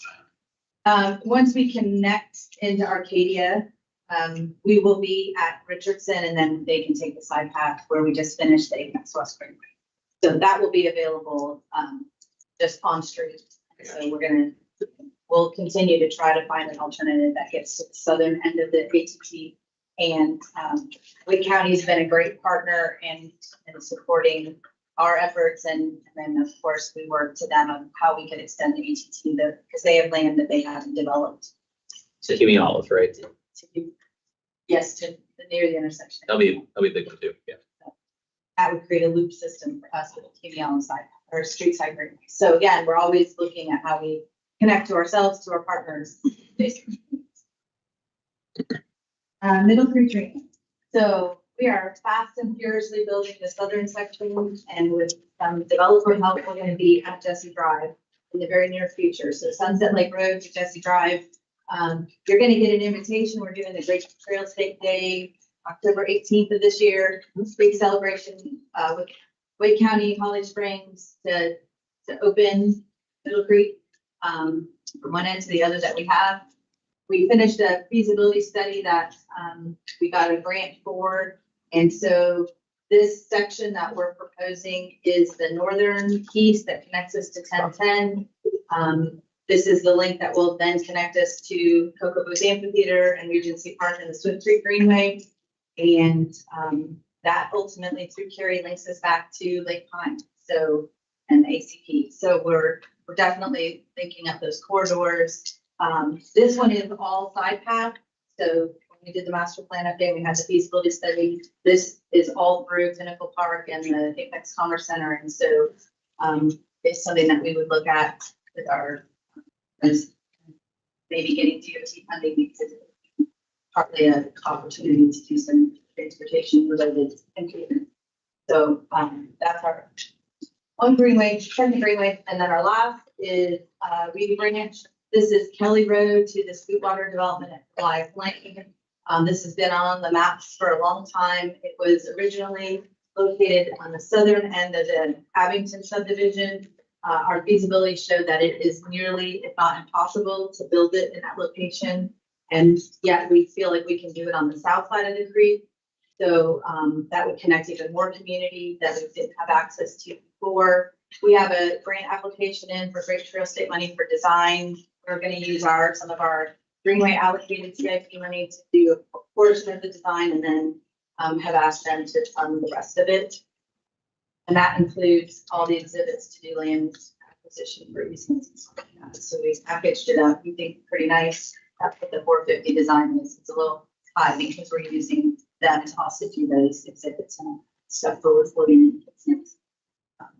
But this is trailblazing in a new area, but connecting a lot of the community east and west. And with this section, we would complete Kelly Road all the way to the Tobacco Trail. And at Kelly Road, there's side path north and south, so you can get into Beaver Creek Commons and south to Beaver Creek Greenway, which ultimately then leads you into downtown. So again, there's transit, the circulator route there. So a lot of good things about getting this gap finished. All right, so this is just to give you an idea of the colored are our existing projects. The gray are those additional projects that we would prioritize to, get completed. And the big red cost estimate line is to give you a sort of a check on understanding that from our perspective, based on the timeline of our projects through all the approval processes, we're like 18 to 24 months to go from, going out for a RFQ for consultants till the time we're close to or having CDs approved. And that's about the time when we would have real numbers. And so we have the current color workload on our plates. And if we were told to get you guys accurate numbers for potential funding options like a bond, we need that much time to be able to get out to that space. So just to give you a reference of kind of what that looks like, talk about staffing capacity and all that. And so just so you can see all those together. And then so that we can show you the kind of money, because we don't want to not talk about that, those 5 projects on their own without any of the other things that are going on, it's a $206 million investment. But we do think in some of them, we definitely, if we could replicate some of the way that Pleasant Park operates with rentals, and so that we maybe have some other funding revenue opportunities. And if we're building something that has some very specific things, there are other grant opportunities that might be available. Maybe water conservation fund money up at Overly for the protected area. And usually some of the grant money that we can find in those regional corridors. And going back to these, just so we can talk about it, the Viridia, just wanted to highlight that the reason there's this large green section is that's the soonest that XR has told us that they can get us that proximity. So they're talking 18 to 24 months before they'd be able to, one, really know how much residential they'll have, whether they'll get to that 4,500 or 5,000 or 4,000 units. And two, before they'll show us that this is where we're going to be with the park. And so if we were looking at trying to figure out how and what amount would be in a bond referendum for an indoor facility at Viridia, we would have to use some other formula, or for example, use the Wimberley Road as a guide for unit pricing and what that would look like, because we don't anticipate having planned for Viridia because we won't know where it's going to be. And so it's so why that one's different, and to take you back to the idea of where those facilities are. And then, because we always like to tell you all the great things that we're doing, but to give you that idea of that what else is happening. We are actively managing $10 million in grants. I want 100 more, but we'll figure out how we can get there. We're averaging in 6 months 523 TRC reviews for our staff. Doing plats. We're benchmarking and GIS mapping. We're managing contracts for a wide range of, from technical services through just general construction contracts, bidding docs, all that sort of thing. We have brought in $1.9 million of recreation fees in the first 6 months of the year. And we now have our new person who's out in the field, and he's been managing our contracts, construction of like 352 hours worth of field work, making decisions in the field and looking at other things that we're involved in. Just that it's not CIP only or construction only, it's a whole range of things that we're working on. On the revenue side. Yeah. How much of that 1.9 million comes from Pleasant Park? So those are the fees that we're getting from developers. Oh. So that's the fee and the dedication. It's not revenue for operations. No. Got it. We're covering just projects and planning, that aspect of it. So that's money that goes into that account that gets then reallocated through the budget to the projects. So that's kind of the broad range of that. If you have any other questions, just that, we don't know your timing. We'd like to, guide you in our getting you what you want and what you need when you need it. But that wraps into that, with that workload, and when we get extra projects, sometimes that doesn't mean we can get to that. So we want to be able to do that, but we definitely know without a lot of details that there's a need for staffing to help make those things happen if there's time. Can you talk about Pleasant Park and the baseball fields and possible opportunities? Talk about what the very big look at. Yes. So I mean, when we brought the Pleasant Park project forward, it was always sort of with the plan that we would have, one, we would serve our community first, and two, we would take it as an opportunity to attract, regional, state, and national to there as a destination. And we have a 4-wheel baseball, softball complex planned. It because of the timing with buildings, whatever, there's building code things that need to be addressed with what was planned that will need to be updated, which is part of the next design phase. We have seen parking, just certain events being very heavy. So we're looking at what else we can do on site to accomplish parking, which might mean, what do we have as far as total site RCA and all that. So that's a big picture look. But one of the things that we have been approached by several different groups is to be able to provide larger fields. We have retaining walls in that section, but there is some that we can do if we're guided to the process to make that happen. And so that brings us the opportunity to maybe have college level play, the regional tournaments and stuff that would bring in a different level of folks who would use it, and that would generate additional revenue. We could potentially now hold youth activities. We've always talked with our partners about the corridor. We've talked to Wake County about the fact that if you add Thomas Brooks and Ting Park and Pleasant Park, the western part of the county has a potential of hosting some larger national events, but we need that space to be able to do that. And the size of the field does bring the level we play. So you haven't reconstruct the retaining wall, do that? I don't, the initial plan was to evaluate what we could do within the space that we have. And so, we always had 3 sort of larger fields and 1 small. We'd like to ideally keep all 4, but what does that look like? Can we do more with the grades that are there? Can we narrow concourses and increase seating area?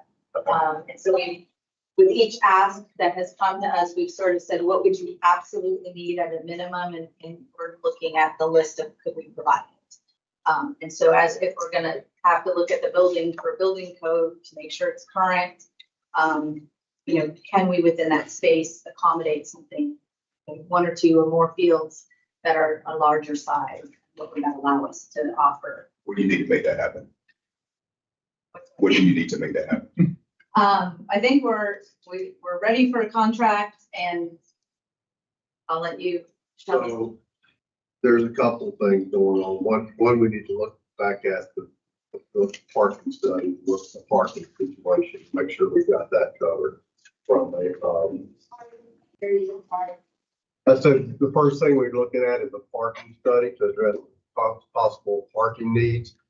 Now, there are different ways that we can address the parking, but the main thing of the parking study is making sure that on a day-to-day function is that we have enough parking for the facility. And there's ways to that operationally we can address parking as far as like we might not be able to have a soccer tournament and a baseball tournament at the same time. I think that's probably pretty obvious, but we don't have that data. We got to go back and put that data together because our planning director will need to look at that information based on our UDO because of the parking requirements, as this many different projects. So as far as the baseball fields go, we're been working on a contract for a very long time back and forth with the designer. There's been some different questions about how we wanted to approach it. And then Western North Carolina had the floods. So the designer has been kind of totally, all their resources have been in Western North Carolina for the last couple of months. But we know that we can do a singular large 400-foot center field by minor deviations from the plans. Beyond going to multiple 400-foot fields will be major modifications to the plan. So that's where we are. So if we want to go to, which would require a larger financial commitment. Yes, it's substantially more on the design side of about, I think it's like to even consider going to the second field is like an additional, I want to say $400,000-ish. That does not include the actual anticipated construction costs to do what that second field would cost. But to go to a second field, almost guaranteed would have to remove a retaining wall that's already been constructed and moved back. And then that gets into a lot of things we don't know, like you construct a retaining wall, a lot of times you're working on the back side of it. So if you push it out, you may end up having to take out the road that we've got to build the wall. And then you'll be like, so there's a lot of things that have to be looked at there. And that's why the cost starts going up to move that wall, to take it down and to build a new wall and to reconstruct any infrastructure that may have to be taken out. Of which we're not sure yet, but we can study all that for about 400,000, but that is not going to get us, that's not the total cost impact. The cost impact will really come with construction. We can go to one field, the big field that we have there now. The wall, basically, you have a retaining wall and you have a fence that is inset off of that wall. There's a way that they can take the fence and use the wall as the field land and do some modification there to be able to satisfy, at least in preliminarily looking at it, to get that 400-foot field. So cement wall is the end of the outfield.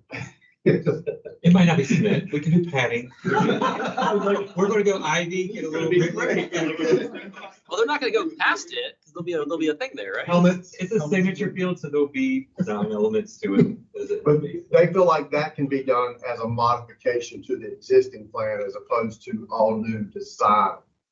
Because once you get into that second field, then you are into the things like Andrew talked about, where you're now looking at shifting the corridor. Oh, maybe you make the field house smaller, but there is no such thing as a small change to a structure. You change one thing, you're changing, you got to touch all the sheets, everything gets smaller. It's not like you can just, we'll make it 3 feet smaller and we're good. It's a whole redesign. Are you talking about the field that's in the northeast quadrant here? The big guy? Closest to the United. Yes. Yeah, It's the so biggest. why, I mean, just looking at it, maybe it's a dumb question, but why can't you look at expanding the southwest field? Because that looks like a bump up against the road. I feel like it'd be easier to move the road over. So like, with some landscaping today, then that possible. They've looked at it, really. I don't recall. I know that there's a lot of retaining walls on that north side and it's coming around. One of the things, we really need to look at the parking aspect because we're generating a lot more traffic out there than originally thought. And I think we have some amenities in the park now that may have not been included in the original park. Have we also looked at purchasing of property around this field, around this site? The only property that I know that could be developed is at the end of the street. There's an 18-acre parcel that runs parallel to the park that we have not looked at purchasing it. There's actually 3 parcels to the north at Kings Trail. At the end of that, there's 3 parcels. There's one 18, I think it's around 18-acre parcel that is parallel and adjacent to our property line. But we have not looked at purchasing those properties or talked to the owner. And you mentioned that RCA at one point, or somebody did, and it seems like the map, at least, there's a lot of like wet stuff between this park and 540 in the northeast corner of it. That should be the low value land, but RCI is actively pursuing Okay. property on between the park and 540. That will be the RCA. Okay. Is it on the lot on the south side or the north side? Just in this area, I think. Okay, south is. It'll be a subdivided piece. Yeah, with About 5.5 acres. Yeah. Yeah. A long answer, but there's the parking study and then there will be a financial commitment to expand it. Right, so We can't do tournaments without 2 fields, or 1 field and 2 is better. two is better on what you're gonna host. But obviously, we can do something with 1, we can do more with 2. But I'm guessing the revenue for tournaments, even if we do them a lot, it's never gonna be close to paying for itself, even not in 50 years, like I would guess. And you're not building any, really, to host the full tournament, you're gonna need a bigger complex than that. So the concept would be that we would get some activity from a tournament in the area. And then you would have some capture here, hopefully have some heads and beds. What's that like? For the team park is Small, little league. Yeah, little leagues, but the larger tournaments, you would get some breakoff games. Because Could you like portable fence or something? For younger kids, you could host. It's for the older. How many of those larger fields are at Thomas Brooks? If you mentioned Team Park, which is one field, we have at least one. College Brooks has a bunch of fields, but I'm not sure how many of those are. Well, they also have USA baseball. Yeah. Fancy stadium. Were you about to ask us to do a part-time? Well, and that's Antoine's question that he asked this morning is still a valid question this afternoon. And kind of summing up, obviously, we have a lot of different topics we could have put before you, but we thought that this one, for multiple reasons, should come before you. The projects that Angela went over, some of they're the largest projects in our CIP, potentially two of the largest projects. There's been a lot of community pressure lately. And then even talking to Craig, I'm like, Craig, if I gave you 20 staff members, could you fix our problem with the wait lists on programs? At the end of the day, he says, no, he needs facilities to do that. So it's not it ultimately will be a staffing issue when you add the facilities, but without the facilities, we can't fix this problem. So there's a lot of community pressure there. We also have the pressures of that we're trying to be more inclusive of different activities on the cricket side. There's been a lot of work that we've already got at some of our parks or one of our park locations, but the need to include more cricket fields. We've talked about that at one of the potential future parks. So a lot of these pressures coming together, large, high dollar items, and the timing right now, if we had to tell you on this, I mean, we wouldn't get there for probably 10 years on the Wimberley Park facility, right? That would be the loose. Say it again, right? I'm sorry. Yeah, I mean, like, so if the timeline for getting Wimberley Road online, you know, we would need 2 years. We started, I just used we go back to it, used the July timeframe. We started with doing the RFQ, zoning that property, getting site plan and CDs. We're at 2 years before we have all of that in place to give you a real number based on what we need that facility to be to accomplish that. Then you would talk about the funding to start that construction and how you're going to do that. And then the timeline for construction, if you're not going to be able to do that all in 1 year or 2 years. And so at a minimum, 6 to 8. At a minimum. And that's fast track in the sense that it always feels bad to say, look, it's 2 years to do a project, but you have the design time of the consultant, you have the time through legal review of the contract, you have the back and forth of things, you have the bid, then you don't get 3 bidders, you have to go back out. You go for a grant, you get it, they tell you get awarded in a year, so you have to wait, you know, so all of those things play into that timeline. And so we're just thinking about where do we need to be and what time frame if you're telling us when you be ready, this is how much time we need to be able to give you real numbers on real projects. So whatever you take out and whenever you take it out to the public, you can educate them on exactly what we have. It's a real scope. It's a much closer idea of dollar signs. We were close in the sense that we had planning work. We were in CD review for Pleasant Park at the time, but we made a lot of changes during CD review.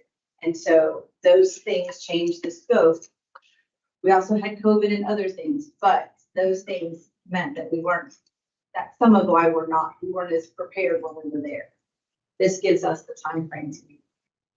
But what do you need? Like, you need money? I mean, we need And when? we need a timeline and but knowing where we are in terms of our facilities, knowing what the expectations of our community, we saw the survey results earlier, that the Parks and Recreation scored high, the quality of life that our residents expect here, the demographics, the young nature of our community, the family nature of our community. We know that this is what our community desires, but knowing that we're at capacity and knowing that our next big potential is 8 to 10 years out, we just want to make sure eyes wide open and you all don't want to say, you know what, that's too long. What does it look like if it's a shorter time frame? And then we can begin to look at that. But right now, this is the plan. We aren't accelerating. This is long term, and it's 8 to 10 years out, I would say. So I have a little mental disconnect here. Yes. Moments ago, we were asked to go look at prioritization of these plans. They were 2 years out from even beginning to have a conversation about the cost of those things. why are we even talking about prioritization? Because this is not the funding aspect of this. So the whole idea of prioritization in the first place is just to say, what do you think is most important? That is it. Literally, it is not to put it in any order to fund it at any point in time. It is when it comes up, it gets funded. When the timing is right, it gets funded. It is just, they know what our mindset is around. They know what we think we might like to have done. But it is not putting anything into a, this has to be done at this point in time. May I give an example? So to piggyback on what Ms. Billingsworth said, I'll take Wimberley as an example. So Wimberley was a top priority. The first thing we're going to do is, okay, where is it? One, there's a timing piece to it, which Angela's just explained. So how does it fit in? So, and then the other piece is the financial element that we're trying to fit in, and then you have the staffing capacity as well. So what we would do, and let's just sticking with Wimberley, if that was a top priority for you, first thing we do is it's if you go back a couple pages, it's $2 million to start the design on that. So that's our first step. You're starting day one. If we financially can fit that into year one, that's what we put in. So year one, you see $2 million for Wembley, your design. We know from Angela's time, it's not going to be until fiscal year 7/28. So year three, on it, you will then see the construction piece. But that's that's best case scenario. That's assuming that over that 2 years, everything falls in place, you get the design done. And even then, that number is going to be a placeholder because until we get to the 90% CDs that have their idea of the process, then we'll know what it is. So what you would see is that's your priority. If we can financially fit the first phase in, you'll see 2 million in year one, then year 3 or 4, whatever it is on the time, that's when you'll see the construction piece, because that's how we have to fit it in. If we couldn't fit even the 2 million, for whatever reason, because of other priorities, if it doesn't fit in year one, then you're putting it in year 2, and then you're kicking that time down. So we start with the financial and timing piece are key in terms of how it gets placed. But if we know it's your priority, those are the first projects we look at, and they get slotted in based on the timing and financial first, and then you go to the next one.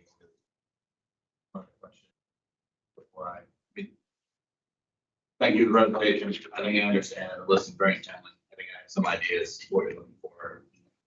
My view is what we can do, but I just wanted to ask, maybe this comes back to the Parks and Master Plan. Like, remind me again, why Wimberley and not Umeala?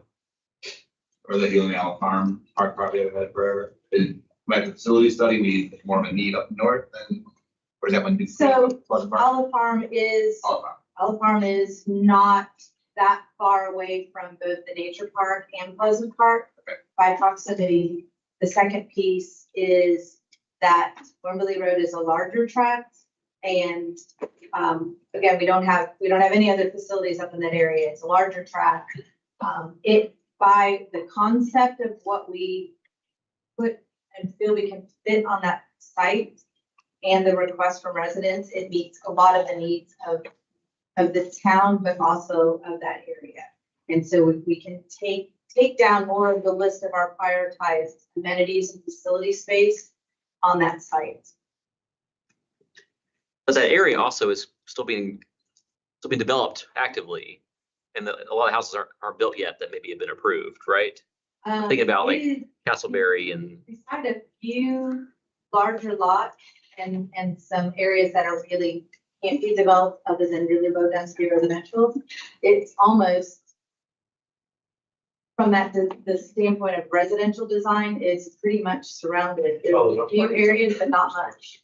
That's not our. Yeah, those are there. Yeah. Okay. I'm thinking past it, but I guess there's a lot near it to the south that are. Outside, it's pretty. Yeah. But going north, when you hit Green Level West, we have Williams Track. I don't know what the neighborhood's called now, but it's at the county line. Mm-hmm. And then you have all the Castleberry. There's Castleberry Reserves coming online. Park of Wimberley surrounds the site. There's the secluded acres area, which has a few large lots. But other than that, that area almost, except for a small sort of piece before you get to James Road, it is almost entirely planned. Yeah. Or has rezonings already. Right. I think we've done that part. Yeah. Okay. The building of it hadn't happened yet necessarily. Okay. So considering what we heard earlier today about both facilities and public safety needs, should we consider combining the idea of parks and public safety / facility funding as part of this bond project? Lumping it all together instead of doing just parks?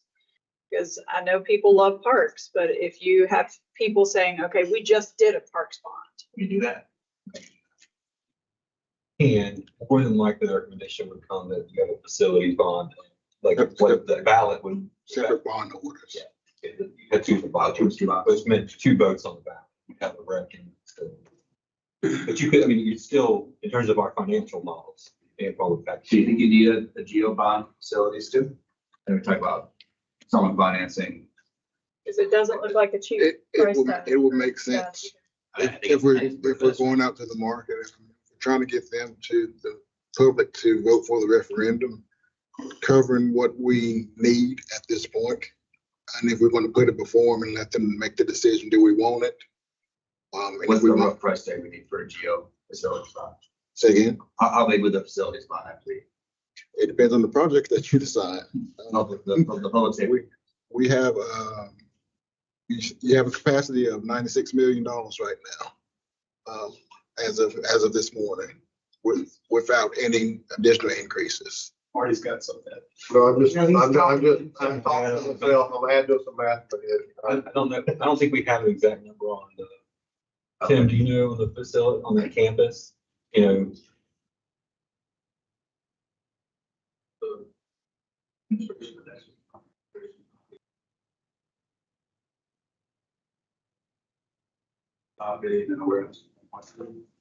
We saw the 20.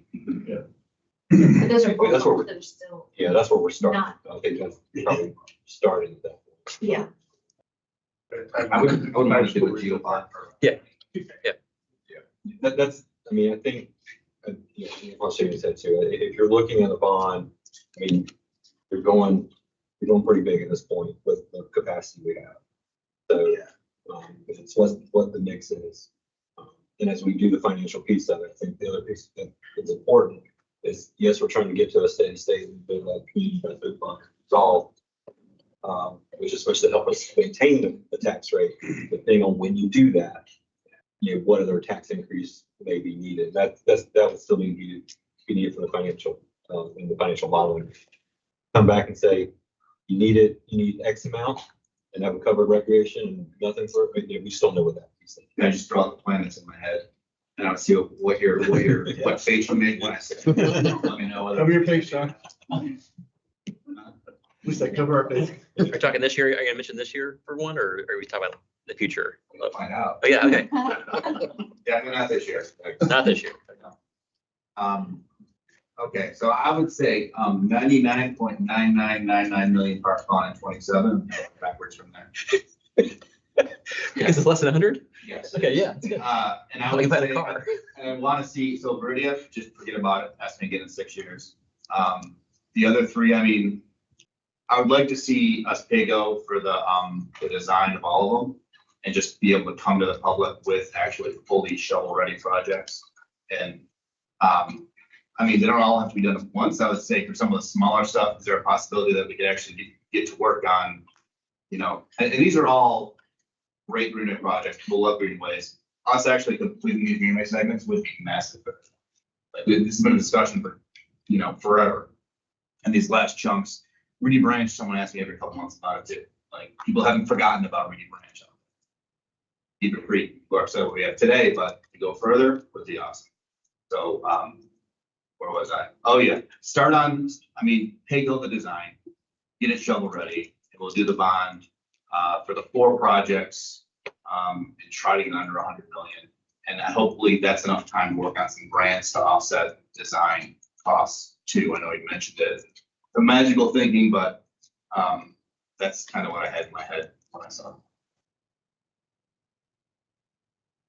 I agree with the funding for to get down there, like these guys are not anywhere near ready. You know, to tell us where the land is gonna be as the, you know, before that whole area is just built up. I think we put that on there for us. okay, this is the one that you went down the road, fund the other 4. As far as the other 4 are concerned, I think the Middle Creek one is a little bit lower on my priority list because it's really just, sidewalk connections to existing, development, basically, right? And there's not a whole lot of places that goes to at this point. It doesn't really connect that greenway into the rest of the system. Right? So I do value the gap on Beaver Creek and the Reed branch of the iron. I mean, I like the plan in broad strokes, right? We know we gotta do a park on it. And so might as well set a target date for it. We already have the 92 million, with where we are. I think from that, we can fund some of the other critical projects that we looked at this morning. That's what we can borrow without raising the tax rate. Right. Based on our funding level for our. Exactly. Right. Like 2030. Right, but it's. And the 1.5 considering that's this time, independent- this year. If we're considering that independent of the Yeah. park fund. But if you're gonna offer a bond and say, we're gonna raise the tax rate by 1.5, that's a whole. Right, but then it is specific for park, right, and the other 92 million or so that we have, will help us fund some of the projects that were committed in that number, but also, public safety, also, whatever we want to talk. So let's break down a little bit of the timing of things and if we do the pay-go thing, as you suggest, and a bond is in the future, whether it's 27 or 29, whatever we're thinking. So the choice now would be, what are we going to start designing, or what will we prioritize as a design, and which budget year will we start doing that? I would Right? say my response to that is to pick a project that you definitely want to do even if the bond fails, right? And then we can pay-go that if the bond fails. So I mean, ideally, I'd like. You mean the greenways then, right? Come up with the greenways. Yeah, and then with, ideally, so we're not asking staff to do 4 major projects, January 1st, 2028. Like, can we take 1 or 2 of the greenway projects through design, CD, and actually bid it before the bond? And then maybe is there a way to, like, if the bond passes, using that cash to actually pay the contract? So I'm saying, like, to not have it, to stagger things. And not have the bond be holding for. We just established a reimbursement resolution like we did with the other bonds. Yes, that's what I'm saying, for some of the greenway projects, so we can move forward. We're definitely gonna do Beaver Creek eventually, and we're definitely gonna do Reedy Branch eventually, right?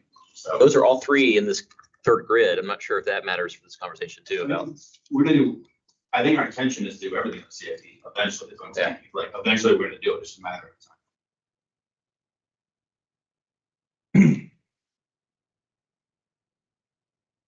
Her too. I didn't see your face, you were like this. No. I mean, were you hoping for a bond this year? No? Okay. No. So what year, if we do proceed, what year would you like us focusing on or planning for a referendum? What I said was 27, but I was just trying to sort of start the discussion of, like. I mean, according to this, like, fiscal 28, so, 27, really into 28 is when we would be ready to actually stick a shovel in with the summer project. So if that's the case, then we want to align the funding to that plan.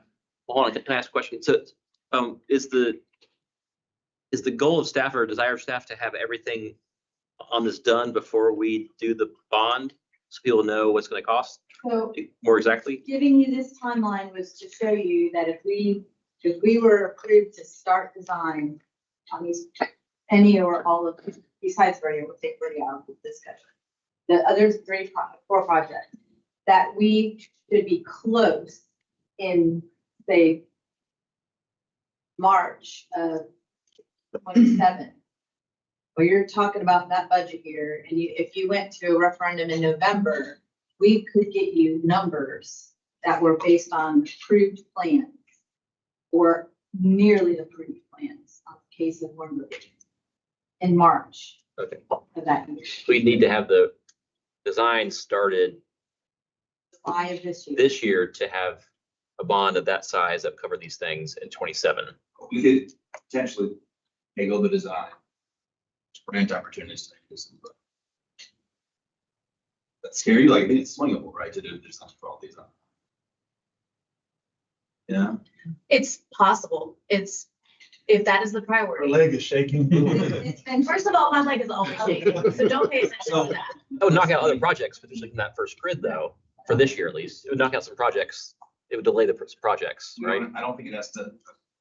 well, I'm taking you back to Some this, non-park projects. because some of these were already in process. And like, for example, the street rink roofs and the playground renovation, we've got the funds to do design this budget year. Like, we're gonna get that started in the next month. And so, we will have numbers for that. And we're looking at partnerships. We have somebody we talked to yesterday who said they have $75,000 want to give us. But like, that doesn't maybe pay for the entire roof. And it might be revenue that we could get for rentals. We're just trying to figure out, one, we're looking at every funding opportunity that we have. But we're already committed in some way to a portion of those other projects. So that's where we're working right now. We were overlaying the others to just say, if that was the goal of 27, we would pick up those other pieces and add that. 27 a bond would cover the colored ones, some of the colored ones. No, the referendum that we're talking about is the new project. Just the gray ones. So the intention is basically for them to get through, like, to have construction documents or have it designed so that basically we will be a lot closer on our cost estimate as opposed to a ballpark. Yeah. So that when you take the bond out and you tell the public, this is what we're gonna do with it, we know, we have a better idea that we coming will up be short of closer ball. to, yes, Yeah. we won't run short. Yeah. It seems to me like just looking at this, a bond of that size in 27. If we did some of the greenways and leaving out Wimberley and Viridia both, it probably would add up to that much money. If we didn't like I'm seeing a lot of money here that's not listed. Well, so like West Street Park we have a fund and we're designing to that fund right now. Yeah. We have Pleasant Park, the whole Yeah. other status. The environmental ones would be expensive though. Kidstown, we have money for design. Can you go back to the slide? Do you have one that shows the cost? Oh, for all well, It had Viridia in it too, so it's 200 million. Yeah, the 206 million. that is just the new project. Yeah. Just the new. This is all in for the new project. So that includes construction, if we have acquisition, that includes. Mr. Ganti, you're on the other slide. Yeah, some of those are not funded, like some of them are funded, but some of them. Okay. So we're trying to figure out other ways to fund those projects. So, those are not quite as big, although I will say the Kidstown's a pretty big one, financially, so we're trying to figure out how to fund those. So we might be in the $1 million versus the 10 10 to 20 to 30 million. Couch cushion versus. Yeah. Yeah, look good. But the picture was to show you, you're thinking about the construction 28, 29 or beyond, then you're starting now to get, so that you have the data so that you can give facts. And maybe the good part about it is if you're doing public engagement during the design portion and getting resident input, then you have people who will then be your advocates and buy-in on sharing the education that we would provide about the referendum and what's included and why. So you're getting community support, which is what we did with Pleasant Park and the senior center. And we were successful because we had partners, we had folks who were ready to speak on why it was something that you should support. As what I'm hearing you're saying, it's not feasible to get all three of those through design. You don't caring, you want people advocating. Yeah, prioritize. No, I think what, Always pass, from I our guess. perspective, the real ask from us would be if we're gonna hit with all of these and keep them all moving. And Bertie, I know is out there as an extra, is for us, it's our capacity. Because we're running on those things, so that's the piece that we'd be like.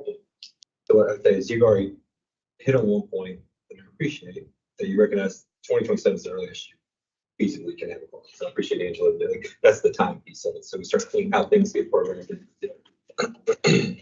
The 2027 is the owner. But if you commit to the one, you can change as we go. We got time between it.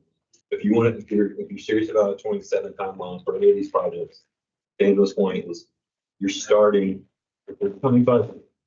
That's $4.5 million in design. I think this number right back, that's not right.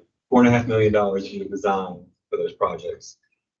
And just touching on, we don't have the slide on, but to the point is that's at least one of the planner for and her team to get done. And that doesn't count what comes with the projects. This is just the capacity. So again, capacity in three phases, three components: time, people, and money. That's what you're looking at. So that's pretty much how we gauge a lot of things. It's time, people, and money. People cost money too, so that was that. And can I suggest, it'd be nice, I think, for me to, for this, when we do the budget thing, and we've had some things we're gonna push off with the budget discussion more, but another one would be a timeline of the park stuff with a 27 bond and a 29 bond, let's say, and when those would need to start, and what would the 27, like if they did 27 one, what would that push out that we would fund this year? Instead, we're gonna be funding design of park stuff versus 29, like the interplay between the non-park things and the park things with the 29 and 7 and 9 bond timelines. And maybe the money amount too is a role. I think I kind of like your idea of the just below it. Well, I mean, you need authorization for bond. But I think she said we want to have like a good estimate at least of what things are going to cost when we do that, so we can inform the public more appropriately, regardless of whether we borrow it. Take on the design for that. But I don't think it all has to be, I don't think we have to fund up this year. I think we probably do. I mean, if you look at the projects, like politics says, you have to want to put Wimberley just on like fast track. Like Wimberley is in this year's CIP for design. Go forward, if we line up, so 27 we do a bond, we'll roughly be in construction. And then the other three, I think we need to include in the bond, do design next year. Maybe design for one of them doesn't happen until 27. Like, that's not great. We'd like to have it all ready, but the variance on the cost of pretty much less than variance. Well, I guess I'm just thinking of, sorry, I'm just thinking, looking at this list of our top quadrant priorities, and let's assume that there's the ones we may want to put in this year's budget. If I'm given a choice between a 27 bond, starting design now for some of these things, and Salem Street downtown streetscape, which was my number one, and it's high in this list, I want that Salem Street one. I'd rather 29 bond. That's happening next year. This is like 27. But we're talking about design this coming year if we're going to make this timeline, though. So you're suggesting that Salem Street might not get done if we do the design. I don't know. That's what I want to know. That's one of the options. I want to have that kind of choice and decision or discussion be amongst us. We're trying to balance everything together with timelines.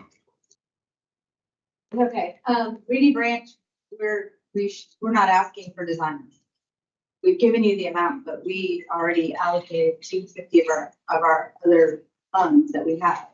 We're asking for a grant for 200, that if we don't get that, we can still start that project. So that one would be a one that you don't have to. And then the other one, and I mentioned it, was Beaver Creek is 2 different design phases. So there's the potential there that you could design the phase of the land that you own, which is in the park, which is a smaller ask, which would get us to the west side of the park. So we could phase that piece too, just get those numbers. We have those numbers, but just so that you know that that's all in for 2 full segments of Beaver Creek, not just one. Okay. So, And I mean, that could put some here, like are we still on track for grand opening with Beaver Creek in September? October? Beaver Creek's early right now, and Middle Creek, Really? I mean, I'm like, we've had disasters and we're still great on that. Middle Creek it'll be, we're grand opening it in October. Yeah. We're doing a great trail safety, state money for portions of it. So we're, and Wake County and Holly Springs are like that's a big regional celebration of Bike Ped. We're just waiting on the lift station. That's going to be the delay. But we're ready for that. Creek could be the same day or earlier. It should be earlier. Oh. Fun. But I think that's a great story for next budget season. Say, hey, we just finished, we just grand opened this, and this year, we don't necessarily have to announce it in April or June. They're both, I mean, substantial, and we've been starting to like show video and stuff. We have a lot of people using them. You're using them. I've seen it, yeah. Yeah. No, I mean, I went by Beaver Creek, I didn't see, like, boardwalk hasn't gotten down to barbecue yet, like, it looked over. Some of the decking is But yeah, there's a bunch of wood there, like. is on motorbikes. Yes. Angela, in case I haven't asked already, Pleasant Park Mall. I know I heard from Marty about the parking and all of that, and what type of change would need to be made as far as the design and all that. Today, I know we're talking about bond stuff later, but today, to move in that direction to get you the fields you want, what do we need to do?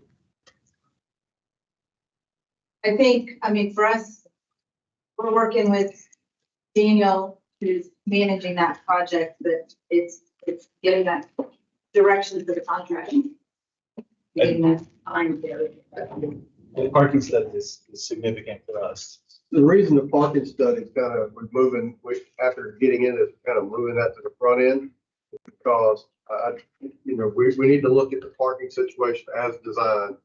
Does changing to a 400-foot field change on the day-to-day operation? I don't think it changes anything, but if the simplest way to look at it is we built 400-foot fields and we had all 400-foot fields or whatever, and then we didn't have actually the capacity to actually have the parking, then we need to know that up front so that we can have that consideration. So assuming the parking study comes back favorable, then our next step would be altering the design. Yes, basically, we would come back and say, okay, if we have this, we can have a picture of the park and how that may impact design. Like say, I think Ms. Universe asked about, have we ever looked at any other property? It may come back and say, hey, this would be a great thing to do, but we need X amount of space for parking. We could do maybe some arrangement, something on the site, maybe not, but we would, how could we get to that? So it could change what may need to be looked at in design. The reason we need that piece first.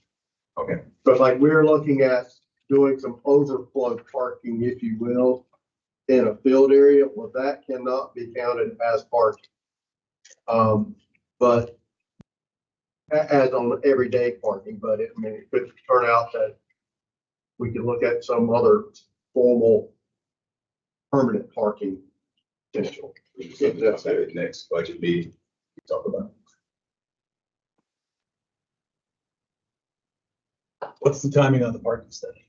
I hope to get somebody on board to do that next week.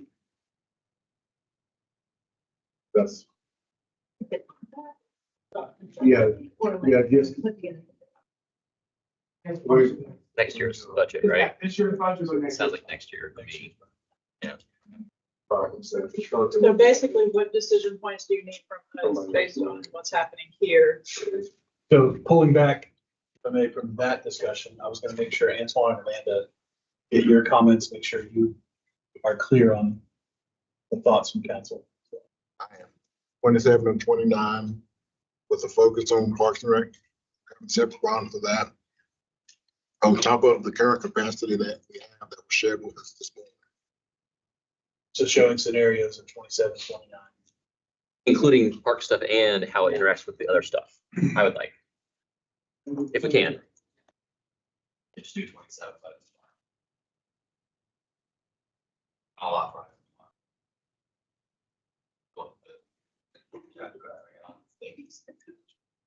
And just to be clear, a lot of stuff's going around. Pleasant Park, we talked about earlier, is already built for that model. That's different. This one, this is not, that's not even start. This is future, will be on the ballot. Pleasant Park one's already ready to go. It'll be a lot. That's correct. We approved as part of last year, but changes on there.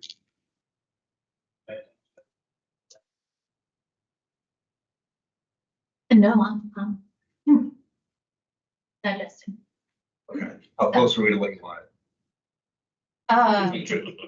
It's perfect. We always appreciate guidance. So So what I'm understanding is that basically you want to know what a bond would look like in 27 and 20, basically either 27 or 29. And then basically, if we're funding out the parks via bond and or pay-go or design, what does that potentially replace? What projects does that potentially replace For or this push out for FY 26? Or it could push out projects that would be 2 years out, might be 4 years out. I mean, it could be not just this budget, but it may change. There may be cascading things. I'm not quite sure. If you need to push out to. It's not the intention to push out too much stuff. I'd rather do the design in 25, 26, or rather 26, 27 and push out stuff. Like, you don't have to, when I said earlier, I want everything, the design to be ready. That'd be it. We don't have to Brad's point is you got, worried about the streetscape. I don't want to push out the streetscape in order to do 3 park design projects. The more we can do, the better, but not at the cost of something. I'm hoping you can miracles and that funding money occurs to help us with the design stuff and then be fine. That's why Sean walked out. He found a miracle. You found a miracle. Yeah, I just don't want to be in a position again. I couldn't find a goose. The cows on standby. I couldn't find a goose. Plant a new money tree.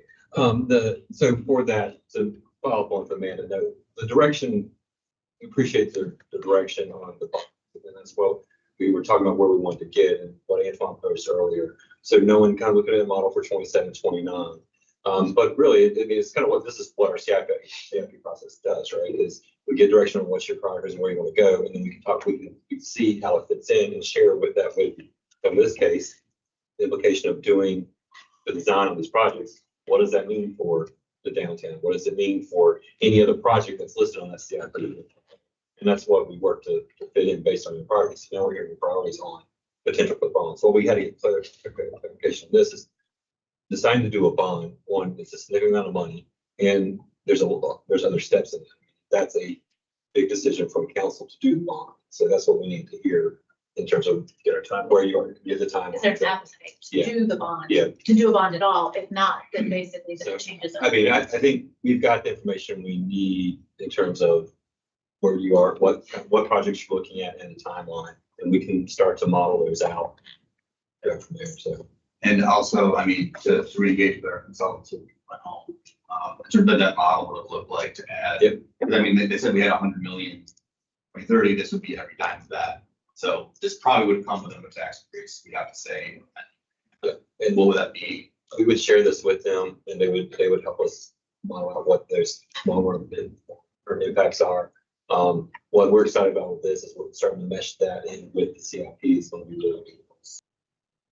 This is the opportunity for that. So Which is 8.5 cents. Yeah, so I feel good there. And then on the Pleasant Park Fields, I feel like the parking study, I feel like there's good consensus there. If that comes back well, then proceeding there, and then we'll figure out what that budgetary ask is like. Will you do options with that depending on the parking study? Like it sounds like if it requires, if like the 2 fields require, or 1 field requires pushing back stuff and messing with the road and wall, that's going to be much more expensive than just building the field itself. And one we feel we could do right now. The second would be a modification. One's good. One's good. Minor. 2 would be a significant modification, design terms and construction.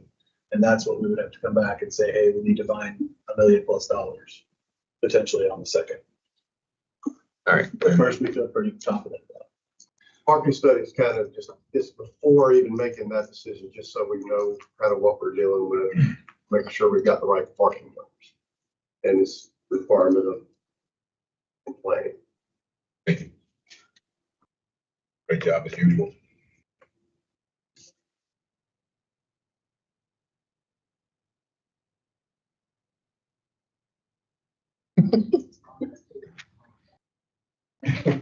That's right.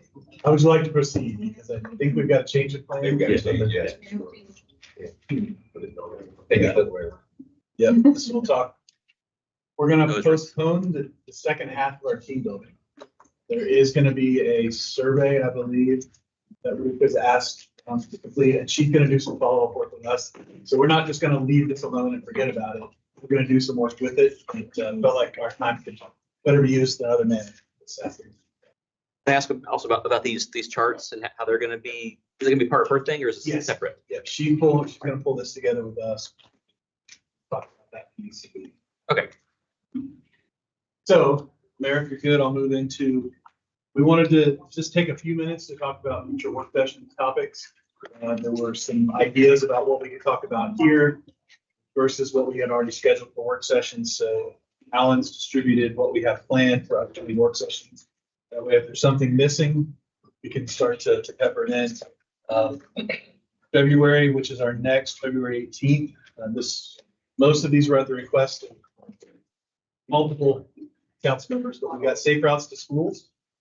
We've got the Apex Peakway North feasibility study, and then the Flock campus. As I talk about these two, part of our issue on work sessions is we have a lot to cover in a short amount of time. So I know you all feel that crunch.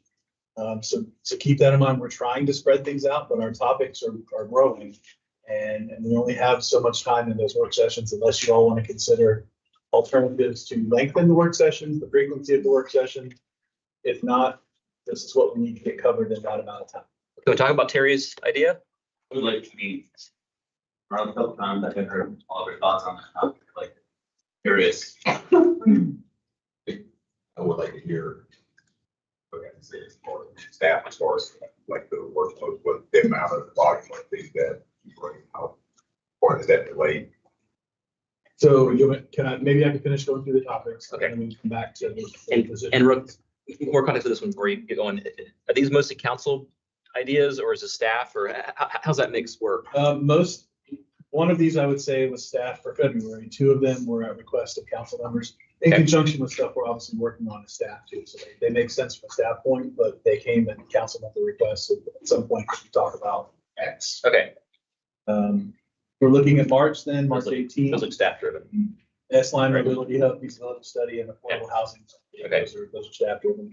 The 15th, we're doing budget presentation a little bit different. We're going to dedicate that to the manager's budget presentation. And May 20th, we've got the fee program and rental fee presentation with our consultant, that's Parks and Rec. Yeah. And then we have our public safety update. We have a couple of those here. That'll be one of our updates.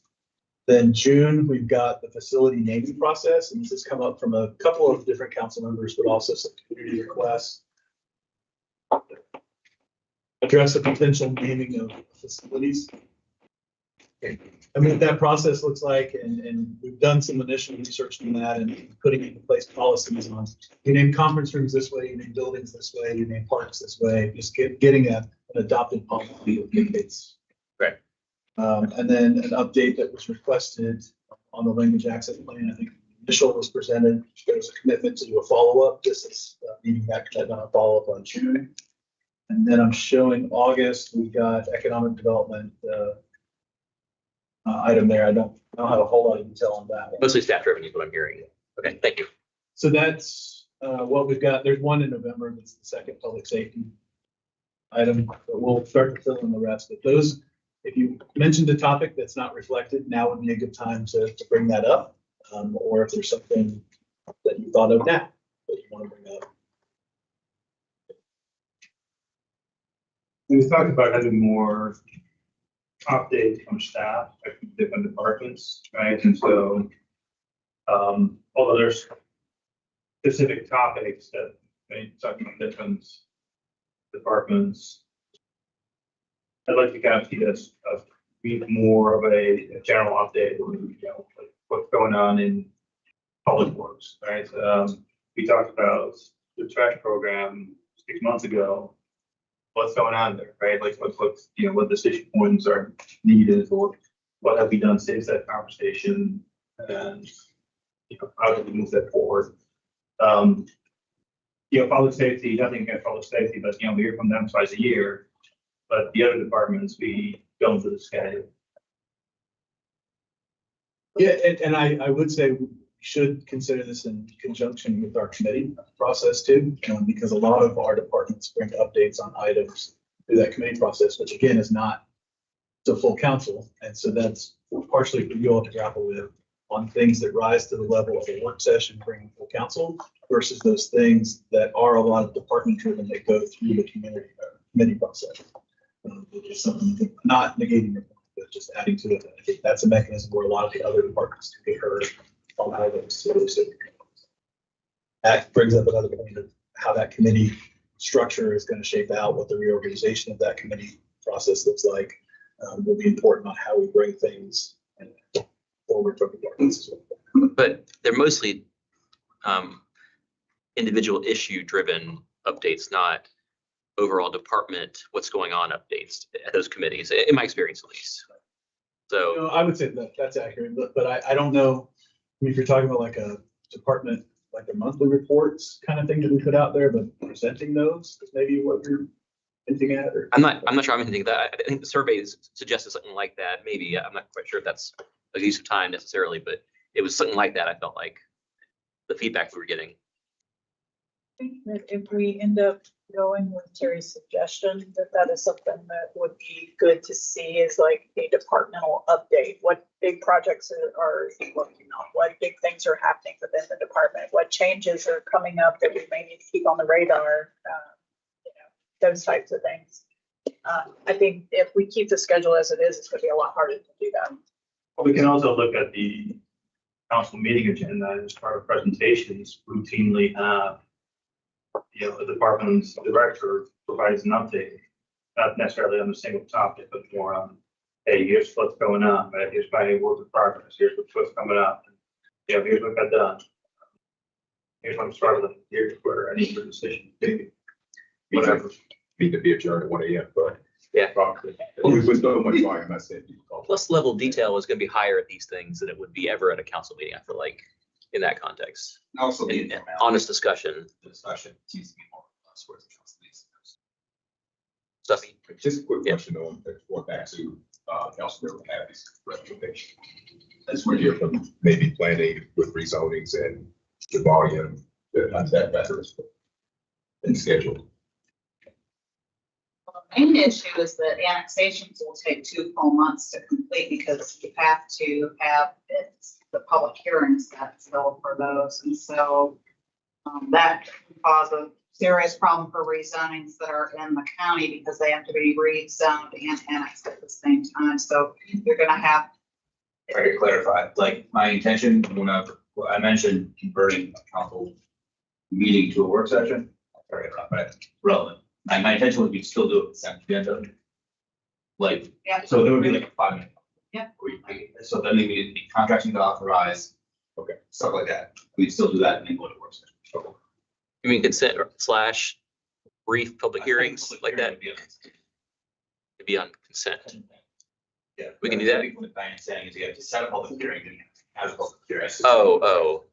But you bring up the other point is oftentimes annexations are on the first meeting of the month when they are well failures or septic failures. So I would think you would still want to have those public hearings so that you're getting those items out of the way. You know, those little 5-minute ones. Yeah, I was gonna say, considering that almost every annexation I've seen come through literally is like, do you want it? Yes, let's go. There is literally no public comment involved. I mean, rarely do we have anybody speak up during those times. So I would think that could easily be part of those work sessions if we wanted to speak. Maybe that'd be downstairs. I guess if there's I would say, so in my head, there was a clean division. It was like public hearings, portion of diets. So that would be the second meeting. Literally everything else that we usually talk about, some of the stuff that is in a regular meeting, as a presentation or discussion, will then be in a work session. But if there's an annexation that's an urgency, like I wouldn't be opposed to doing it as one-off. A lot of them aren't really urgent. It's just this. Why not put it in the public hearing agenda? So our second meeting becomes like, here's what we're dealing with, 7 public hearings.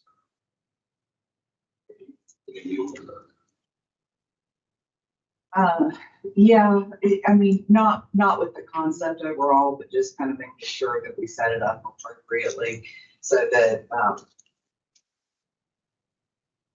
if there's gonna be some sort of a mix of the, consent and then go in the work session, that we make sure that we're focusing.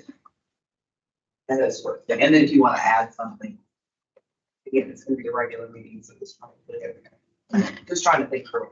So So what we've done recently is that if there is a discussion item or something that we need council direction at a regular meeting that can't wait for a work session, we put it on new business.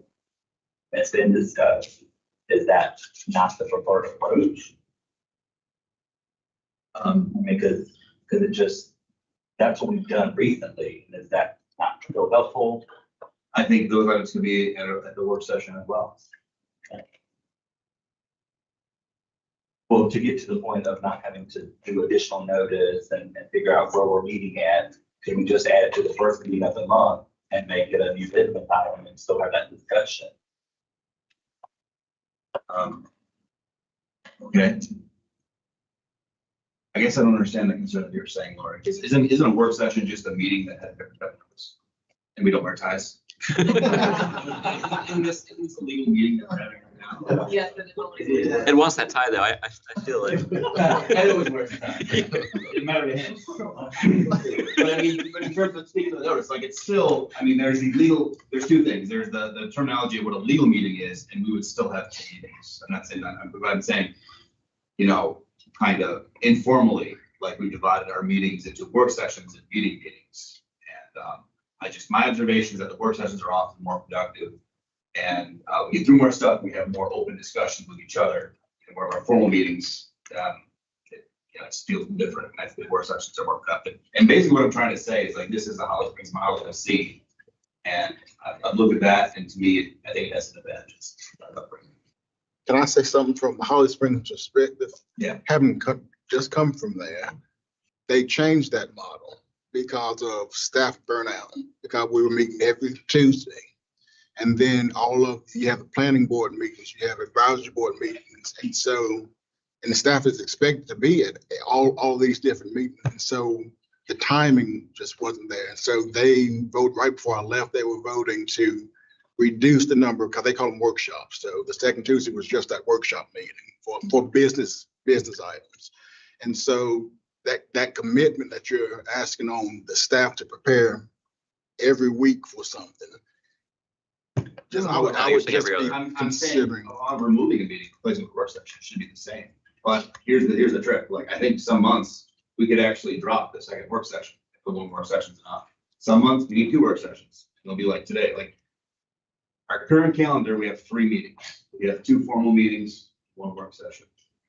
And what I'm saying is we could go to a model where we have 2 work sessions and 1 formal meeting.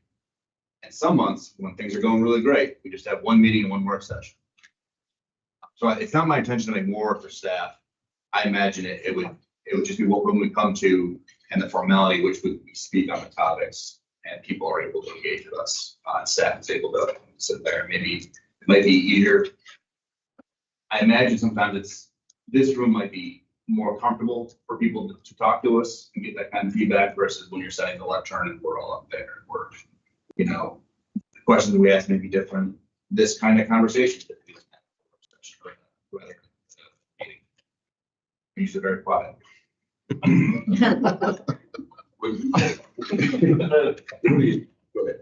So why don't we evaluate this? That's right. So we'll talk to staff, we'll talk to you all, we'll put together some plans. If we need to change, then we can bring something into you to amend the town council meeting calendar, and then that change will be effective for the fall.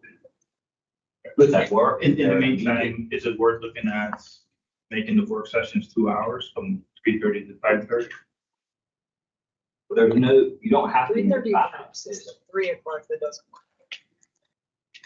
I was gonna say, that's the interim, because I've heard from multiple of you, you may not be saying it now, but some of you feel rushed in our work sessions. And I've heard the feedback from staff as well, that they don't feel like the topics get the full consideration because we've got to hurry up and move to the next one. We're trying to get a lot done in that time. So I think even if we don't go this direction, that we need to consider some other remedy, but still consider. That was my thought, because I was pleasantly surprised to hear that staff was like, we really like work sessions. Sat there, I was like, really? Okay. But perhaps maybe the the sweet spot is to elongate the amount of time that we have in the workshop, the work sessions, just to maybe move it from that 3:30 to, 5:30, or just to kind of help us be able to accomplish a little bit more in that time. I mean, I like the work sessions.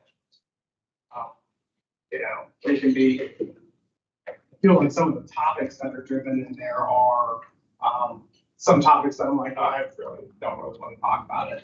But I mean, just they can't appreciate that it's there. But, I tend to look at the work sessions as the only opportunity that I get a chance to talk to my colleagues in one room, because, otherwise we're playing the game of, we have a meeting with you, and then we have a meeting with you, and we all chat about it separately. I hate playing television. So The other thing to consider here, and I know I'm opening up a whole can of worms by stating this, but we've had repeated times where residents want a dialogue with us. And a work session may be a better forum to have that in rather than a council meeting. So it's something to think about. I'm not suggesting one way or the other, but it has been brought up multiple times. So. yeah, and I was just kind of going in that direction. I think that creates, if people want to have the dialogue, or we want to have an additional opportunity to have a dialogue, because, public forum is not a dialogue. Now you're gonna put turn it. I know. We knew we were opening, we knew what we were doing. Yeah. I mean, you have public forum. And if you were gonna have a second public meeting, that you're going to open it up to the public, you're gonna have those same things. You can have a work session that's nothing but public comment, unless you have the same sorts of rules that you would have around the public forum we have at the traditional meeting. So I'm not sure that it adds the benefit that you're hoping for. And it provides an opportunity for your work sessions to then be derailed. I think we should hold, I think we talked about before, holding town halls where our staff that actually not be there. And we could do the interaction there. Like that's a certain format of meeting where you're up there, you got chairs, ask questions. Maybe you make that one. Yeah, PM questions. There you go. You're There you go. Like that's what you do. Just response. You're hitting on a point too, that actually Dimitri and I have had a couple of conversations related to community engagement and town hall concept. And so there are some things that we're kicking around to bring to you all. Sean suggested maybe non-staff supported town hall. No, okay. Some of us get down. There's one guy there, maybe two officers. You guys are on your own without. Yeah. I mean, my point isn't that, we should, it's a point of conversation, a point of discussion to figure out if there's a way to make that happen. It's the only reason I don't. That's what I'm going for those out there too, just to say, all right, let's, since we're looking at how we're doing these meetings, and we're trying to figure out if there's a better way of doing these meetings and our formal sessions. This seems like a logical question that we should ask. Doesn't mean that we're gonna go in that direction, doesn't mean that we're gonna open it up to everybody. This means that we're at least gonna explore the issue. Can I ask, Diana, to clarify, you mentioned a delay of a month for the annexations, but it seems to me like. It wouldn't be, because he clarified that the consent could be still on that first meeting. We would need for the public hearings to be the second meeting of the month, so. So if we had the consent thing. It should be fine. Just no public hearings, one of the weeks we do the session. The agenda that we have would have adoption. Okay. Yeah. And just, we can still sign contracts. Okay, so you're, because Well, our. and that's some of the presentations. Fantastic. Yes, great public hearings, great. I'm trying to make a clear division of the next meeting, like the public hearings are all there, all the presentations are really work session stuff. I would say that's preferable. And the public forum just happens in the regular meeting. The public forum, we're gonna reduce the frequency to monthly and have it be just at that one. Well, that was how it was started when I was first on here. And I suggested every meeting. Yeah, but the public forum would just be. Yeah, okay. Or there's a work session. Well, the concept of the first work session, second work session, no public comment. But in the last regular meeting, there would be. Yes, and the second work session being canceled if there's no items. And we're looking to adding a potential town hall type thing to have that engagement. We try to work. We'd like staff to take a look and see what impact this would have on staffing. Well, I think we're all getting our various committee. Yeah, we're thinking for the next fiscal year, right? We're talking about in July, possibly doing this. Back in June. Yeah. And then we'll be, you adopt your meeting calendar annually, not by fiscal year. Right, okay. So if it needs to change, then we can amend it for the fall. And we often skip July anyway, so it'd be a good chance to do it right after we do that skip. Okay. I just want to say for non-planning department, they may not like it as much because right now work sessions are during the day. And what I'm hearing is the work session that would get canceled is the daytime work session. Yeah. Which my guess is they prefer that, because I would prefer that if I didn't already have. What's that? Good point. Yeah, You you good? Yes, sir. What do you think? Well, the content of these are, that was the original thing, right? What? The content of these items, right? Right, if you got any input, we've announced, or I've tried to, as we've heard different things, tried to accommodate those. Obviously, be more, we have some blanks for later in the year, things will fill in. Let's not hope we missed anything. I think we have one already to talk about adding for utility fees, through Rafelis. Yeah. Yeah. And then runs the likely or special events policy needs to go back on here at some point. Right. Come back to it. You gotta put up behind rehearsal stuff. So give us a month off. Like, skip it. It's not. Is there anything other than? Yeah. That is. Wow. That's not gonna work. You want to thank 35. I just want to thank Randy and I know there was a lot to prepare for this, so everything was presented very well. Good job. IT for doing something with all the issues. Alan, thanks for lunch and breakfast. You and your team, and any comments for council before we? Thanks for hanging out with us. Yeah. I do have one thing I want to say. I think it's important that we all keep in mind that the value of this budget discussion is one that it helps us as we are going into incredibly uncertain fiscal times, particularly with regard to a number of sources that we rely upon. So really appreciate the hard work done by staff in factoring in those additional things, because it's become even more important. You know, we do a great job of it, of watching every single penny that we're making, spending, spending.